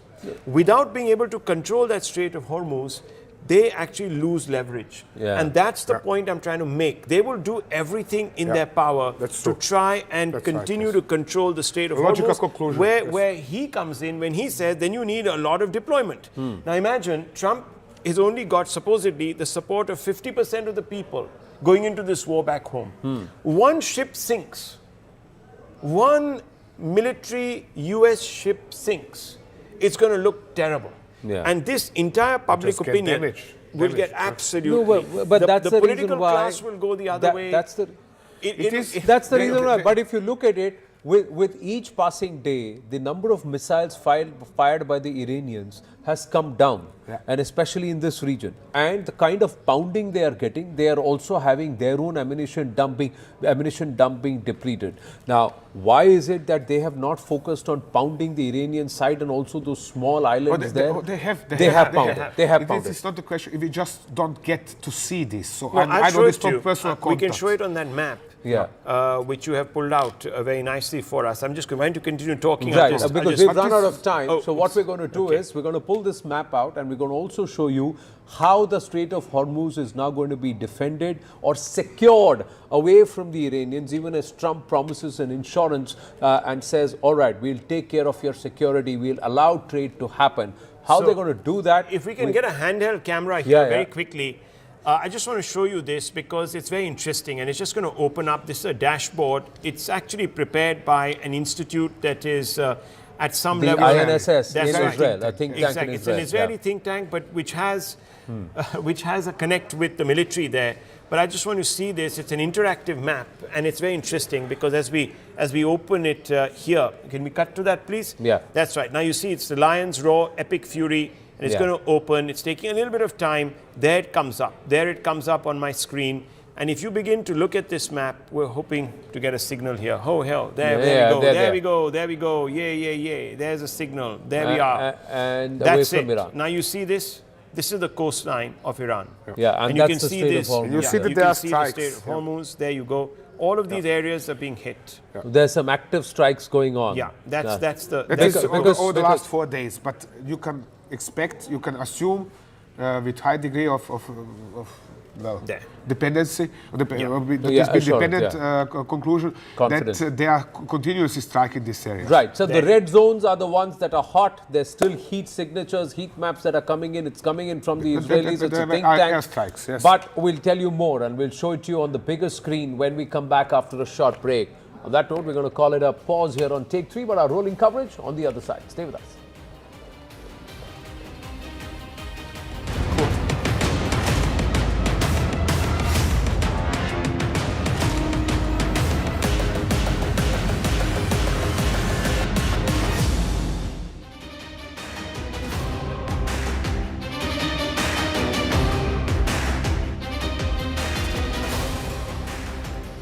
Increasing quantity of Iranian missiles and so on could better be addressed to our Israeli friend.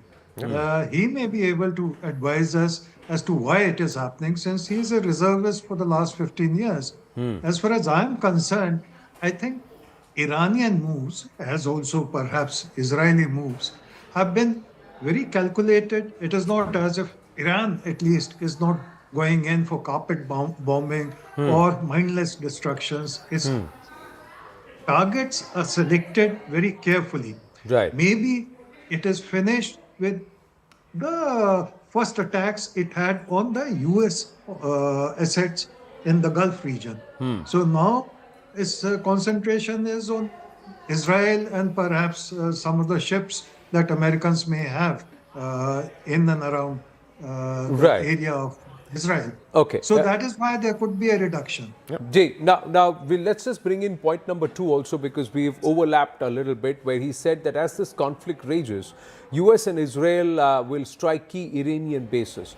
But what will their targets be today? What will they focus on today? So Tom, let's start with you, because clearly the Israelis are moving in. They struck at Karaj and Tehran last evening. Karaj, you said, was a strong communications center. All of Not only communication center, major military base. You have several military,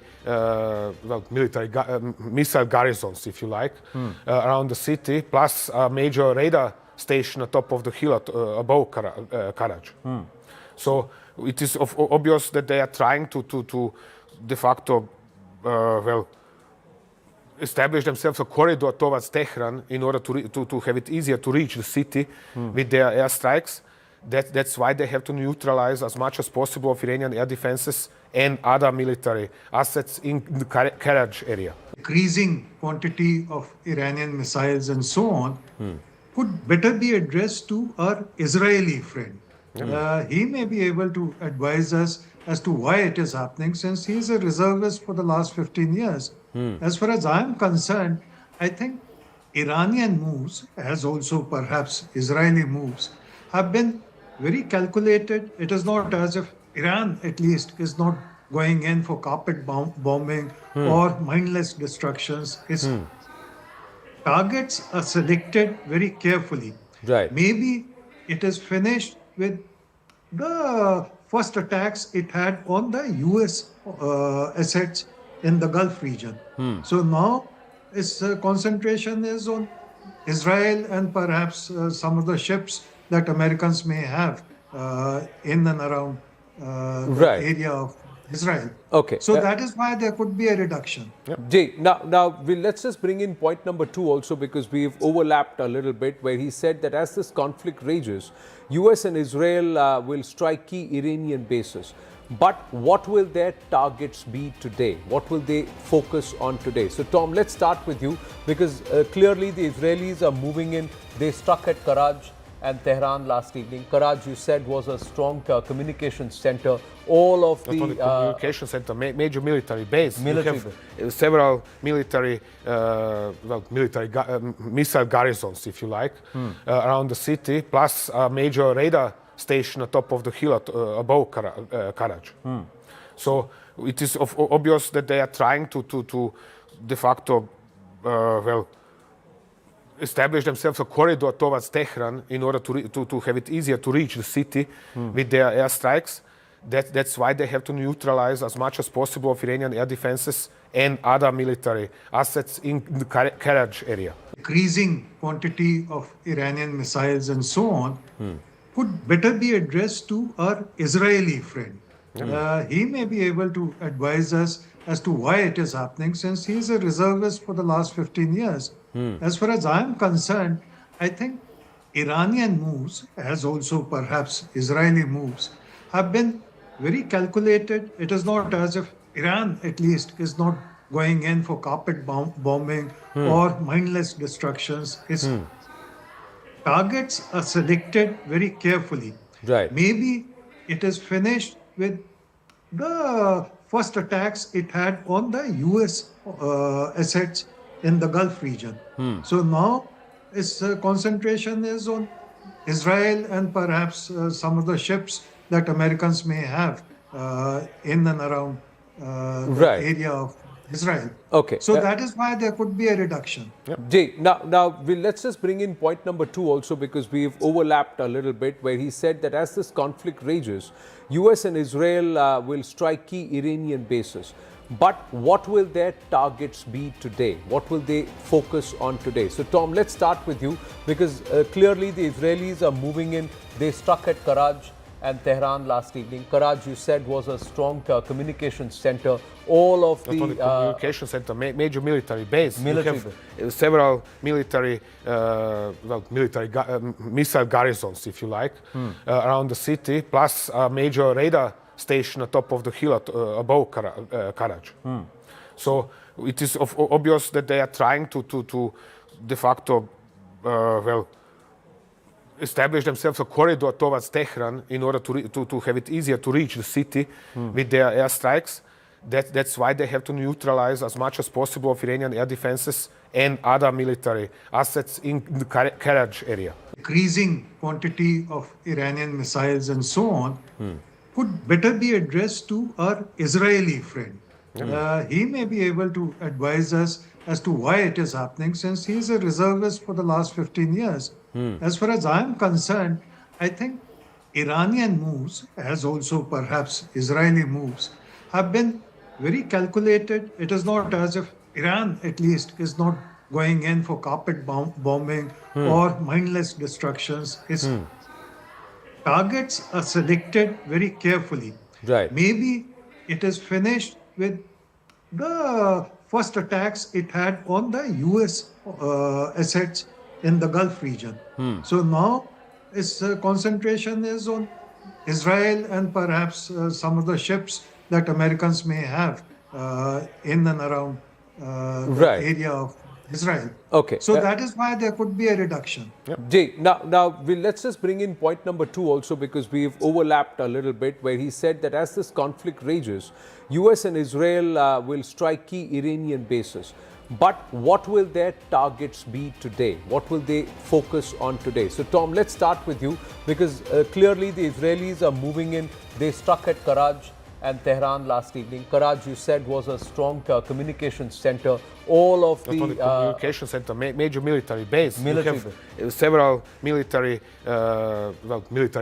missile garrisons, if you like, around the city, plus a major radar station on top of the hill above Karaj. So it is obvious that they are trying to de facto, establish themselves a corridor towards Tehran in order to have it easier to reach the city with their airstrikes. That's why they have to neutralize as much as possible of Iranian air defenses and other military assets in the Karaj area. Increasing quantity of Iranian missiles and so on could better be addressed to our Israeli friend. He may be able to advise us as to why it is happening, since he is a reservist for the last 15 years. As far as I'm concerned, I think Iranian moves, as also perhaps Israeli moves, have been very calculated. It is not as if Iran, at least, is not going in for carpet bombing or mindless destructions. Its targets are selected very carefully. Right. Maybe it is finished with the first attacks it had on the U.S. Assets in the Gulf region. So now its concentration is on Israel and perhaps some of the ships that America.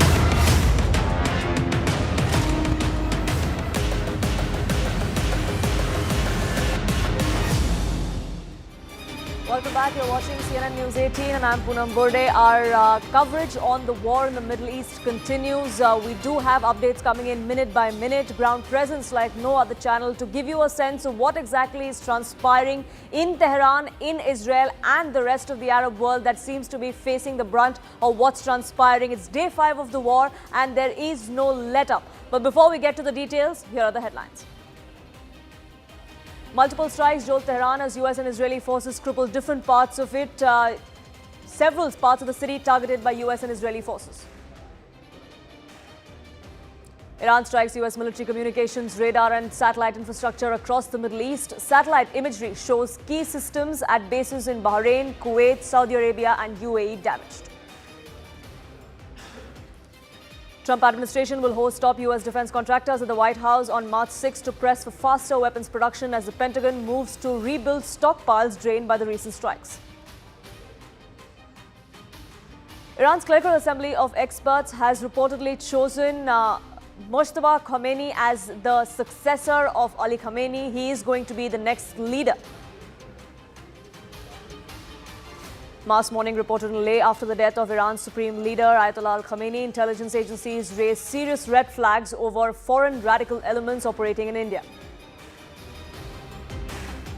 Amid escalating geopolitical tensions, Indian markets plunge as Sensex drops over 1,700 points. Nifty falls 500 points while the rupee sinks to a new low of 92 versus the dollar.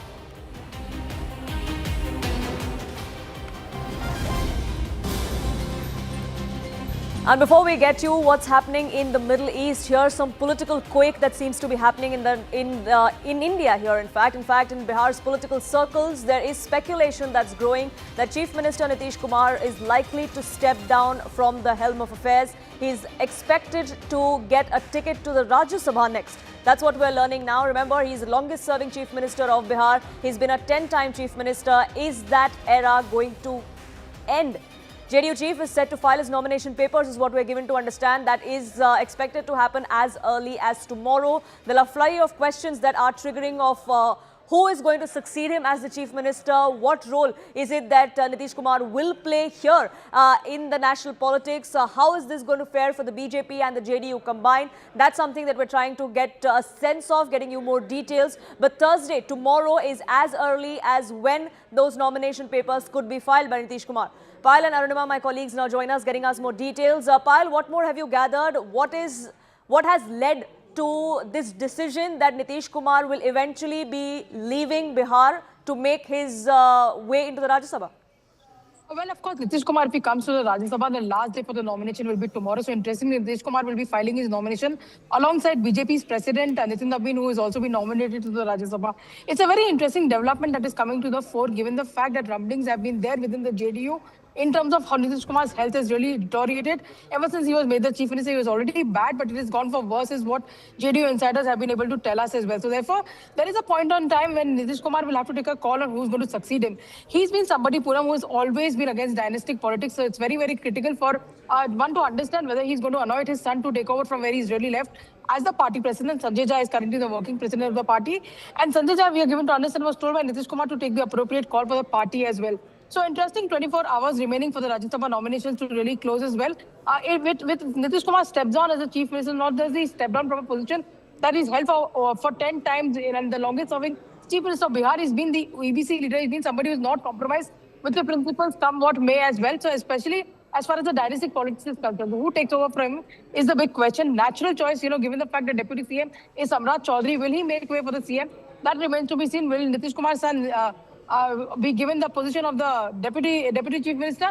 That is all going to be waiting. That's something that we'll have to wait and watch for some time to see how this really pans out. But yesterday, a big meeting of the BJP leadership did take place here in the national capital, where multiple people did meet and talk about the situation as well. So that is something unless we know it officially, we'll have to just wait and see what call Nitish Kumar and his party really take. Right, Payal, do stay on with us. The ball is going to be in the JDU's court, or is it really going to be, Arunima? Is that something that the BJP will now call the shots on as to who takes the mantle from Nitish Kumar? See, when the Bihar election campaigning was happening, if you recall, Bharatiya Janata Party took some time before it came out cleanly and said that nobody but Nitish Kumar will be their CM face. Home Minister Amit Shah had to make that clarification because the opposition was utilizing their previous statements where the BJP leadership was only willing to state that, the NDA is fighting elections under Nitish Kumar. That was being seized by opposition to say that Nitish will be removed once, NDA wins this Bihar assembly. And that had a sense of discomfort amongst Nitish supporters. I think Bharatiya Janata Party and JDU both acknowledge and accept that the massive mandate that NDA has seen in Bihar was in the name of Nitish Kumar. There was absolutely no anti-incumbency in his name. So 3 months after, that historic mandate, will it be politically prudent for Nitish Kumar to be replaced? That's challenge number one for NDA. But then those who are pushing for BJP to take over in the chief minister's post are also pointing out to the numbers. 89 seats for BJP, 85 for the JDU, when both sides contested equal number of seats. So if BJP has more seats, why should they not have the chief ministerial candidate? Is those who are pushing for a change are arguing. But I was speaking to some JDU leaders. It seems that the JDU is sharply divided. One section feels that in the interest of governance of Bihar, Nitish Kumar should allow a BJP candidate to take over. But there's another section which is vehemently opposed, pointing out exactly what I told you in the first point, that this mandate is for Nitish Kumar and therefore him stepping down does not make sense. Let him decide if his son Nishant should take over. Like Payal pointed out, not just Nitish Kumar, his old-time colleagues also are opposed to dynastic politics. They say if Nishant replaces Nitish at Helm of Affairs in JDU, how do you then criticize the Lalu Prasad Yadav, who has been criticized for exactly allowing Tejasvi and the other siblings to take over the RJD's mantle? So it's not going to be an easy call, but increasingly speculations are right that in the next half hour or so, around 6 p.m. today, perhaps we will see that political earthquake in Bihar. Right. Right, Payal and Arunima, thank you so much for getting us the latest on that front. We are shifting focus now to updates coming in as far as the war in the Middle East is concerned. There is more information that's now trickling in, and this is about a particular attack that seems to have come to the fore. Anand Narasimhan will be joining us, getting us more details of what exactly is transpiring there. But it looks like Iran has now targeted a NATO member, Turkey. Turkey shot down the Iranian missile as well. There's more information that's trickling in via our investigations editor, Manoj Gupta, as well. Anand, what more can you share with us? Well, there was an international fleet review that happened, that is the India Milan 2026. It was a multinational naval exercise, an international fleet review in Vizag in February. Now, after this Iranian frigate that took part in it was way out of Indian waters. It was in international waters, and it was returning to home via the standard westward routing south of Sri Lanka. And that's where this attack has happened. No side has actually claimed responsibility for this attack. So nobody knows who's sunk this, but they know it's a submarine attack. Nearly 100 people are feared dead, but the Sri Lankan Navy jumping in the moment there was an SOS call. We're given to understand that Bharat also sent across planes to try and take a recce of what has actually transpired and where it's transpired. But it was the Sri Lankan Navy that was one of the first responders, and they have been able to rescue about 32 people. Maybe from their accounts we would be able to know what exactly happened, but we are given to understand that this is a single underwater explosion causing a catastrophic hull breach, rapid flooding and sinking within minutes. The distress call came from this ship, this frigate, this warship, Iranian warship, between 5:08 and 5:30 a.m. this morning. So in a matter of 20-25 minutes, the damage inflicted on this frigate has been so heavy that the ship sank.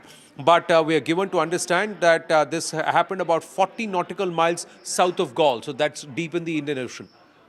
But given that it's now transpiring in the Indian Ocean as well, it's much closer home for India. How is India looking at all of this? Well, the war one can look at it as spreading very, very fast, very soon. But the other thing is that we can look at the objective of the US-Israeli epic fury.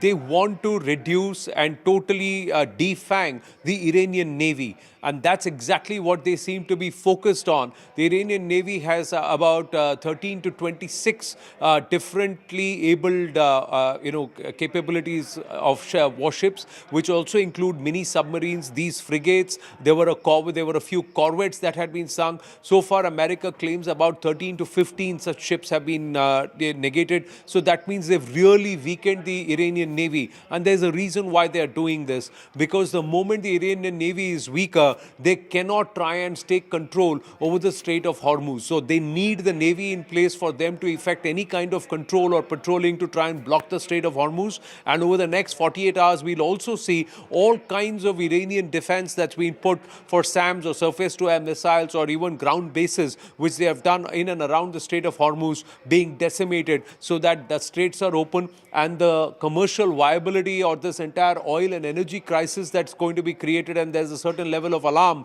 across the world, that is assuaged. Well, we'll have to look at how it spills over, for how long it lasts as well. But for the moment, Anand, thank you so much for getting us the latest on that. And like we've been talking about, it's day 5 of the war in the Middle East. For how long is there going to be this war that continues? For how long can Iran, the United States and Israel, the three stakeholders really, keep the pressure on each other? Because it's not just the three of them that are bearing the brunt anymore. There are several other stakeholders that are caught in the midst of this entire crisis, including Gulf. Now we have more information that's now trickling in. There's more breaking news that's coming in as well. But before we get to those inputs, here's a look at what has transpired so far.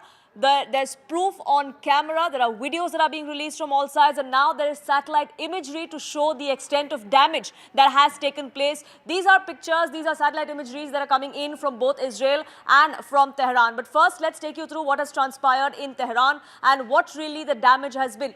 This that you see on your screens is a presidential complex in Tehran. This is what it looked like before. This is that dome which was the presidential palace. And here is the impact that you now see. This is the satellite imagery that you now see on CNN News 18, which goes on to show the kind of impact that has been created by that strike. The judiciary complex bears a similar look in Tehran as well. There is this image that came in from before the strike, and then you see that particular image. There are several parts from this image where you see all of those buildings intact, and then you look at this particular picture where there are several gaping holes, so to say.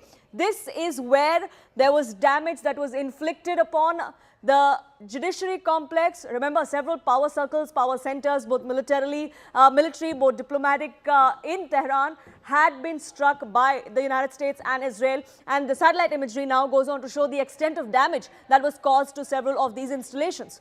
Let's get you some more breaking information that's now trickling in. What we're learning is that an Iranian ballistic missile is heading towards Turkish airspace, and that was shot down by NATO.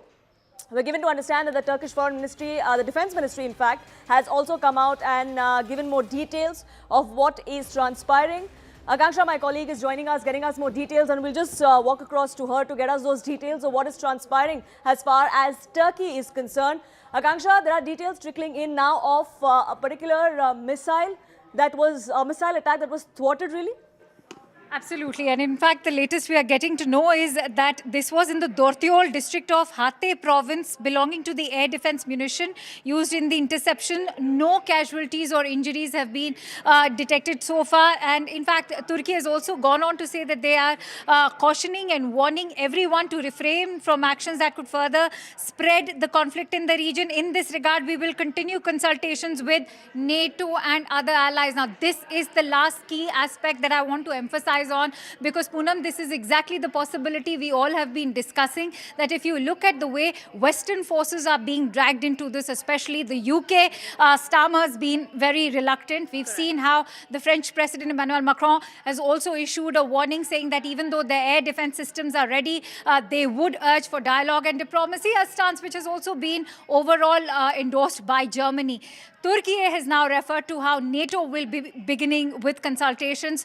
Let's hope better sense prevails and that these NATO forces prevail over the United States and urge them to, in fact, de-escalate this overall conflict, because we've been going through this map since morning. And if you look at the adjoining areas, Turkey could very well bear the impact of a spillover effect. Absolutely. A lot of other countries in that region have already faced the brunt. Whether Turkey is next, they are, of course, wary of what comes next. They would not want this war to drag on for any longer than it already has, even though the U.S. President, Mr. Donald Trump, seems to say that he is in it for the long haul and this war can continue for as long as it takes, for as long as they reach their end game in Iran. What comes next in the region? What comes next for these stakeholders? We'll decode all of that here on CNN News 18. But for now, it's time for a quick pause.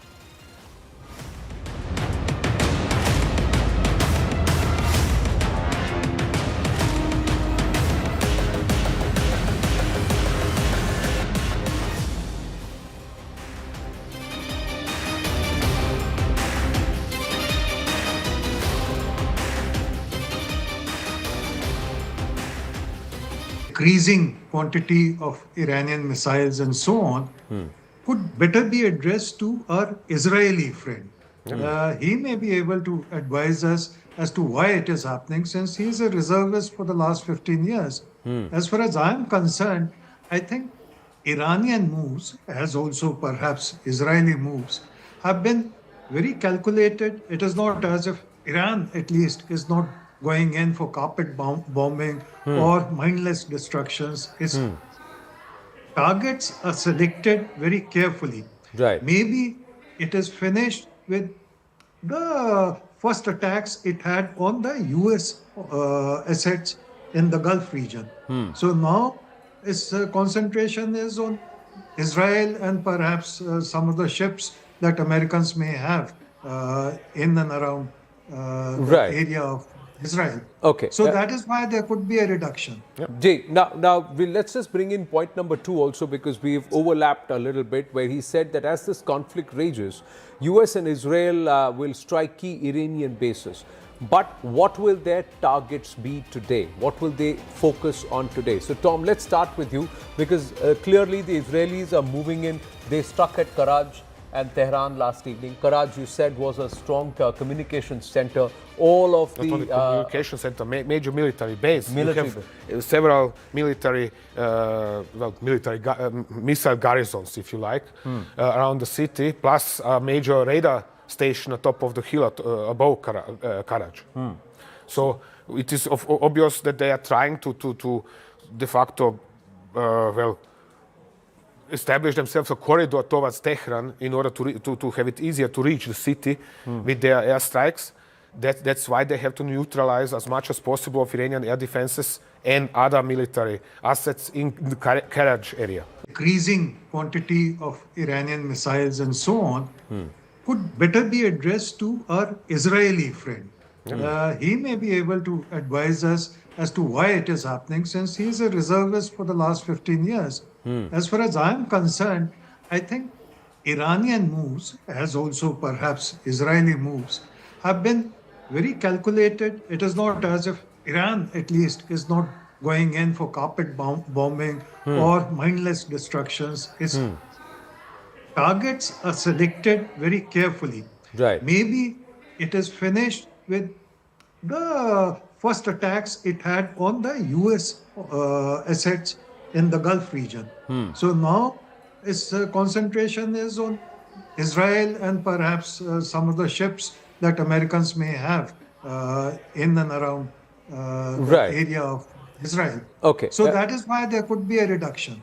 Jay, now let's just bring in point number 2 also, because we've overlapped a little bit, where he said that as this conflict rages, U.S. and Israel will strike key Iranian bases. But what will their targets be today? What will they focus on today? So Tom, let's start with you, because clearly the Israelis are moving in. They struck at Karaj and Tehran last evening. Karaj, you said, was a strong communications center. All of Not only the communication center, major military base. Military You have several military, missile garrisons, if you like, around the city, plus a major radar station on top of the hill above Karaj. So it is obvious that they are trying to de facto, establish themselves a corridor towards Tehran in order to have it easier to reach the city with their airstrikes. That's why they have to neutralize as much as possible of Iranian air defenses and other military assets in the Karaj area. Increasing quantity of Iranian missiles and so on could better be addressed to our Israeli friend.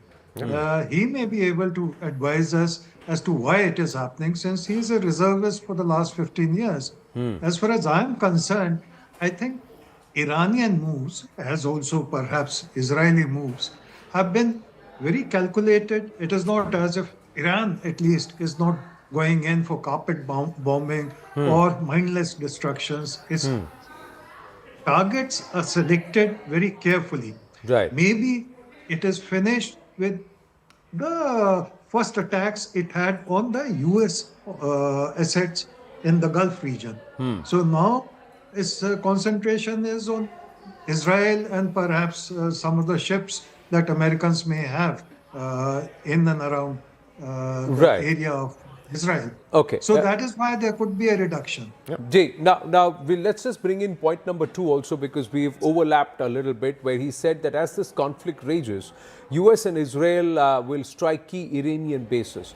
But what will their targets be today? What will they focus on today? So Tom, let's start with you, because clearly the Israelis are moving in. They struck at Karaj and Tehran last evening. Karaj, you said, was a strong communications center. All of Not only the communication center, major military base. Military You have several military,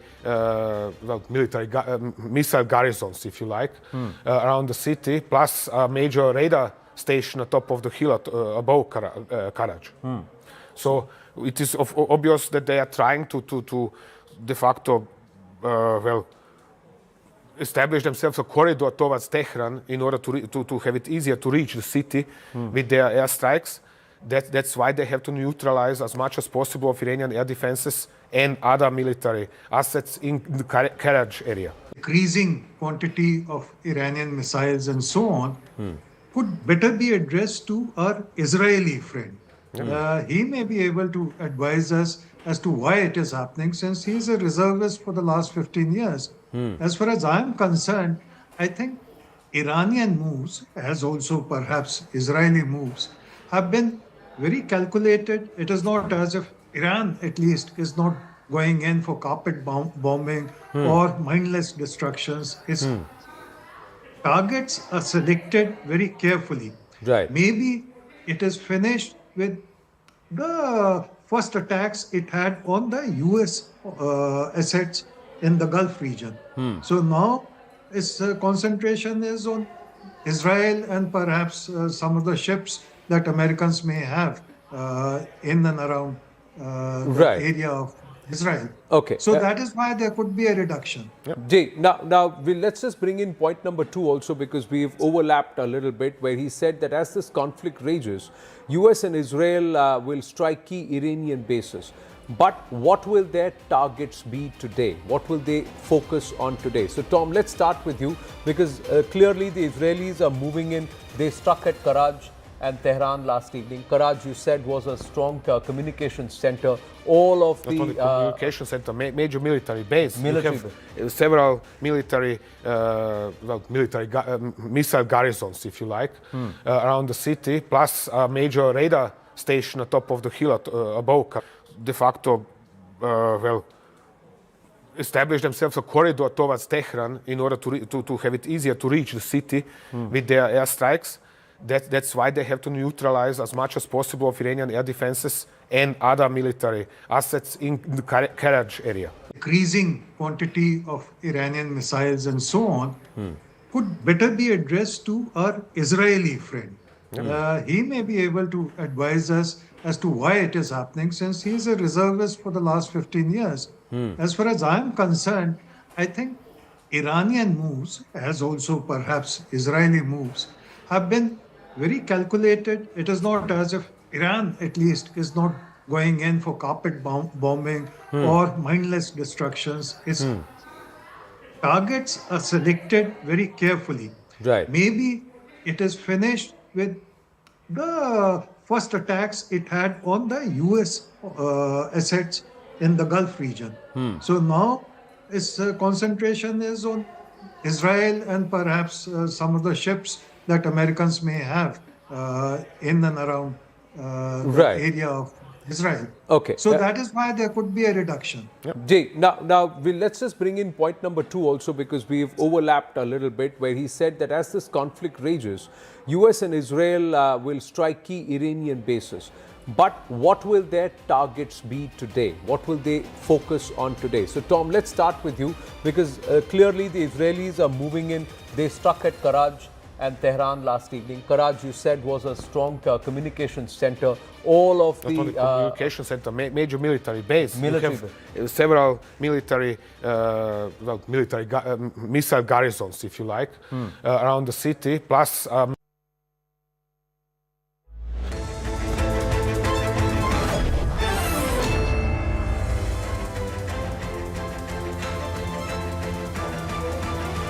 Hey there, you're watching Plain Speak. I'm Akanksha Swaroop. Let's quickly bring you the developments fresh at 6 p.m. This is part of our live and rolling coverage on the war in Iran. Let's get started. Multiple strikes jolt Tehran as U.S. and Israeli forces crippled different parts of Tehran, which were targeted by U.S.-Israeli forces. Israel has used precision bombs to target Iranian defenses. Iran strikes U.S. military communications, radar and satellite infrastructure across Middle East. Satellite imagery is already showing bases in Bahrain, Kuwait, Saudi Arabia and UAE all have been damaged. Trump administration is all set to host top U.S. defense contractors at the White House on 6th of March to press for faster weapons production. This as the Pentagon moves to rebuild stockpiles drained by recent strikes on Iran and other military operations. Iran's clerical assembly of experts has reportedly chosen Mujtaba Khomeini, son of the late Ali Khomeini, as the next supreme leader or the Ayatollah under reported pressure from the Revolutionary Guards Corps. Mass mourning reported in Leh in India after the death of Iran's supreme leader Ayatollah Ali Khomeini. Intelligence agencies have raised serious red flags over foreign radical elements now operating in India. Amid escalating geopolitical tensions, Indian markets are plunging as Sensex has dropped by over 1,750 points and Nifty is falling by 530. This while the rupee sinks 66 paise to an all-time low of 92.15 versus the US dollar.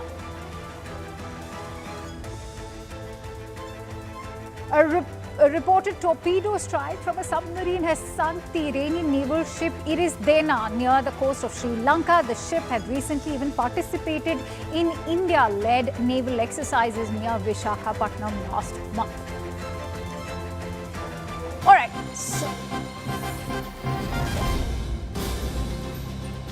Let's get you some more action-packed stories. This is a super exclusive ground report by CNN News 18 Sanjay Suri from Tel Aviv. And in fact, there's one also coming in from Rifat Abdullah, who's currently stationed in Jerusalem. Remember, CNN News 18 is the only channel which is bringing you the first from the ground level as far as Israel is concerned. Let's play out both these ground reports for you. Well, here goes the siren again. A ballistic missile detected on its way here. Probably a good time to step into a shelter.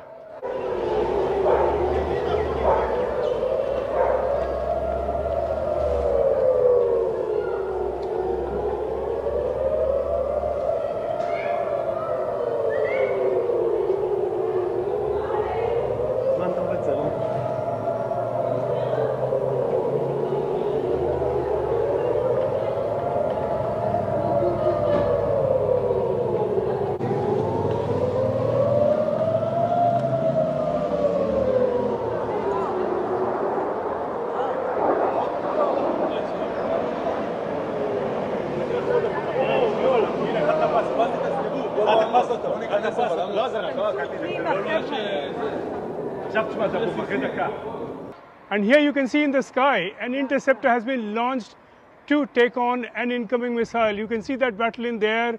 You can hear the sounds coming in now. Big bangs coming in from the sky. हम इस वक्त north east Jerusalem में हैं। अभी अभी siren बज गई है और लोग यहाँ पे जमा हो रहे हैं। अगर एक और सायरन बजती है तो लोग यहाँ पे अंडरग्राउंड बंकर्स में जाएंगे। आप देख सकते हैं कि इर्द गिर्द लोगों ने गाड़ियाँ खड़ी कर दी हैं और रुक गए हैं और अब वेट कर रहे हैं। अगर एक और सायरन बजती है तो सारे लोग जो है वो यहाँ पे अंडरग्राउंड बंकर्स में जाएंगे। तो लगातार सायरन्स बज रही, ईरान की तरफ से लगातार अटैक्स किए जा रहे हैं और दूसरी तरफ से हिजबुल्ला भी कोशिश कर रहा है इसराइल को निशाना बनाने की। हालांकि इसराइल की तरफ से लगातार हिजबुल्ला को भी निशाना बनाया जा रहा है। तो फिलहाल यहाँ पे इस वक्त ये जो वार्निंग है वो आ गई है, लेकिन अभी अगर एक और सायरन बजती है तो उसके बाद यहाँ पे ये सारे लोग जो इर्द गिर्द हैं ये बंकरों में जाएंगे अपने आप को बचाने के लिए। Rifat Abdullah, news 18 India, Israel. अभी अभी जो यहाँ पे सायरन बजी है उसके बाद धमाके जोरदार हुए, या तो इंटरसेप्ट किया गया मिसाइल्स को जो लगातार ईरान की तरफ से अटैक किया जा रहा है, और अब हम देख रहे हैं इर्द गिर्द जो हैं वो एम्बुलेंसेस की आवाज़ सुनाई दी जा रही है। हो सकता है कि कहीं पे मिसाइल गिरा हो, ये अभी क्लियर नहीं हो पाया है कि आखिर ये धमाके किस चीज़ के हुए, लेकिन ज़ोरदार धमाके हुए। या तो आसमान में उन मिसाइल्स को इंटरसेप्ट किया गया या कहीं पे वो कोई मिसाइल या रॉकेट जो है टारगेट पे लगा होगा। तो फिलहाल यहाँ पर जो ही सायरन बजी तो सारे लोग जो थे, मैं इस वक्त जेरूसलम में हूँ, और सारे लोग जो हैं अंडरग्राउंड बंकर्स में गए थे, जो बॉम्ब शेल्टर हैं उनमें गए थे, और अब धीरे धीरे वो वापस निकल रहे हैं, क्योंकि जो सायरन दी गई थी या जो वार्निंग दी गई थी उसके बाद हमला हुआ है, और या तो उस जो अटैक हुआ उसको इंटरसेप्ट करने के लिए ये आप सुन सकते हैं यहाँ पे आवाज़ एम्बुलेंस की। यहाँ पे मैं देख पा रहा हूँ 2-3 एम्बुलेंसेस जो हैं अभी अभी यहाँ से गई, और इस वक्त एम्बुलेंसेस की सायरन हर तरफ से बज रही है। तो उसका मतलब है कि शायद हो सकता है कि यहाँ पे कहीं पे जो है नज़दीक ही ये अटैक करने की कोशिश की गई हो, और अब अभी डिटेल्स जो हैं वो सामने नहीं आई है, लेकिन ये आप देख सकते हैं कि किस तरीके से यहाँ पे ये एम्बुलेंसेस जो हैं इर्द गिर्द घूम रही हैं इस वार्निंग और इस धमाके के बाद। ज़ोरदार धमाके हुए। Right, so CNN News 18 is the only channel to be getting you ground reports from two power centers in Israel, Tel Aviv and Jerusalem. Now, force cannot truly solve problems. Instead, it will bring new problems and serious long-term consequences. Those have been the words of China's Foreign Minister Wang Yi as he dialed his Israeli counterpart Gideon Saar on Tuesday. He reminded the Israeli Foreign Minister that the attack on Iran came as negotiations between Washington and Tehran had already made significant progress, and that included addressing Israel's own security concerns. This as confirmed by China's foreign ministry in a statement. In fact, Russia and China have criticized the U.S. and Israeli attacks on Iran. This with Moscow also saying it had seen no evidence that Tehran was developing nuclear weapons, and Beijing even demanding an immediate halt to the joint attacks. China is already bracing for the full economic impact of the U.S. and Israel war with Iran. We all know that China's own energy supplies are severely disrupted, and this is perhaps one reason why the dragon is now spitting fire. Also remember, China is the largest importer of energy in the world, and the disruption to its oil imports caused by this conflict is indeed a potential Achilles heel for Beijing. That too, just weeks before President Donald Trump's highly anticipated state visit to China.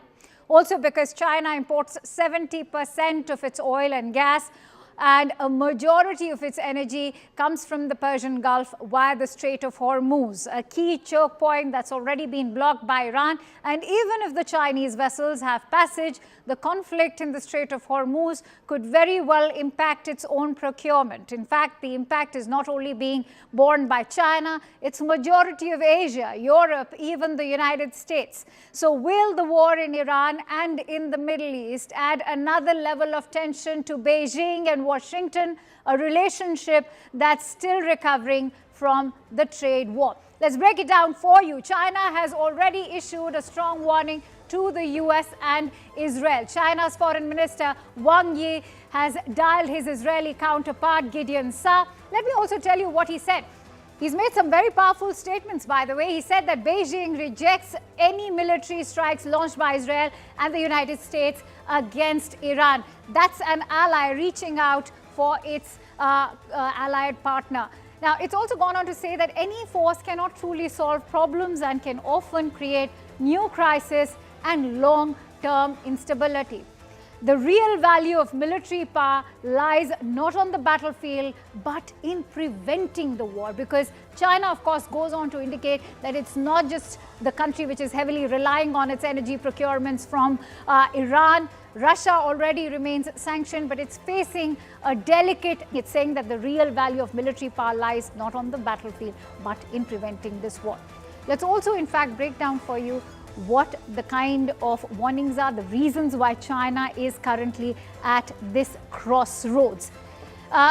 It's also a major war. It's going to weaken Beijing's own superpower image. This because remember, Beijing had significant clout in West Asia.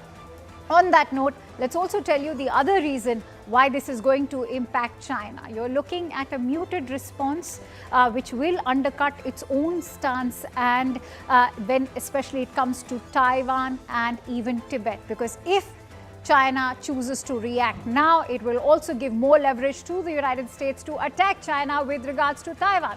It's also unchecked intervention in Asia, which is going to set a narrative that China is currently fearing, because so far in West Asia, it was China actually holding that key bargaining chip over here. Inconsistency abroad will also weaken its own domestic position, especially when it comes to Tibet and Xinjiang, because remember, there are already human rights violation stories that are doing the rounds, and the US currently holds a lot of power over Xinjiang, especially when it comes to actually superseding China. Energy security and road corridors are also making neutrality costly, and this is a reason which is not just being given for China. You're looking at a lot of Asian countries, Europe, and even the US. Inaction is also going to risk denting China's own influence as a Western counterweight, and that is why China is extremely rattled, even though remember, their own vessels were receiving passage so far, but everybody has been talking about for how long will they be able to depend on that safe passage that the Chinese vessels have been receiving as far as the Strait of Hormuz is concerned, given that the conflict has indeed moved to the Strait of Hormuz. On that note, let's in fact quickly go across to my first guest. I'm joined in by Oren Marmorstein, who is the spokesperson of Israel's Ministry of Foreign Affairs. Many thanks to you, Oren, for joining in. On that note, I'm just going to come back to you. I'm getting in some information which I must take as of now. Breaking inputs coming in. This says Qatar has declared force majeure, further to the announcements made by Qatar Energy to stop production of liquefied natural gas and associated products. Qatar Energy has now declared a force majeure to its affected buyers. Qatar Energy values its relationships with all of its stakeholders. That's a statement that's coming in from Qatar, and will continue to communicate the latest available information. That certainly could spell more trouble for India. Let's quickly take that forward with Anand. Anand, given that India happens to be one of the largest buyers of LNG from Qatar, what could this mean for India? Well, it's not just Qatar or India which is the largest buyer. Qatar supplies nearly 20% of the world's LNG requirements, and that's a big jolt to a lot of nations. But if this force majeure clause has been invoked by Qatar and it's stopped all LNG production, it's because there is clear and present threat from Iranian ballistic missiles that its facilities could be disrupted and attacked, and that could have a long-term energy impact. And they're rather hedging their losses and of course curbing their losses and saying let's shut down production so that we don't invite any kind of Iranian firepower. And at least when things normalize, or perhaps when there is a certain level of control over what Iran could do, then they could start production again. Most nations do have a few weeks of stock in terms of the LNG produce and what they have sourced. But will this have perhaps an impact in the near term on nations, including Bharat? Yes, it will. In fact, even now, even as we speak, Akanksha, the threat is so real that another tanker near the ports of Oman around the Strait of Hormuz has been hit by a projectile. Now, what's the extent of damage? We don't know, but clearly any kind of commercial fare in that region is being targeted by the Iranians, who and this many strategists believe is actually a survival tactic. This is desperation and a survival methodology that the Iranians are putting into play, and for that, and that's the reason why Qatar, which is very close to their firing ground, has decided to shut down Qatar Energy its All right. LNG production facilities. Back to you. Many thanks to you, Anand, for bringing us all those extensive details to that news story. Oren Marmorstein continues to stay with us on the broadcast. Many thanks to you, Oren, for joining in. Can you share with us the latest information as far as the impact on Tel Aviv and Jerusalem? You must have seen the reports that we are bringing from the ground level. It does seem like the situation remains on tenterhooks. Thank you, Akasha. It's good to be with you on the show. Yes, we are under attack. Yes, there are missiles, ballistic missiles being fired at, and they are aiming those missiles. The Iranian regime is aiming those missiles towards civilian centers, towards civilians. And that's, by the way, the entire difference, or one of the differences between Israel and the Iranian regime. They are aiming to kill as many civilians as possible. And by the way, we might run into some alarms during this show, but I would tell you this. I saw this headline going in your broadcasting, panic. There is no panic. There is no panic. The people in Israel, the civilians, and everyone are resilient. We are resilient. We know that this job must be done.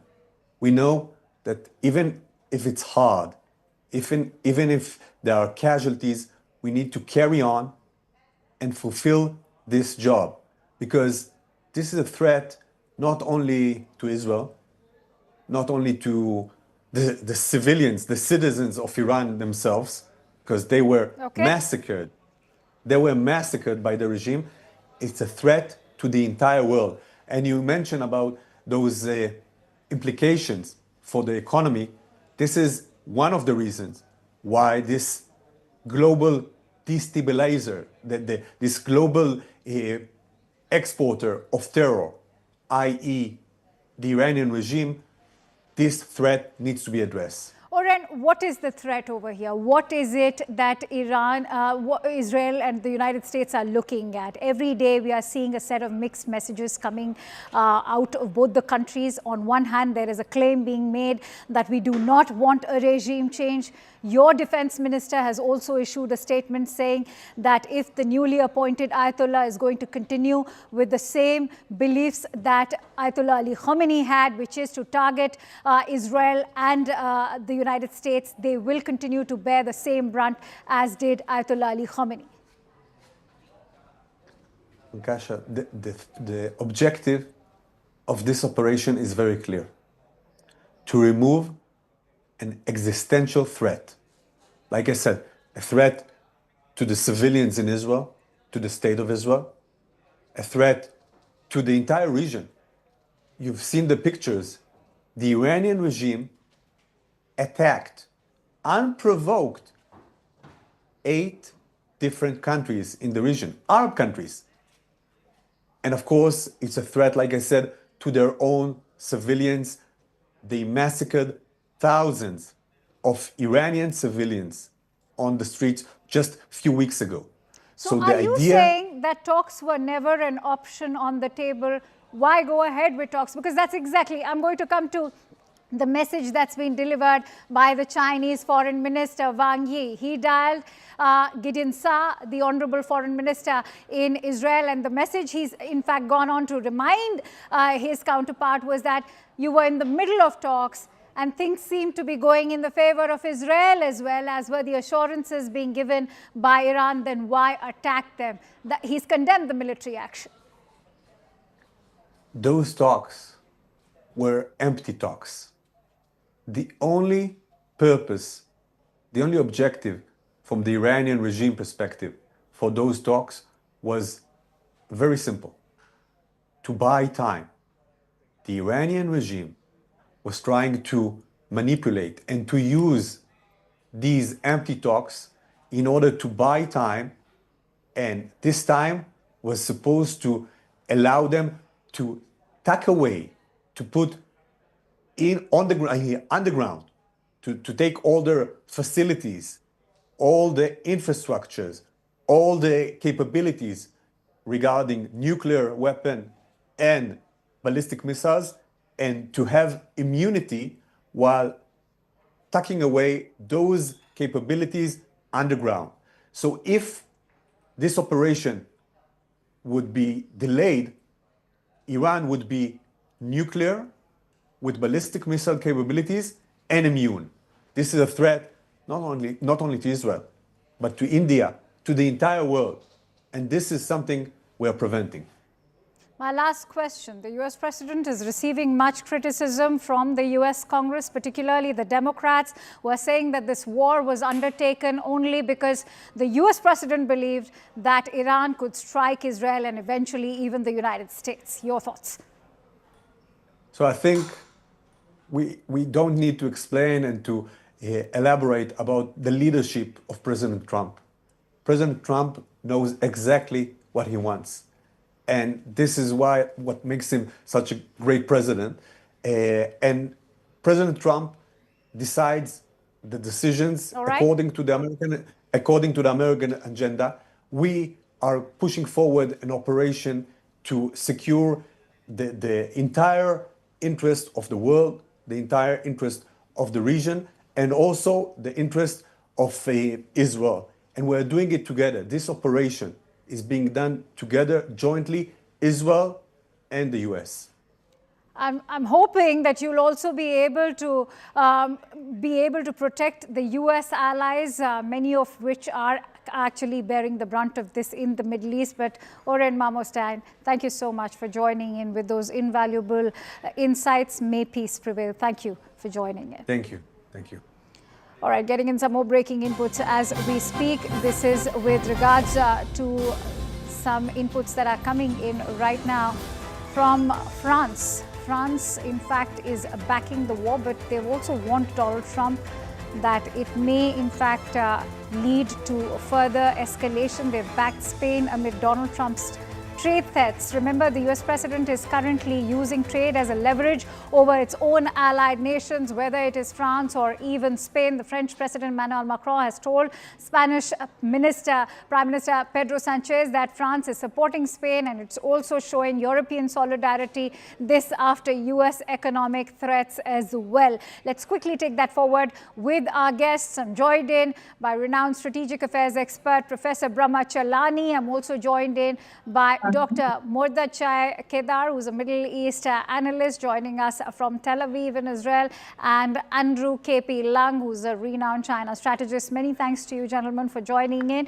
Professor Chalani, if I could bring you in on this divide that we are seeing in the voices that are coming in from Israel and the United States on one hand, and then you have the other European voices like France, Germany, even the UK, and the latest to join in the chorus is Spain. Well, the truth is that even within the U.S., Trump is facing questions about why he launched this war.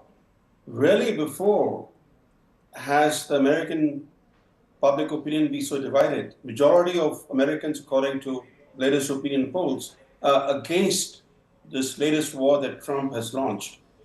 In the past, whenever the U.S. has launched a war, and the U.S. has a record of having waged many wars in the last 50 years, but the normal practice in the past was that when the U.S. began a war, different factions in the U.S. would unite and back the government. But this time, from the word go, we are seeing open dissent. So when the U.S. itself is so divided, it's only normal that NATO would be divided, that international opinion would be divided. Certainly in the global south, there are not many takers for the American argument or justification that Trump administration is offering. In fact, the Trump administration's justification for the war keeps changing almost every day. Trump has no plan, no end state of the war. He launched the war, but he cannot control the trajectory of the war because now Iran is seeking revenge for the killing of its supreme leader. So neither can Trump control the trajectory of the war, nor can Iran control the trajectory of the war. So we are now in an escalation spiral, and nobody can say when this war will end. Sure. Andrew KP Lang, I want to quickly bring you in on the way this war is impacting even the countries that are not involved, not just your country, but majority of Asia, even European nations and Latin America as well. But let's talk about what this will mean for China, given that majority of your energy supplies are exported. Well, first of all, on the question of energy, of course, China is the country most dependent on the import of energy, but that's the overall situation.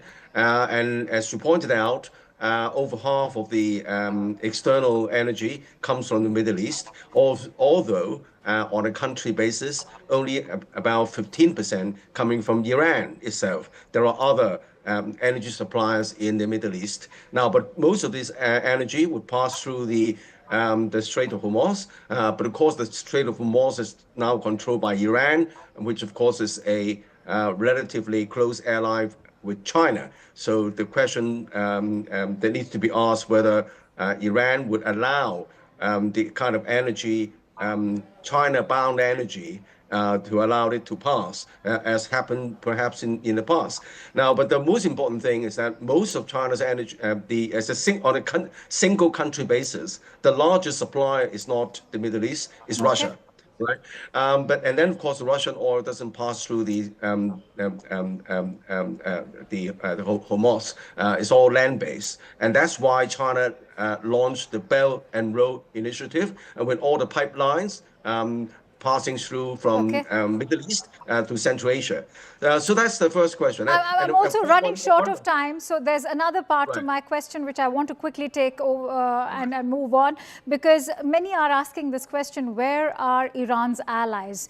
As a time-tested ally which has had bilateral ties with Iran for over 4 decades, is just a phone call from your foreign minister over to his Israeli counterpart going to suffice?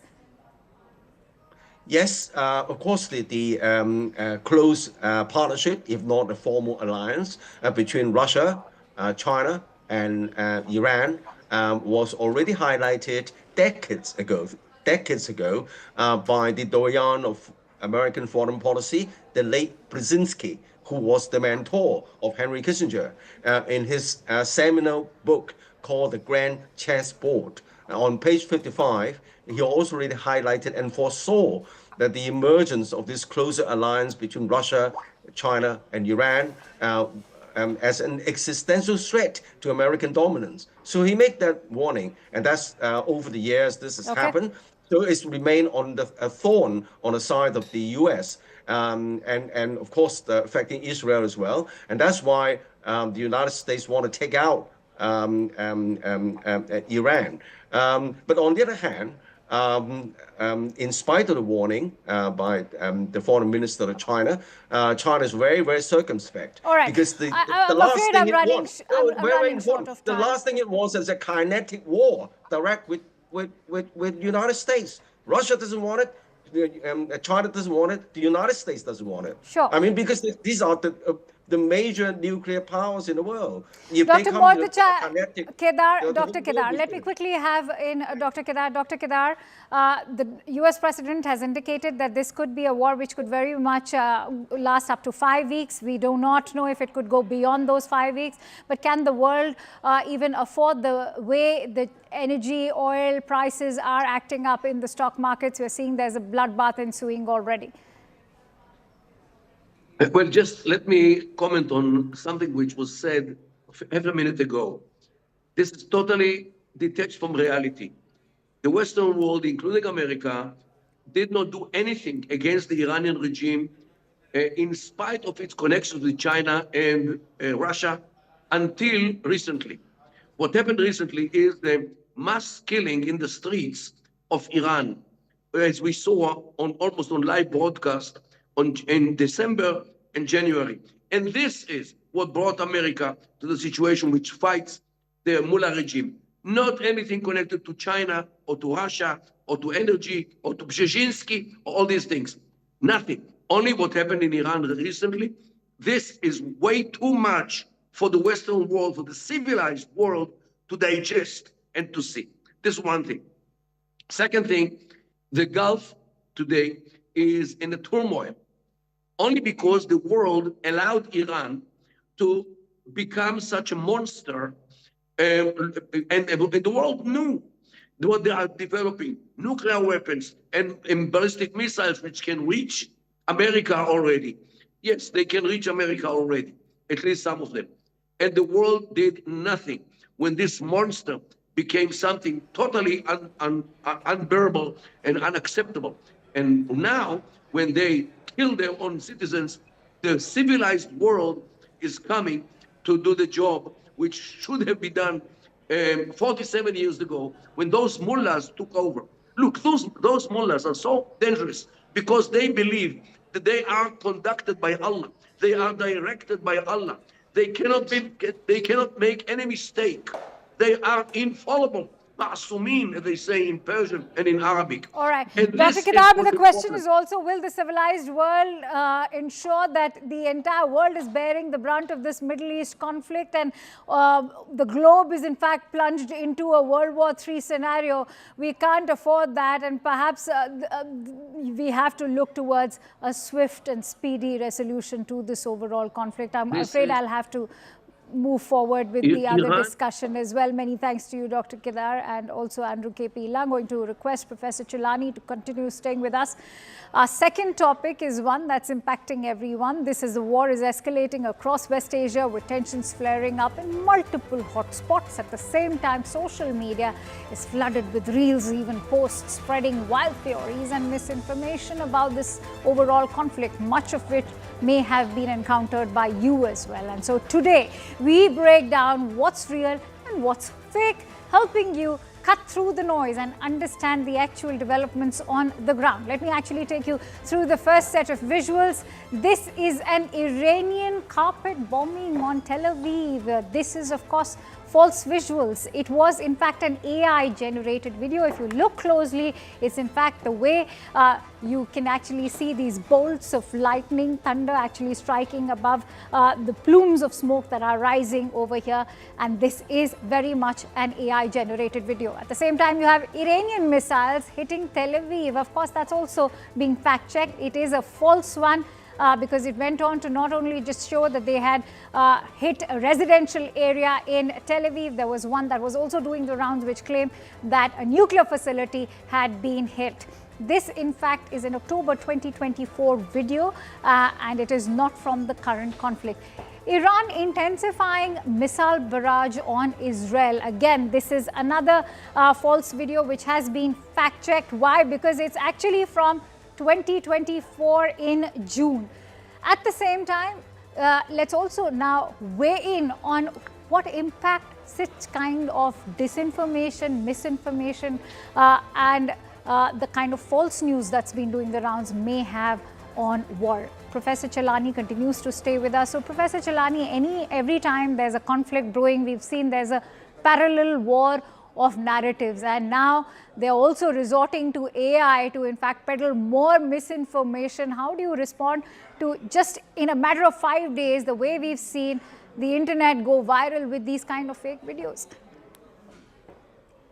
You raise a good question, Akansha. Narrative control is part of any war, and the West always focuses on controlling and shaping the narrative. But with the spread of technology, even the weaker side is able to shape the narrative. And for example, the killing of these school girls in Iran provided Iran an opportunity to shape its own narrative as the country that is the victim of quote-unquote unprovoked aggression. So both sides are doing it. Both sides are using AI to generate, to push the narrative. The issue is that in any war, the fog of war prevents accurate reporting, accurate assessments. So whatever information that comes out needs to be consumed with great caution, because we can't rely entirely on information, on assessments of damage or lack of damage, for example, each side will try to cover the extent of damage it is suffering. For example, in the 12-day Israel-Iran war, the Israeli side did very, very well in shielding the damage Israel was suffering from Iranian ballistic missile and drone launches. So it was only after the war that the world managed to see some of the damage in Israel. So similarly today, Israel and the U.S. are going to downplay the extent of the damage being inflicted by Iran's missile and drone strikes. As far as Iran is concerned, there aren't reporters on the ground in most places, not even in Tehran properly. So much of the information about destruction in Iran relies on satellite reconnaissance data. Okay, I'm afraid we'll have to quickly toss over to Rahul Shankar, who's joining me from the studios right now, and he has an eminent guest with him. Yes, Rahul, it's over to you.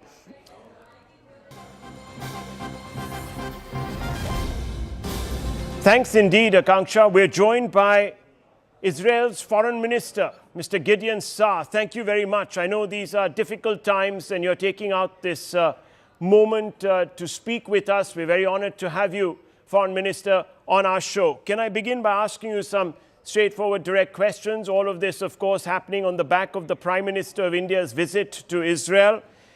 The Prime Minister has publicly affirmed Israel's right to defend itself.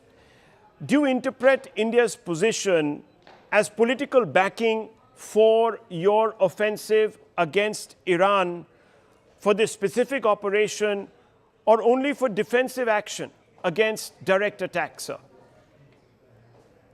First of all, we deeply appreciate the friendship with India, with Prime Minister Modi, but it's Prime Minister Modi and Dr. Jaishankar as Foreign Minister who will speak publicly on behalf of India. I'm speaking on behalf of the State of Israel.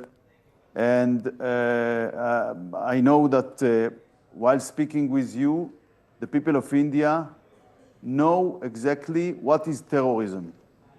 And when we are speaking about Iran, we are speaking about the #1 exporter of the world of terrorism, the #1 finance support for terrorism. So it is a crucial battle against terrorism to create a safer and a more stable Middle East. Mr. Saar, when Prime Minister Modi visited Israel last week, was he briefed, even in broad terms, about the imminent operation that was being conducted by Israel and the United States? And one other small question associated with that. I know that I must ask you this because it is important in the context. Do you believe that he wanted to play some sort of a mediatory role? Did you ask him to do so? Again, I believe that questions to Prime Minister Modi should be addressed directly to him. I don't want to speak on his behalf, but I just wanted to make it clear. Prime Minister Modi had a great and successful visit in Israel. The love of the people of Israel, the parliament, the Knesset of Israel, and the government to him was shown very explicitly. But I want to emphasize the fact that the decision to go to the operation was taken by our security cabinet early Saturday morning while Prime Minister Modi left Israel on Thursday. So even if we wanted to, we couldn't brief him on that while he was visiting Israel. China says, and I know that you have got a statement also on this, China says negotiations between Washington and Tehran were making progress. Significant progress is the exact word they've used. And even factoring in Israeli concerns. This is what China says. If diplomacy was advancing, do you think that the strikes were needed, sir? Could more time have been given for diplomacy? Well, the Americans gave time to diplomacy as much as they did it before the June operation. But unfortunately, Iran refused for the demands for zero enrichment and to take out the materials, enriched materials from Iran, and also refused to deal at all with regard to their long-range ballistic missiles program and to their terror proxies in the Middle East. Actually, there are already terror states, the Houthis, Hezbollah, Hamas. So the Americans themselves recognize that the Iranians are trying to waste time. They are not interested in solving these issues, but to waste time, to gain time. And finally, while we understood that their intention is to very soon take all the nuclear program, substantial and relevant elements to a very deep underground facility, we understood we must act, because if they would have done so, and it was a matter of a short time until they would do so, they were immune. You couldn't strike this facility from by any air force because it is too deep underneath the ground. So we needed to act, and we needed to act now. Of course, if we could have achieved things by diplomacy, the Americans always preferred that, but unfortunately, the Iranians were not a good partner for that. Now, Minister, Trump says it was a preemptive strike because the Ayatollah wanted to get me, but I got him first. These were his words. So what was it really? Do you believe that the Ayatollah had planned an assassination strike on Trump and it was imminent? First of all, there was an attempt by Iran to assassinate President Trump in the past, as you know. And secondly, in terms of preemptive, I also deal with what they intended to do. Because if they would have got nuclear weapons, they would clearly feel immune, and they would feel they can do everything without a proper retaliation from the international community. And that was too bad, because as you see now in the Gulf states, you see that they already attacked some 8 countries which hadn't done anything to them, including Qatar and the Emirates and the Saudis and so on. And also Cyprus was hit. I don't know if by Iran itself or by their proxy, the Hezbollah. But eventually, Iran is dangerous to all its neighbors in the Middle East. And as we saw last January, they are also very dangerous to them, to the Iranian people themselves, which they butchered by thousands and thousands and thousands when they try to protest there. So it is a very dangerous regime. This regime should change for the benefit and for the stability and peace of the Middle East and much beyond the Middle East. A top newspaper has come out and said that you were able to wipe out the Ayatollah and his inner circle in one go because you were actually tracking traffic cameras. You had somehow managed to get into the traffic cameras, so you knew exactly where he was. Can you confirm that? Was that exactly how this happened? No, sorry, I will not refer to that, and I will not refer to anything right or wrong, which is operational. We have a good intelligence and good Air Force. This is something that I can confirm. Well, it was excellent intelligence because you managed to take him out and most of the leadership. So, well, congratulations, because that was I want to make it clear, everyone who is ordering attacks against Israel, terror against Israel, and in the case of this regime, they prepare the elimination of Israel, will not be safe anywhere, because we will not wait until they will do what they plan to do. We will get them first. Well, that was an audacious strike, no doubt. That was, of course, your objective. Is Israel's objective capability degradation, or is it regime change, sir? I want to explain that. Our wish, our goal is to remove for the long run, for a long term, not for a few months or a year, the existential threats from Iran. But we realize, and we learned it, that it is probably impossible to achieve it with the current regime in Iran. And we don't want to go to a new war every year. So this is why it is probably essential to have a regime change in Iran. This regime change can happen during the campaign, or it can happen after the campaign. But the most important thing is to create the conditions for the people of Iran, which we saw how they fought bravely for their freedom. And it is true, we cannot do it. The Iranian people would do it. But also it is true that without an external help, the Iranian people will not be able to do it. They will simply be butchered, as we saw in the recent past and in other cases in the past. Well, you fought a war with Iran last year, and that ended in 12 days. The regime stayed on in place, and it also, as you know, and you've just said yourself, was managed to put down the protests against it. So I want to ask you, can there be regime change without boots on the ground, sir? It's a good question. Eventually, in the previous war last June, our goal was not a regime change. It was limited then on June to significantly harm the nuclear program and the ballistic missiles program, and we were successful with the objectives we put to ourselves.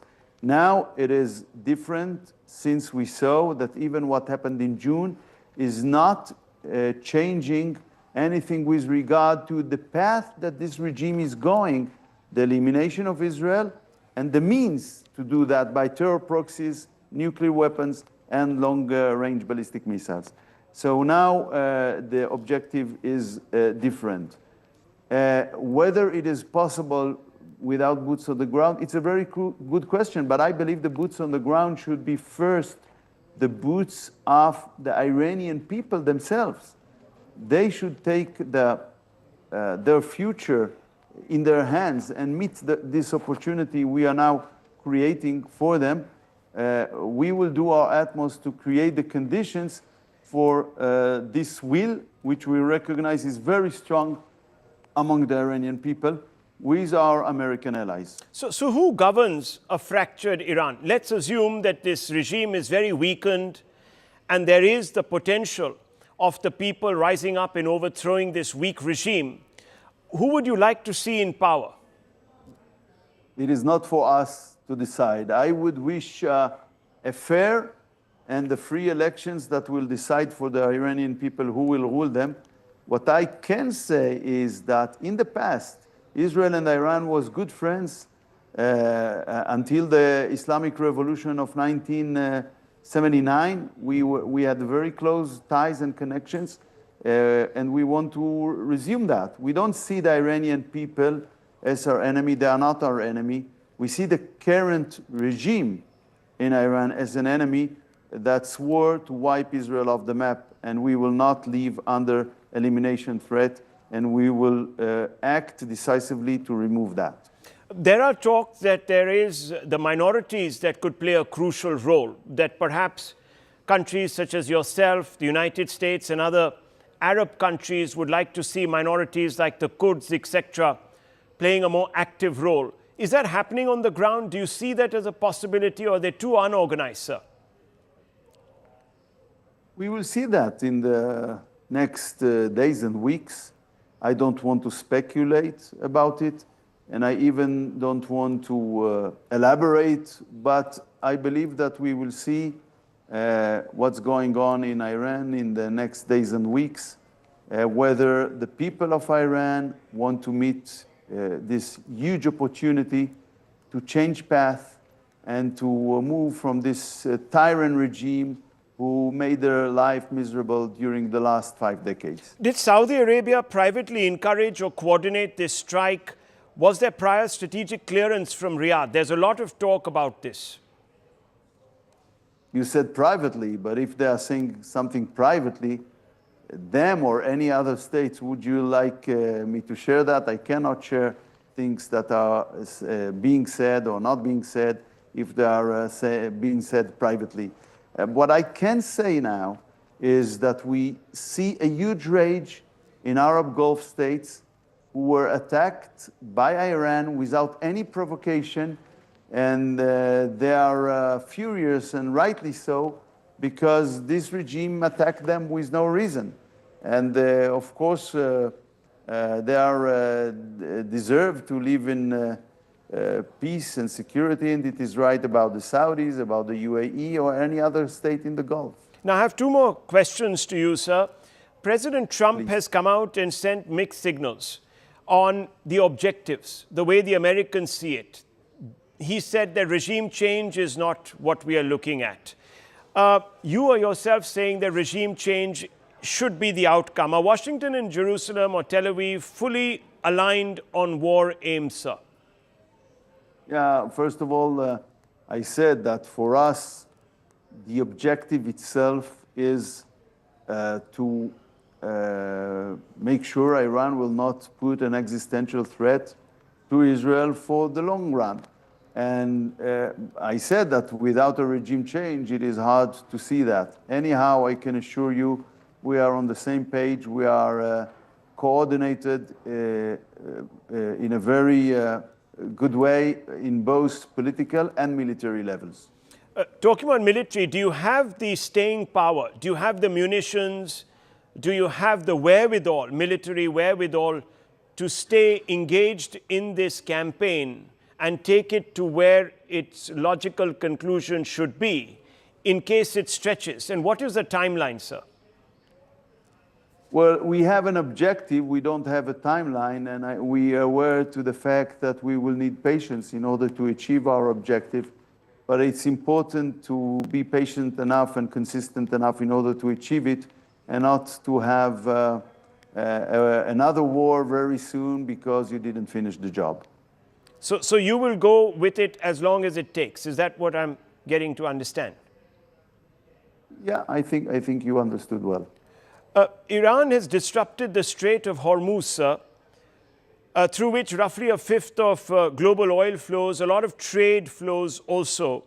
Is Israel going to join the United States in providing a security umbrella to cargo ships?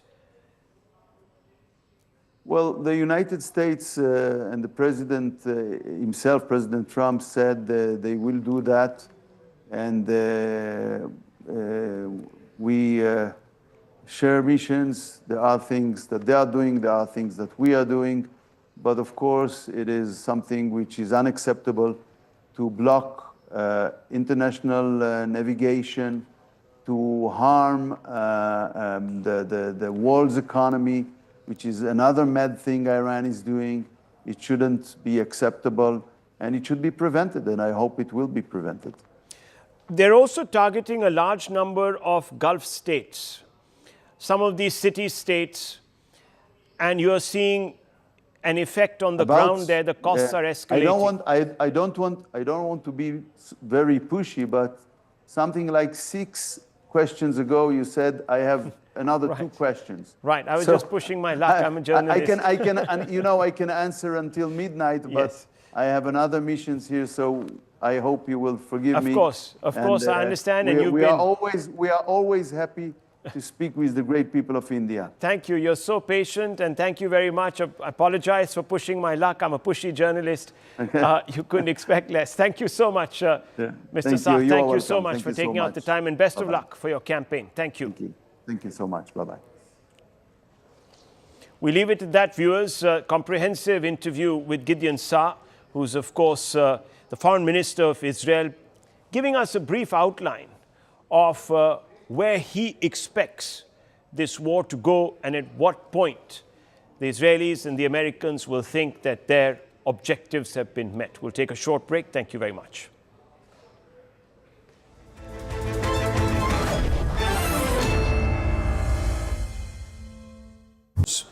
To try and put pressure on, in fact, the Israelis and the Americans. You've got more updates. More updates which are coming in. Fresh Iran strikes on the Saudi Aramco refinery, ladies and gentlemen. Oil refinery site has been targeted once again. The second strike on the refinery in the last 3 days. This will send shockwaves across the energy markets once again as the oil infrastructure in Saudi Arabia has been targeted. But another big news that's coming in. We don't have pictures of that, right. do we? We don't have pictures. We'll try to get those, Rahul will try to get those visuals. But this is the big update that's coming in the neighborhood. In our neighborhood, big updates which are coming in. A submarine attack on an Iranian ship is what we are learning. An Iranian ship was targeted near the Sri Lankan coast.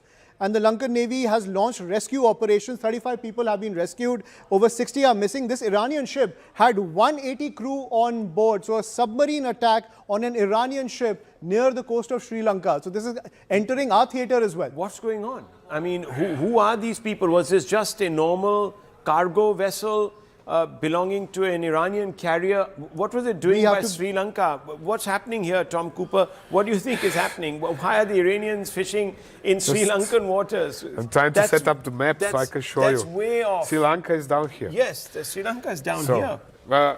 Every ship of every possible nation has the right to travel along the sea. That's not a problem. True. So the question is now who has attacked this ship? And what was it carrying? Was it carrying material from China? I don't know. We don't know the why name would of the it have been ship or attacked. something Do we else. have any details? Right, we'll try to get some more details, but these are the updates which are coming in. But it's very interesting to see that the Naval Force of the Revolutionary Guard has destroyed the American strategic radar FPS-132 in West Asia in Qatar. This has happened at dawn today. So we can see an escalation of the operations in that region. But it's very concerning if these operations are also spreading over to the Indian Ocean. So do we know? They're claiming the destruction of this radar since the first day.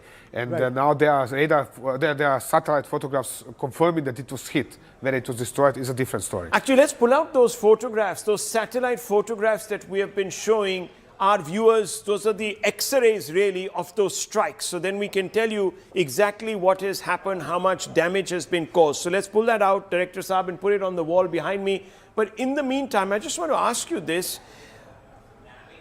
What and who has targeted this Iranian vessel? Do we know? Who targeted Sri Lanka, given the situation in the Middle East, is something that will send alarm across the Indian intelligence as well as security. It's now also freeing Iran to retaliate in fashion. And it still has submarines. This Iranian ship had 180 crew on board, 35 people have been rescued. The Lankan Navy has launched those rescue operations. We'll get more details as more and more updates coming in on this. I've been reading about that, but there's such little clarity on what went down there, because why would somebody target a vessel with 180 people?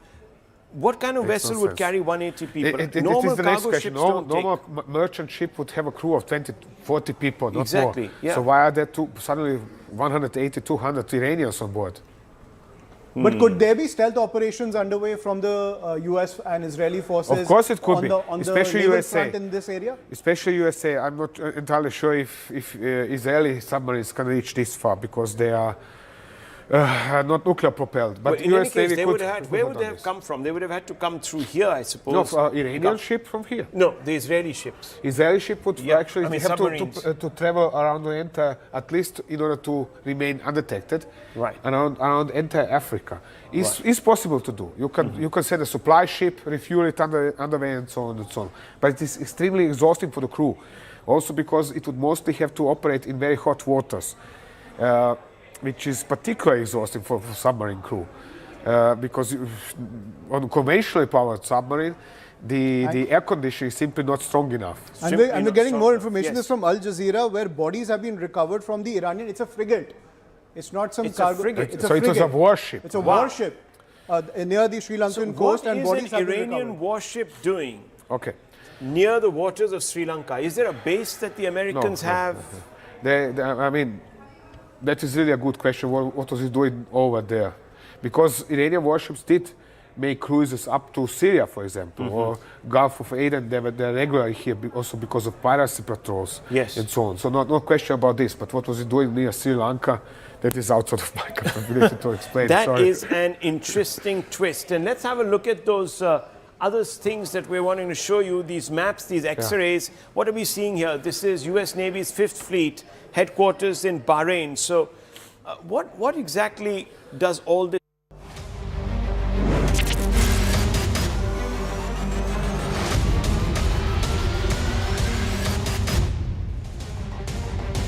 Namaste, Jai Hind, Vande Mataram. You're tuned into The Right Stand. I'm Anand Narsimhan. Viewers, it's entering into day 5, this Middle East conflict, and slowly the tide seems to be turning. The Americans, the Israelis are now claiming an upper hand, and the number of missiles that are being sent by the Iranians are perhaps on the wane. Somewhere one gets the sense that there will be a sudden shift slowly over the next few days, where the Iranians will now be pressed to try and up the intensity. Tom Cooper has been with us right through. He is this evening too. But more importantly, as long as they maintain that chokehold on the strategic Strait of Hormuz, a crucial global oil route that's been effectively closed as Iran restricts shipping, driving oil prices sharply higher and rattling markets worldwide, civilians have borne a heavy toll. Attacks by Iranian proxies, including the Hezbollah in Lebanon, have widened the conflict zone with strikes into northern Israel and cross-border responses. U.S. forces have also suffered casualties, including the loss of 6 service members in regional operations. Leaders in Washington and Tel Aviv have signaled the fight is far from over, with U.S. officials publicly warning of harder hits to come and projecting that the campaign could stretch into weeks or perhaps longer, while Tehran vows continued resistance and defiance. Now, here are the top lines at this hour. Let's get a quick check. Most importantly, it's come from the Secretary of Defense. Hegg said yesterday in the Indian Ocean, an American submarine sank an Iranian ship, is what he has said, and said that we thought it was safe in international waters to do it. They believe they have brought down the Soleimani, the Iris Dana, which is perhaps one of the key ships in the Iranian Naval Brigade. The Americans have confirmed it was their submarine that brought it down. Again, multiple strikes jolt Tehran as U.S. and Israeli forces crippled different parts of Tehran, and they were targeted by U.S.-Israeli forces. Israel uses precision bombs to target Iranian defenses, and they are actually claiming it's only a matter of hours, or if not 1 or 2 days, before U.S.-Israel jointly control the Iranian airspace totally. Now, meanwhile, the funeral ceremony for Ayatollah Ali Khamenei in Tehran's Mashhad prayer hall has actually been postponed amid targeted strikes across Tehran, and that itself shows Iran's vulnerability, or perhaps the growing vulnerability. Meanwhile, the Clerical Assembly of Experts has reportedly chosen Mujtaba Khamenei. It's again a departure from the norm. They have elected somebody from the same dynasty. So they followed the dynastic line, which they don't do. Son of the late Ali Khamenei as the next supreme leader, were given to understand under reported pressure from the Revolutionary Guards. Israel, meanwhile, also claims yet another big success. They're targeting the Basij head top-level command and also the IRGC command. They say they have eliminated Rahman Makdam, head of the IRGC Special Operations Department and the main man reportedly behind the assassination attempt on Donald Trump before the 2024 U.S. elections. Also, Saudi Arabia. Now, this is the oil and energy crisis. If there is Qatar Energy that is holding back its production and shutting itself down, Saudi Arabia run Aramco's Ras Tanura loading terminal and refinery complex has been targeted again by an Iranian drone. So the Iranians coming out and trying to say, we're going to hit those who are trying to hurt us where it hurts them. So, so Saudi Arabia, Qatar, UAE, their entire oil rigs and of course their oil pipelines, the LNG pipelines, facilities are being targeted.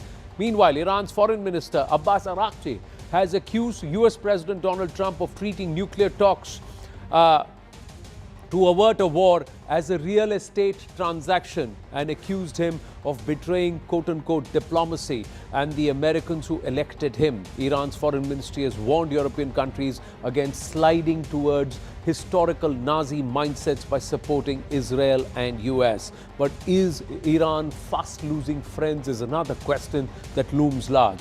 Also, the Trump administration will host top U.S. defense contractors at the White House on the 6th of March to press for faster weapons production as the Pentagon moves to rebuild stockpiles drained by recent strikes on Iran and, of course, other military operations. Meanwhile, there is more. The IDF has issued an urgent evacuation warning to residents of southern Lebanon, stating that Hezbollah's activities are forcing the Israeli military to operate in the area. So there's much more to share as we've got you the top lines. We'll also now get you some of the breaking news. Peter Hegseth, and they'll try and put it what he's very clearly come out and said. He has confirmed that it is, of course, the Americans and an American sub that actually brought down in the Indian Ocean the Iranian warship, which they call the Soleimani, but it's also codenamed or flagged the Iris Dana. This is the frigate, very key ship among the Iranian Navy, and they say that it was safe to bring it down in international waters, and that's what we have done. Listen.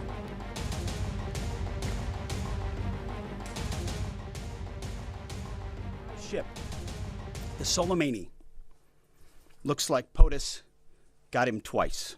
In the Indian Ocean, and we'll play it on the screen there, an American submarine sunk an Iranian warship that thought it was safe in international waters. Instead, it was sunk by a torpedo. Quiet death. The first sinking of an enemy ship by a torpedo since World War II.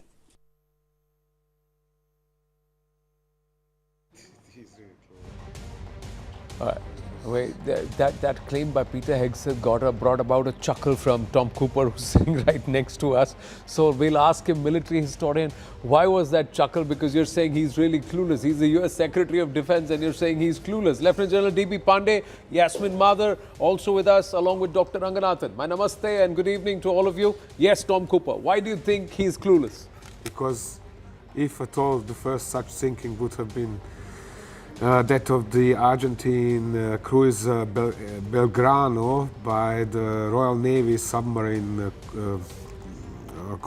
Conqueror during the Falklands War in 1982.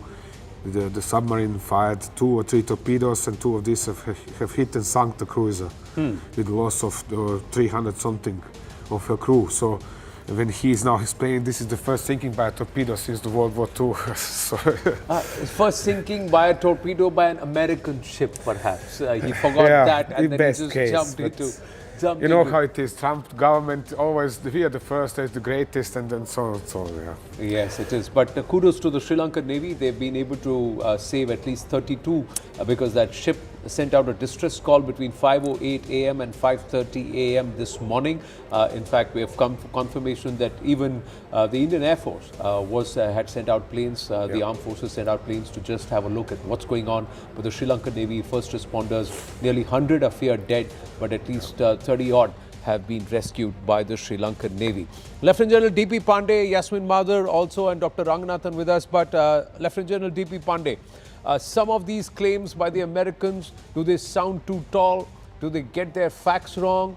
Or should we just skim that and read between the lines and to see what is it that their strategy is, the way they are pounding Tehran? So I thank you, firstly, Anand. Happy Holi to you and to all my panelists, even Tom Cooper. Tom Cooper, hats off to you, the way you have been captured there by News 18 studio, and he's been able to bear on. I think he's fighting the real war. Yeah, Anand, that was brutal on us. We've treated him fairly, and Tom can say that we've treated him fairly. Yeah. Okay. No, you guys do. There's no doubt. I think possibly the best channel. Coming to this very serious business, firstly, I don't think the Americans are making any wrong claims. They are making absolutely right claims, but yes, they are only giving the claims of what they are achieving and succeeding, and this is very, very clear because there are certain mission objectives they had set, and they are going as per the sequence, and this is very logical for any operations to happen. Firstly, you need to seize the air control, and that I think they have been able to effectively do. Please understand that Indians have to also start understanding that taking air control is not very, very easy. In spite of a very rudimentary air force which they have, but a great, not even a very great AD system which Iranians have, it has taken Americans and Israelis, the #1 military force in the world, which is by far #1. And then Israelis joined together have still not been able to take full control of airspace. So I think that is one thing which they wanted to achieve, they have been able to achieve. Maybe another day or two, I think they will be flying in like anything without any this thing. The second which they wanted to do, and which is very critical, was ballistic missiles, in which I don't think they were looking more at missiles, but they were looking at the launchers and the command and control thing. Right. And I believe what I can make out what is happening, and when I'm watching this thing, virtually they have been able to cripple, but yet a remnant, I think about 30-40% missile launchers continue to remain, because they are the ones who are going to come out and fire, which is the most worrying thing till now. I think the day they are able to take control of the ballistic missile launchers, thereafter it will come to actually the third level, in which a proxy war element or IRGC passage element which required to be controlled. But other part, I think, which is also very important, but that is not so important, was nuclear enrichment or enriched nuclear capacity, because that truly was not of a concern to Americans. It was surely a concern for the Israelis, but not for Americans. That also, I think, they have been able to degrade to a... You know, here, interestingly, we'll come to what Hegseth said about the airspace, but Navy, see, one of the things Trump has been consistent about, he may vary about other things, he said we want to take down their Navy. Now, how critical is that with respect to the Strait of Hormuz? We will try and, get to that in a bit, and we'll speak with Yasmin also once I just share Yasmin also. Once we just share what Hegseth said about the airspace. He said that soon US and Israel will have complete control of Iran airspace. Iran can no longer shoot the volume of missiles they once did, even not close. Let's listen to what he had to say.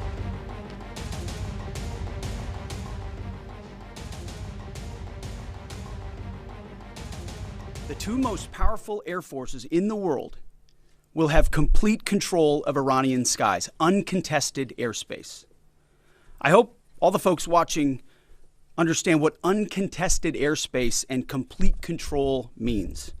It means we will fly all day, all night, day and night, finding, fixing, and finishing the missiles and defense industrial base of the Iranian military, finding and fixing their leaders and their military leaders.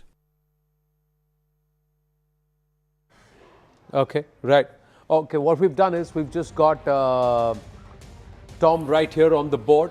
Yes. Now, what does this mean if they have complete control of the Iranian airspace? What does that mean, Tom? Okay. Yeah. I'm still not buying that they have total, complete. They are saying very soon they will. But they say that in that regard. So, what this means? It means that they have gradually destroyed the air defense system or subsystem in the Tabriz area, another in Shiraz and Esfahan areas, another two, and the one protecting Khorramabad Karaj area.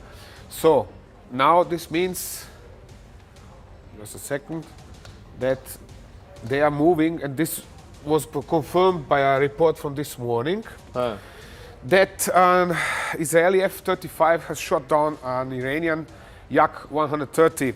This is actually a training jet in the Tehran area. So yesterday we have heard that they are heavily striking Karaj area, west of Tehran. Correct. Which means they have probably neutralized Iranian air defenses in this area, forced them survivors to withdraw to Tehran, towards Tehran or even east of it. Right. And now they are trying to do the same. One of the US admirals has explained that we are through in the south, we are moving in, which means they have probably suppressed the air defenses in this area and are trying now to operate deeper over Iran. Possibly, not probably, via Pakistani airspace as well. Okay. The Iranians have also said that Pakistan is offering their air bases, and the Americans are moving in from Pakistan. IRGC has claimed that Pakistan is letting both American and Israeli aircraft. It's probably just American aircraft, because Israel has no point in flying all the way around or something over Pakistan. Right.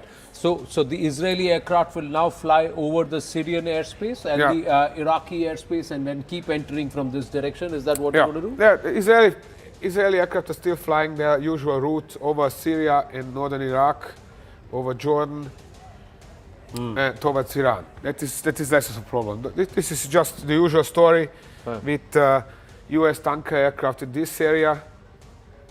This is a joint of Syrian and Iraqi border.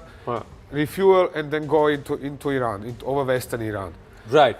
Now, General Pandey, just quickly before we bring in Dr. Ranganathan and also Yasemin, the moment there is air superiority and dominance all over Iran, then does that mean that Iran then loses this 30-40% remaining capacity to fire its launchers? What they have is those 3.5-ton trucks, which the Israelis are also watching and taking out. There were some 3 or 4 videos of such trucks which could be carrying these mobile missile launchers all across Iran from where they could launch at will. Do you think now, if they are moving in from the west, they also are moving in from the south, the Iranians will now be pummeled far more than what they have been now, and it makes things much more difficult for them? Yeah, so I'll just a little bit disagree, which I don't want to do because Tom Cooper is an expert. Please understand this thing that in Lion Rise, virtually in about 8 days, Israelis, without the assistance of the Americans, were able to take control of the air in Iranian space and more towards the western side, because that is where they meant business. Yeah. Right? That is where they wanted to neutralize. If you look at all their nuclear sites and the ballistic missile sites, they are all concentrated towards the western side. Right. The southern side were technically out of reach of the Israelis, in spite of all the resistance. So they were able to seize control, and that is why Midnight Hammer happened. So without any problem, they were able to suppress it. Second is not only by fires they're getting it, they are also getting it through a lot of electronic warfare system which they suppress, they use also from inside. Volumes. The second is why they have gone from the southern side this time. The Americans are going from southern side is because they want to control the Hormuz, anything which is flying over, which is likely to difficult. The naval ships, the naval bases, all the midget submarines, they are going to actually ensure that the so-called fear of the world that Hormuz is going to be blocked is going to be taken out. Right? And very interesting, Anand, which Tom should also maybe talk about. Houthis have not involved. Yeah. Houthis have got totally bought. You see, they were the most important edge of the proxy. Houthis have not fired for last 8 months. They have been bought off. There cannot be a major shift in this thing. But yet, don't give in to Iranians. Iranians have understood the lesson. They got tunnels. And if you have taken any experience from the Hamas, they got kilometers and kilometers of tunnel in which AD will reside. But then, when you're going for a war and an operation, I think the Americans and the Israelis understand they are going to take some sort of a casualty and flag. But till now, on the Iranian space, they have not taken a casualty, and that's credit to them. Right. We're going to get inside the war room with Tom Cooper and General Pandey by 7:30, just in about 15-20 minutes from now. So we'll keep the Strait of Hormuz conversation till then. Tom, come back on. Let me ask Yasemin. Yasemin, what's your thought? What do you think is going to happen going forward? What do you think is going to happen? Do you see certain protests coming out in the coming days out on the streets? Because one of the biggest things is, if there's got to be a change from within, people will have to start coming out. So what is your network of Persians all across the world saying? You're on mute, Yasemin.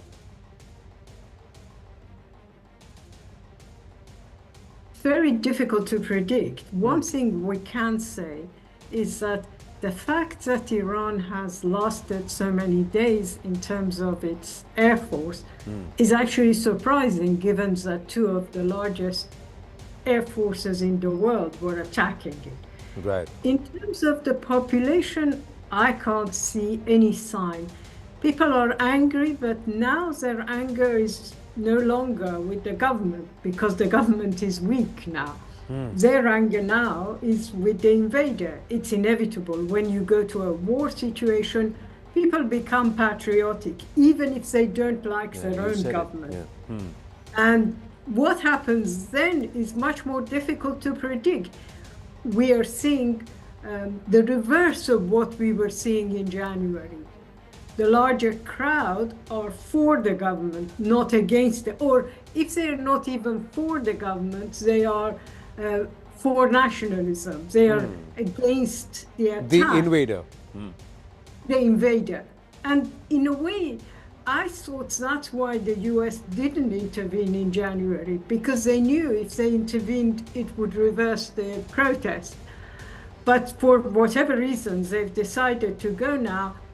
So I can't see protests being strong enough to confront this huge crowd, whether we like it or not. The government can master large crowds.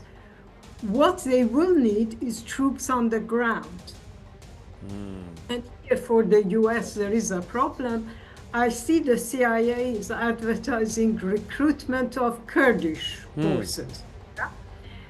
Again, that's more problematic. There will be Kurds who will volunteer. Maybe there are Kurdish organizations already in the pay of Pentagon. One or two of them we know. But it's going to be enough. I mean, even within Kurdistan, there will be conflict. There will be those who don't want this. Right. So it's going to be very difficult to predict. I would say it depends on how badly the regime is defeated or how they react to defeat. These are all different scenarios. Yeah, there are, and you've laid them out quite well, because if there has got to be an outpouring on the streets, then the bombs from the skies have to stop, because otherwise they would consume these protesters as well. Dr. Ranganathan, you think the tide is turning over the next 2 or 3 days? You would see far more inroads being made by epic fury. Good evening, Anand, and good evening to my fellow panelists. By the way, the Austrian embassy has complained about CNN because you're holding an Austrian hostage there. So there is another conflict that's starting, so please be very careful. I just thought I'll warn you. Three things. Number one. See, he just said the wife is complaining. He didn't say about himself though. Anyway, go ahead, please. Yeah. I think you're absolutely right about the success of the military operation of Operation Epic Fury. I think within a matter of days, they are, both Israel and America, and anybody else who wants to join in, is going to have complete control over the Iranian skies, and it will be complete monopolizing any military action over Iran. But there comes the problem. If the regime does not switch, or if the regime does not go away, this present dictatorial regime, then this augurs tremendous problem for America. Let me take you back to the Gulf War. In 1990, within a matter of a month, the Americans and the coalition allies had complete control over the airspace of Iraq. But did they materialize a regime change? No. For the next 15 years, you had Saddam Hussein, who was even more brutal than he was before the Gulf War. And therein lies the problem. The fact is, if the regime does not change, you will have increasingly a lot of collateral damage. You already saw how people are amplifying within America the terrible accident that happened in the school where 160 odd girls were killed. Now, slowly, that's going to happen and mirror what happened in Gaza. I mean, initially, the genocide was perpetrated against Israel.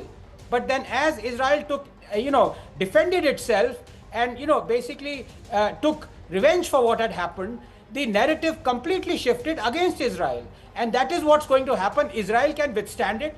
Other nations can withstand it. I don't think Trump will be able to withstand it, because already there are voices that are coming up that the entire thing was basically orchestrated to keep the Epstein's files in the background. So I think the narrative out here is not so much military, it is on the media as well. Well, see, one of the things that came out, yes, General Pandey, is the fact that Trump was coaxed into action because 88 of these people were coming down under one convention center, and if there was a chance to get them, this was it. That's what the Israelis told them, confirmed intelligence, and they got the Khamenei on the first night.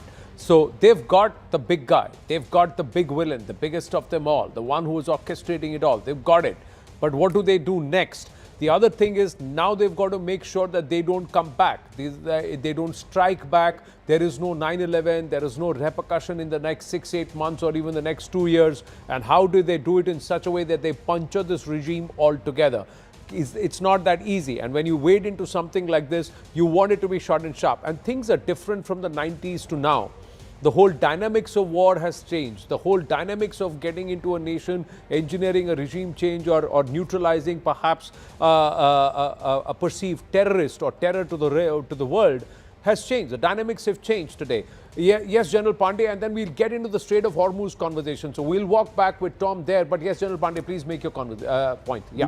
Look, what happens, I am absolutely apprehensive of going against Dr. Anand because he's far more knowledgeable and, way beyond, and he's very articulate. But please understand, don't ever think that this is Trump's war. This is the war of U.S. There's a deep state. There's a strategic orientation. These people are much more smart. I'll just try and tell you, please just look back a little bit. Same ISIS Julani, who was having $10 million worth of thing on his head, became the toast of Americans in the Western powers. And Saeed was the chap, that Syrian guy was taken out. When you look at all that, and then when Operation Lion Rise happened, Midnight happened, when you're looking at the flight path, which everybody was saying that you can't go over us, and therefore now the flying is taking place over Syria and Iraq, which is friendly environment now. There's a whole set. This war has not happened just because Trump turned around and said, oh, I have now come here and I'm going to fight a war. This is a planned operation over last 2 years. Yes. Right? There is a reason why it is happening. The political objective of Americans is to seize space which had lost to the Chinese, and we can talk about it later. But coming exactly to Iran's point, in Iraq, do you think they did not know that within it will take them time to take over control? Don't you think that they knew that with Libya experience is going to take time to resolve this issue? They are far more easier to handle than Iran, where there's a layered political, religious, political, military enmeshment which has taken place. You just can't remove the regime. And they also know that they did not have allies on ground. You cannot have unarmed people rising against a very, very harsh environment. But yet they have gone. The disturbance in the region is okay. But with Ayatollah gone, with those 80 clerics gone, with the next set of people gone, they're trickling down. And as long as there's a chaos, there's no structured people who are targeting the Americans, Israelis, and also allying with the Chinese in the sense of selling giving the space. I think they are pretty okay as long as the region is in chaos. They are pretty happy. Right. No, it's not about chaos. But the point is, and that's something which Tom Cooper keeps saying, that once they go guerrilla, there is no answering, or there's no way they can handle it. Now let's come back to the Strait of Hormuz conversation. Yes, Tom.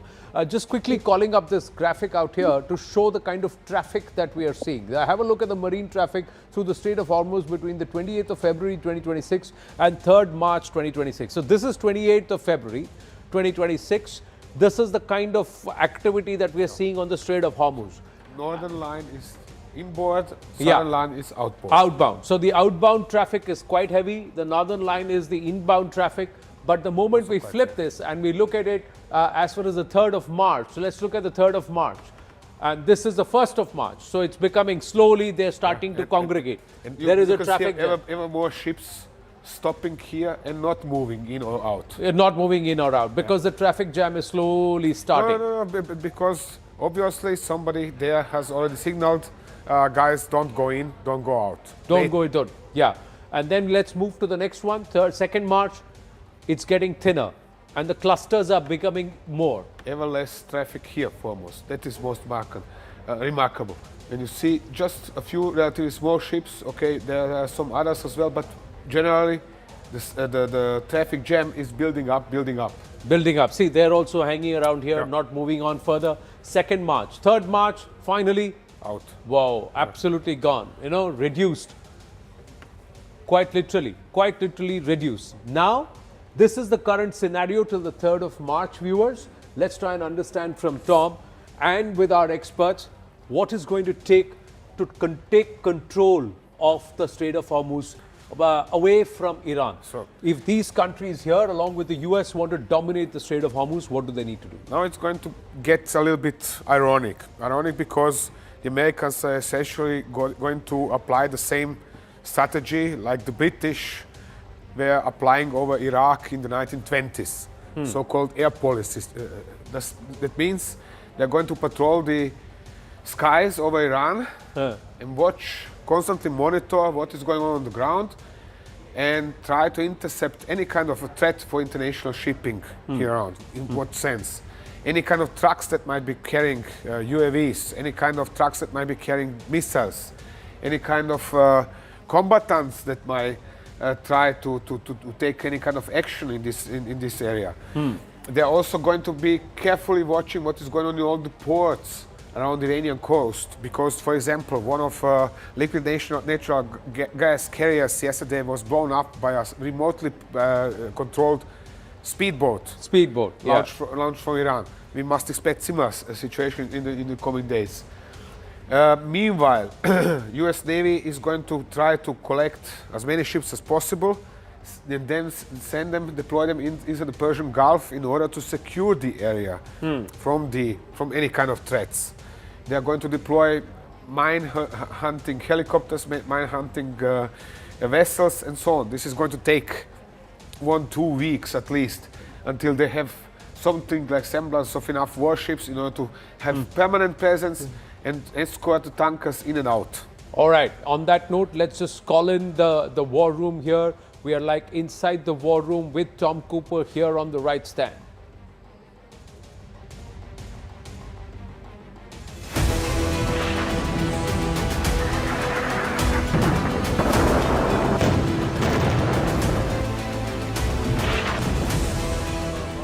Devastation, a direct hit by a missile. Picture is that the U.S. is not able to defend.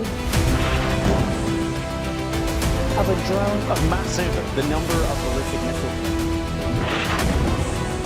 Where is it that Iran is actually placing its resources right now? Tabriz, Sanandaj, Kermanshah. And this is now what they are doing since yesterday. They are conducting more or less an organized.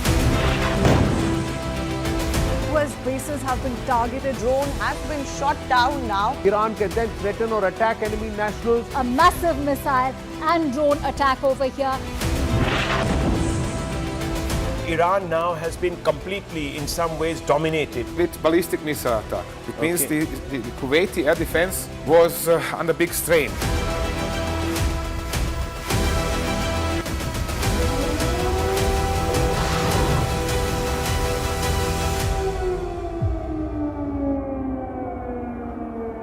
That's what we did. We just got inside the war room with Tom Cooper, even as we are trying to discuss the Strait of Hormuz and how the U.S. can take control. So one of the things, General Pandey is also with us. General Pandey, do weigh in.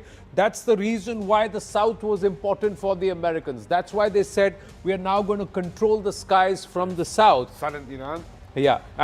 Before moving in. Yes. So it's easier for them to move in. And perhaps that's why, General Pandey, the Iranians have damaged the U.S. bases here. Yes, they were targeting U.S. bases in order to prevent them from using this. But with the weakening of Iranian capability to continue striking these bases, there is a growing likelihood, at least, that Americans are going to return to these bases and use them again. And then they also have their aircraft carriers, which can continue to be used. Yes, General Pandey. 2 weeks to take control of the Strait of Hormuz or lesser? Ji. I'll just firstly, one point I will just say that, look, in Iran, instead of concentrating its effort on one place, has dissipated its effort, right? Unfortunately. And the second thing, what it has done, that the Gulf, which would have not proactively participated in this operation, will now operate. So these are my predictions. So when you say that the strikes have taken place on American bases, doesn't mean that American bases have withered, destroyed, there's nothing left on the ground, parking, runways, everything has gone diminished. You know, when a runway goes off, it just takes a couple of hours to actually repair it. It's not like what India did to Noor Ali Khan base, that it will take about 8-9 months or a year to come back, right? So they have not been able to do. So one thing which time and again people are talking, that the bases have been destroyed. Yes, one building went, one radar, $1.1 billion in XYZ places gone. I agree, these are diminishing this thing. But that radar is not the only one which is functioning. There are a large number of array of systems are deployed. So Right. let's put one thing aside. The second thing which was being talked of extremely high was the fast attack boats of Iranians. Yeah, the Their speedboats, yeah. midget submarines, yeah. their unarmed systems, their mine link capabilities, which was the most important leverage. Don't come to us, we'll block Hormuz. Now, when you have been announcing this leverage time and again, I'm sure these guys who are planning in America or Israel, not Israel, Israelis are not worried about it, Americans are. Yeah. They will take necessary discussions that how we need to ensure that this doesn't happen. When you put in, why do you think that Lincoln was parked in there? Yeah. Lincoln was not only parked for looking after the southern eastern part or the western part of Israel. He was Iran. They were mostly focused on Hormuz. They were looking at the southern part, and their entire capability and capacity is now focused, and that is what they're getting after the Navy.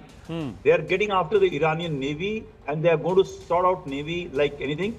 I believe they have taken out about 17 to 18 ships. Yeah. Eventually, when they will seize control of the mountains, which Tom, I'll request you to point, the hills and the mountains above Hormuz and Iranian. The Bandar Abbas, and just behind that you have this entire. Bandar Abbas is here. Yeah, no, I'm talking And about the these mountains. Oh, sorry. Yeah, Port of Bandar Abbas that is is the here, place. and the Correct, mountains are here along. This is correct. So the, they will once they will start looking at these mountains and they will start controlling Bandar Abbas, the entire thing. You will find the shift happening in this whole flow of oil, which will start coming. Now, one addition part which we have not taken care of, Iran is not thought.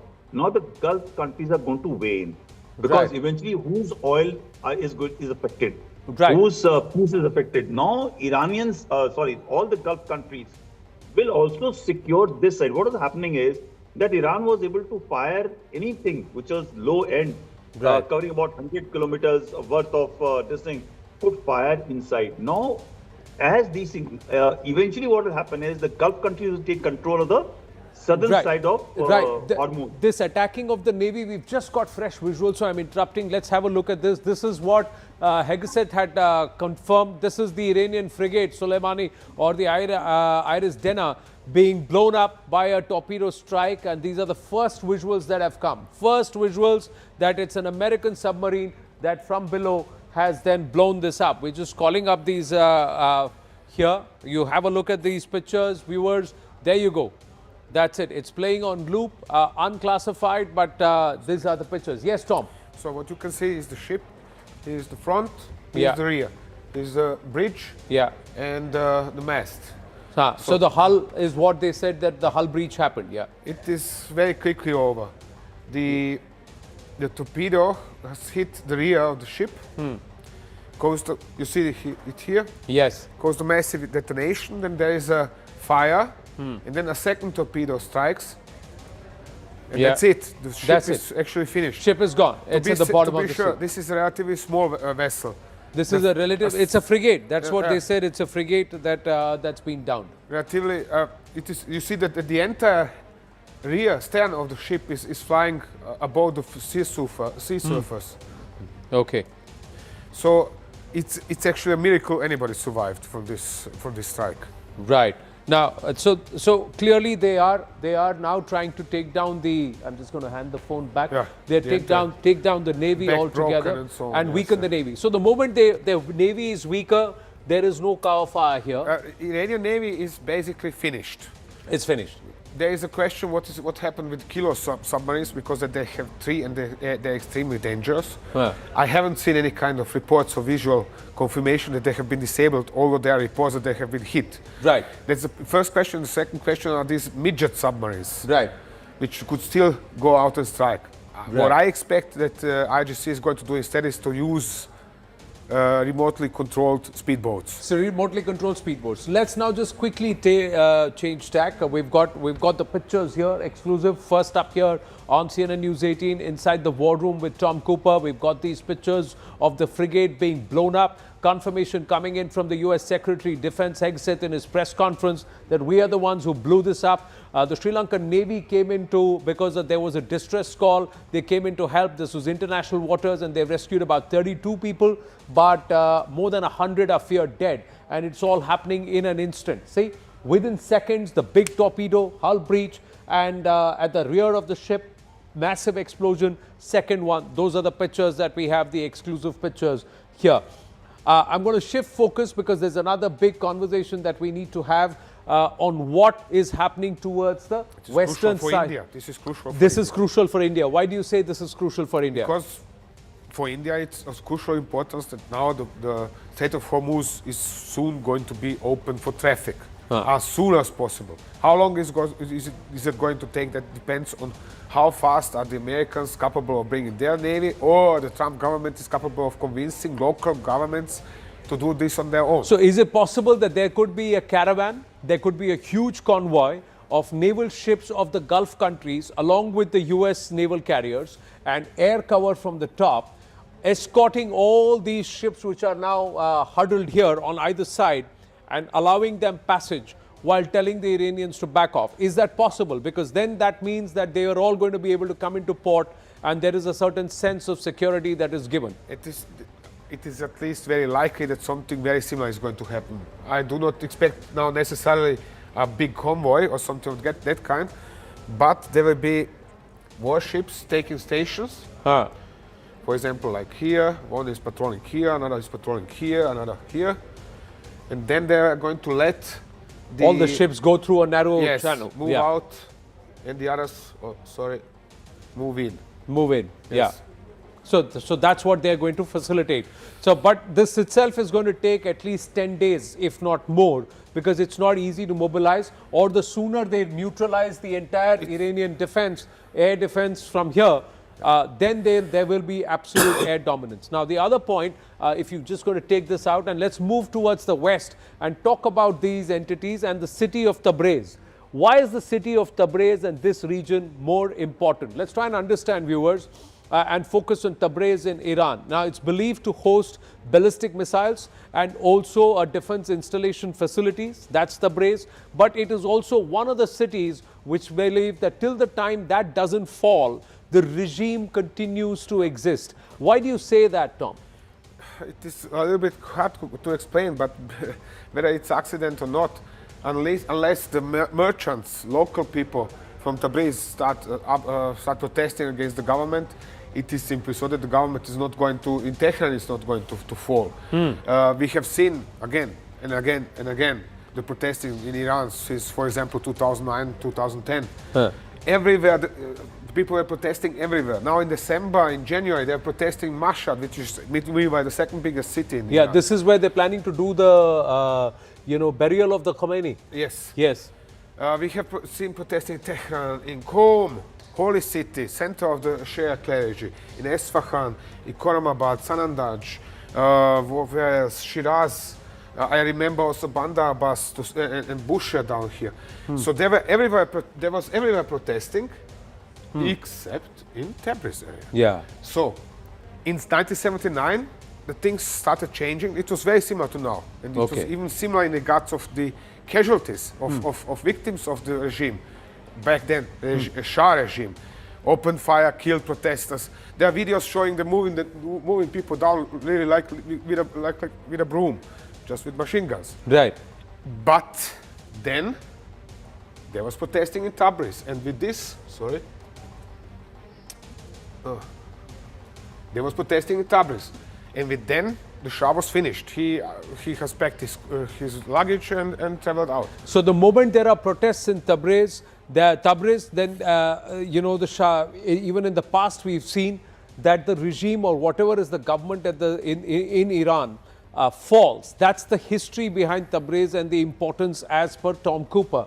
Even as we have these pictures right behind us, the big visuals of the frigate being blown up. General Pandey, on the one hand, the Navy is being weakened. On the other hand, there are the Kurds who are being engaged in that very region to enter that region of Tabriz from perhaps Iraq and that region. There is also a certain level of Kurdish dominance. Do you think there is a concentrated strategy that is now evolving to totally destabilize not just the regime, but also the control of the IRGC?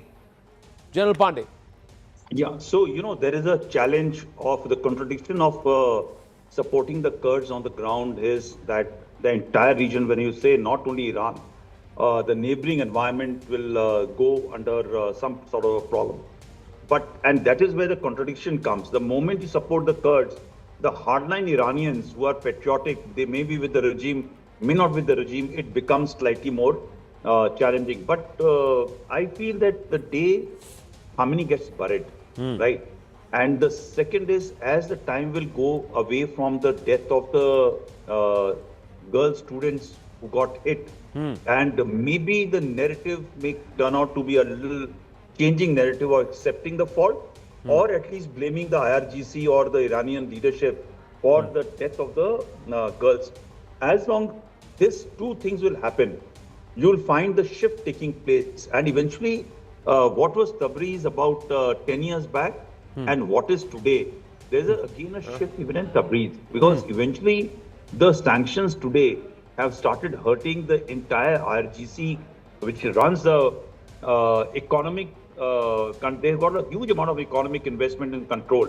And the merchants are also technically part of this whole game plan. So I have a feeling, and this is what I think the Americans also will be looking at, bomb the center, bomb the hardcore areas, but start rolling up from the sides as well, right?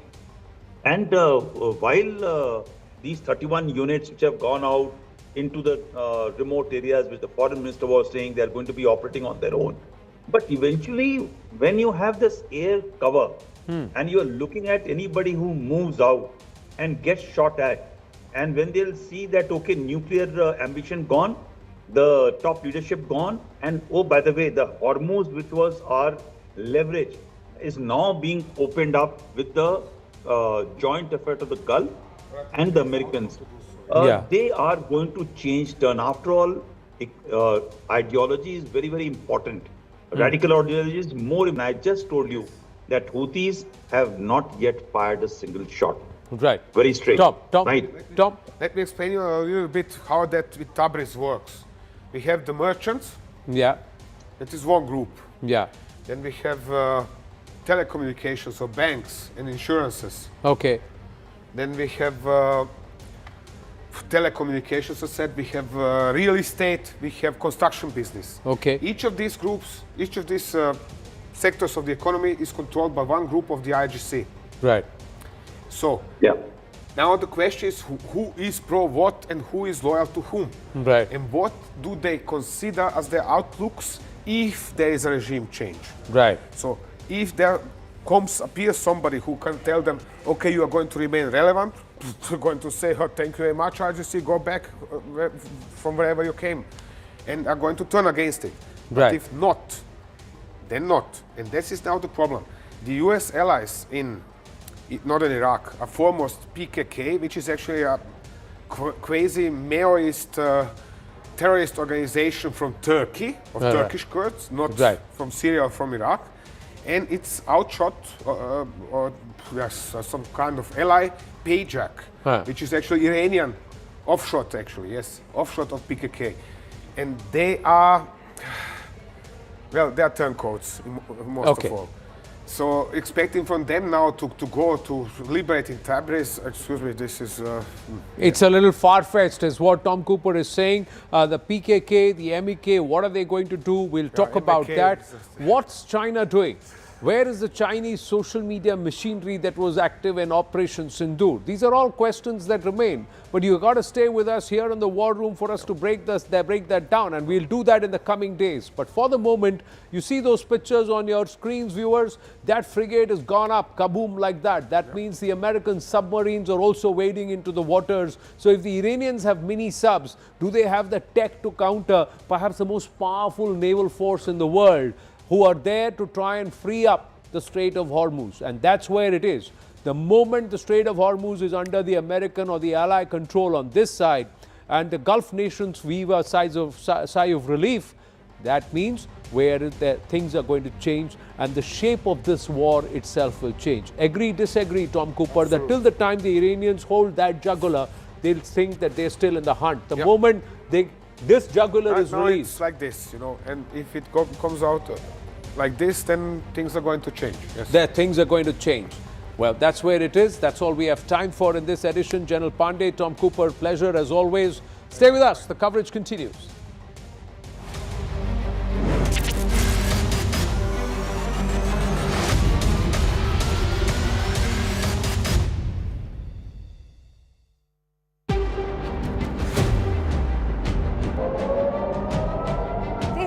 Super exclusive ground report by CNN News 18 Sanjay Suri from Tel Aviv. Rifat Abdullah, who's currently stationed in Jerusalem.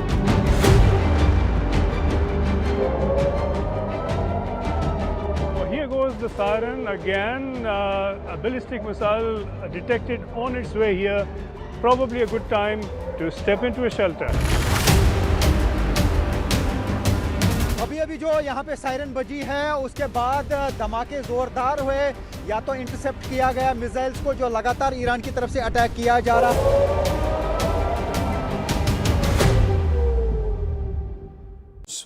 to try and put pressure on, in fact, the Israelis and the Americans. You've got more updates. More updates which are coming in. Fresh Iran strikes on the Saudi Aramco refinery, ladies and gentlemen. Oil refinery site has been targeted once again. The second strike on the refinery in the last 3 days. This will send shockwaves across the energy markets once again as the oil infrastructure in Saudi Arabia has been targeted. But another big news that's coming in. We don't have pictures of that, right. We don't have pictures. We'll try to get those, Rahul will try to get those visuals. But this is the big update that's coming in the neighborhood. In our neighborhood, big updates which are coming in. A submarine attack on an Iranian ship is what we are learning. An Iranian ship was targeted near the Sri Lankan coast. And the Lankan Navy has launched rescue operations. 35 people have been rescued. Over 60 are missing. This Iranian ship had 180 crew on board. So a submarine attack on an Iranian ship near the coast of Sri Lanka. So this is entering our theater as well. What's going on? I mean, who are these people? Was this just a normal cargo vessel belonging to an Iranian carrier? What was it doing by Sri Lanka? What's happening here, Tom Cooper? What do you think is happening? Why are the Iranians fishing in Sri Lankan waters? I'm trying to set up the map so I can show you. That's way off. Sri Lanka is down here. Yes, Sri Lanka is down here. Every ship of every possible nation has the right to travel along the sea. That's not a problem. True. So the question is now who has attacked this ship? And what was it carrying? Was it carrying material from China? I don't know. We don't know the why name would of the it have ship been or attacked? something Do we else. have any details? Right, we'll try to get some more details, but these are the updates which are coming in. But it's very interesting to see that the Naval Force of the Revolutionary Guard has destroyed the American strategic radar FPS-132 in West Asia in Qatar. This has happened at dawn today. So we can see an escalation of the operations in that region. But it's very concerning if these operations are also spreading over to the Indian Ocean. So do we know? They're claiming the destruction of this radar since the first day. And now there are satellite photographs confirming that it was hit. Whether it was destroyed is a different story. Actually, let's pull out those photographs, those satellite photographs that we have been showing our viewers. Those are the X-rays, really, of those strikes. So then we can tell you exactly what has happened, how much damage has been caused. So let's pull that out, Director Saab, and put it on the wall behind me. But in the meantime, I just want to ask you this. What and who has targeted this Iranian vessel? Do we know? Who's targeted given the situation in the Middle East is something that will send alarm across the Indian intelligence as well as security. It's now also freeing Iran to retaliate in fashion. And it still has submarines. This Iranian ship had 180 crew on board, 35 people have been rescued. The Lankan Navy has launched those rescue operations. We'll get more details as more and more updates coming in on this. I've been reading about that, but there's such little clarity on what went down there, because why would somebody target a vessel with 180 people? What kind of vessel would carry 180 people? Normal cargo ships don't normal merchant ship would have a crew of 20, 40 people, not more. Yeah. So why are there suddenly 180, 200 Iranians on board? But could there be stealth operations underway from the U.S. and Israeli forces? Of course it could be, especially the USA. Front in this area? Especially USA. I'm not entirely sure if Israeli submarines can reach this far, because they are not nuclear propelled. But in any case, where would they have come from? They would have had to come through here, I suppose. No, Iranian ship from here. No, the Israeli ships. Israeli ship would actually have to travel around the entire, at least in order to remain undetected, around entire Africa. It's possible to do. You can send a supply ship, refuel it underway, and so on and so on. But it is extremely exhausting for the crew. Also because it would mostly have to operate in very hot waters, which is particularly exhausting for submarine crew. Because on a conventionally powered submarine, the air conditioning is simply not strong enough. And we're getting more information. This is from Al Jazeera, where bodies have been recovered from the Iranian. It's a frigate. It's not some cargo. It's a frigate. It was a warship. It's a warship near the Sri Lankan coast, and bodies have been recovered. What is an Iranian warship doing? Okay. Near the waters of Sri Lanka, is there a base that the Americans have? I mean, that is really a good question. What was he doing over there? Because Iranian warships did make cruises up to Syria, for example, or Gulf of Aden. They're regularly here also because of piracy patrols and so on. So no question about this. But what was he doing near Sri Lanka? That is outside of my capability to explain. That is an interesting twist. And let's have a look at those other things that we're wanting to show you, these maps, these X-rays. What are we seeing here? This is U.S. Navy's 5th Fleet, headquarters in Bahrain. So what exactly does all this represent? Well, this is simply Iranian retaliation strikes. They have coordinates, GPS coordinates, they enter them into the UAVs and send them away. Where the UAV then hits 2 meters to the left or to the right, nobody cares. 20 meters to the right, nobody cares. What kind of vessels would have been here at these at the headquarters in Bahrain of the 5th Fleet? Usually there would be a command ship of the 5th Fleet, which is a rebuilt amphibious assault vessel. So a huge ship with lots of space, lots of communication antennas on top, and all the stuff would be on board of it. Right, that's very interesting. Now, this is the Al Udeid Air Base in Qatar. Yes. And we are seeing some destruction there. If you look behind you, you can even see a clearer image. There it is. What are we seeing here? What's happened? What is this? I have to zoom out myself a little bit. Have a look behind you, Tom. You can get a better sense on what you're seeing also, because it's a clearer, less pixelated image. Yeah. This is something I'm not sure what it is. It's a lot of scarring on the ground. Like containers or buildings that have been hit. So, but it is no hardened aircraft shelter or something of that kind. Right. So this is maybe a communications radar or something. Could be anything. Or headquarters as well. Yes. And then there's the camp Arif Jan, Kuwait, and you can see some of these round things that have been punctured. What could be these? Because you storage. Theoretically, petroleum or something similar storage facility. Yes. Definitely some kind of storage facility because of the construction. But what exactly was there hit? That is also hard to gauge. Something was hit and something burned out. And let's have a look at the airbase in Kuwait, because that made a lot of news. This is the Ali Al Salem Air Base in Kuwait. There's a radome, there's a satellite dish.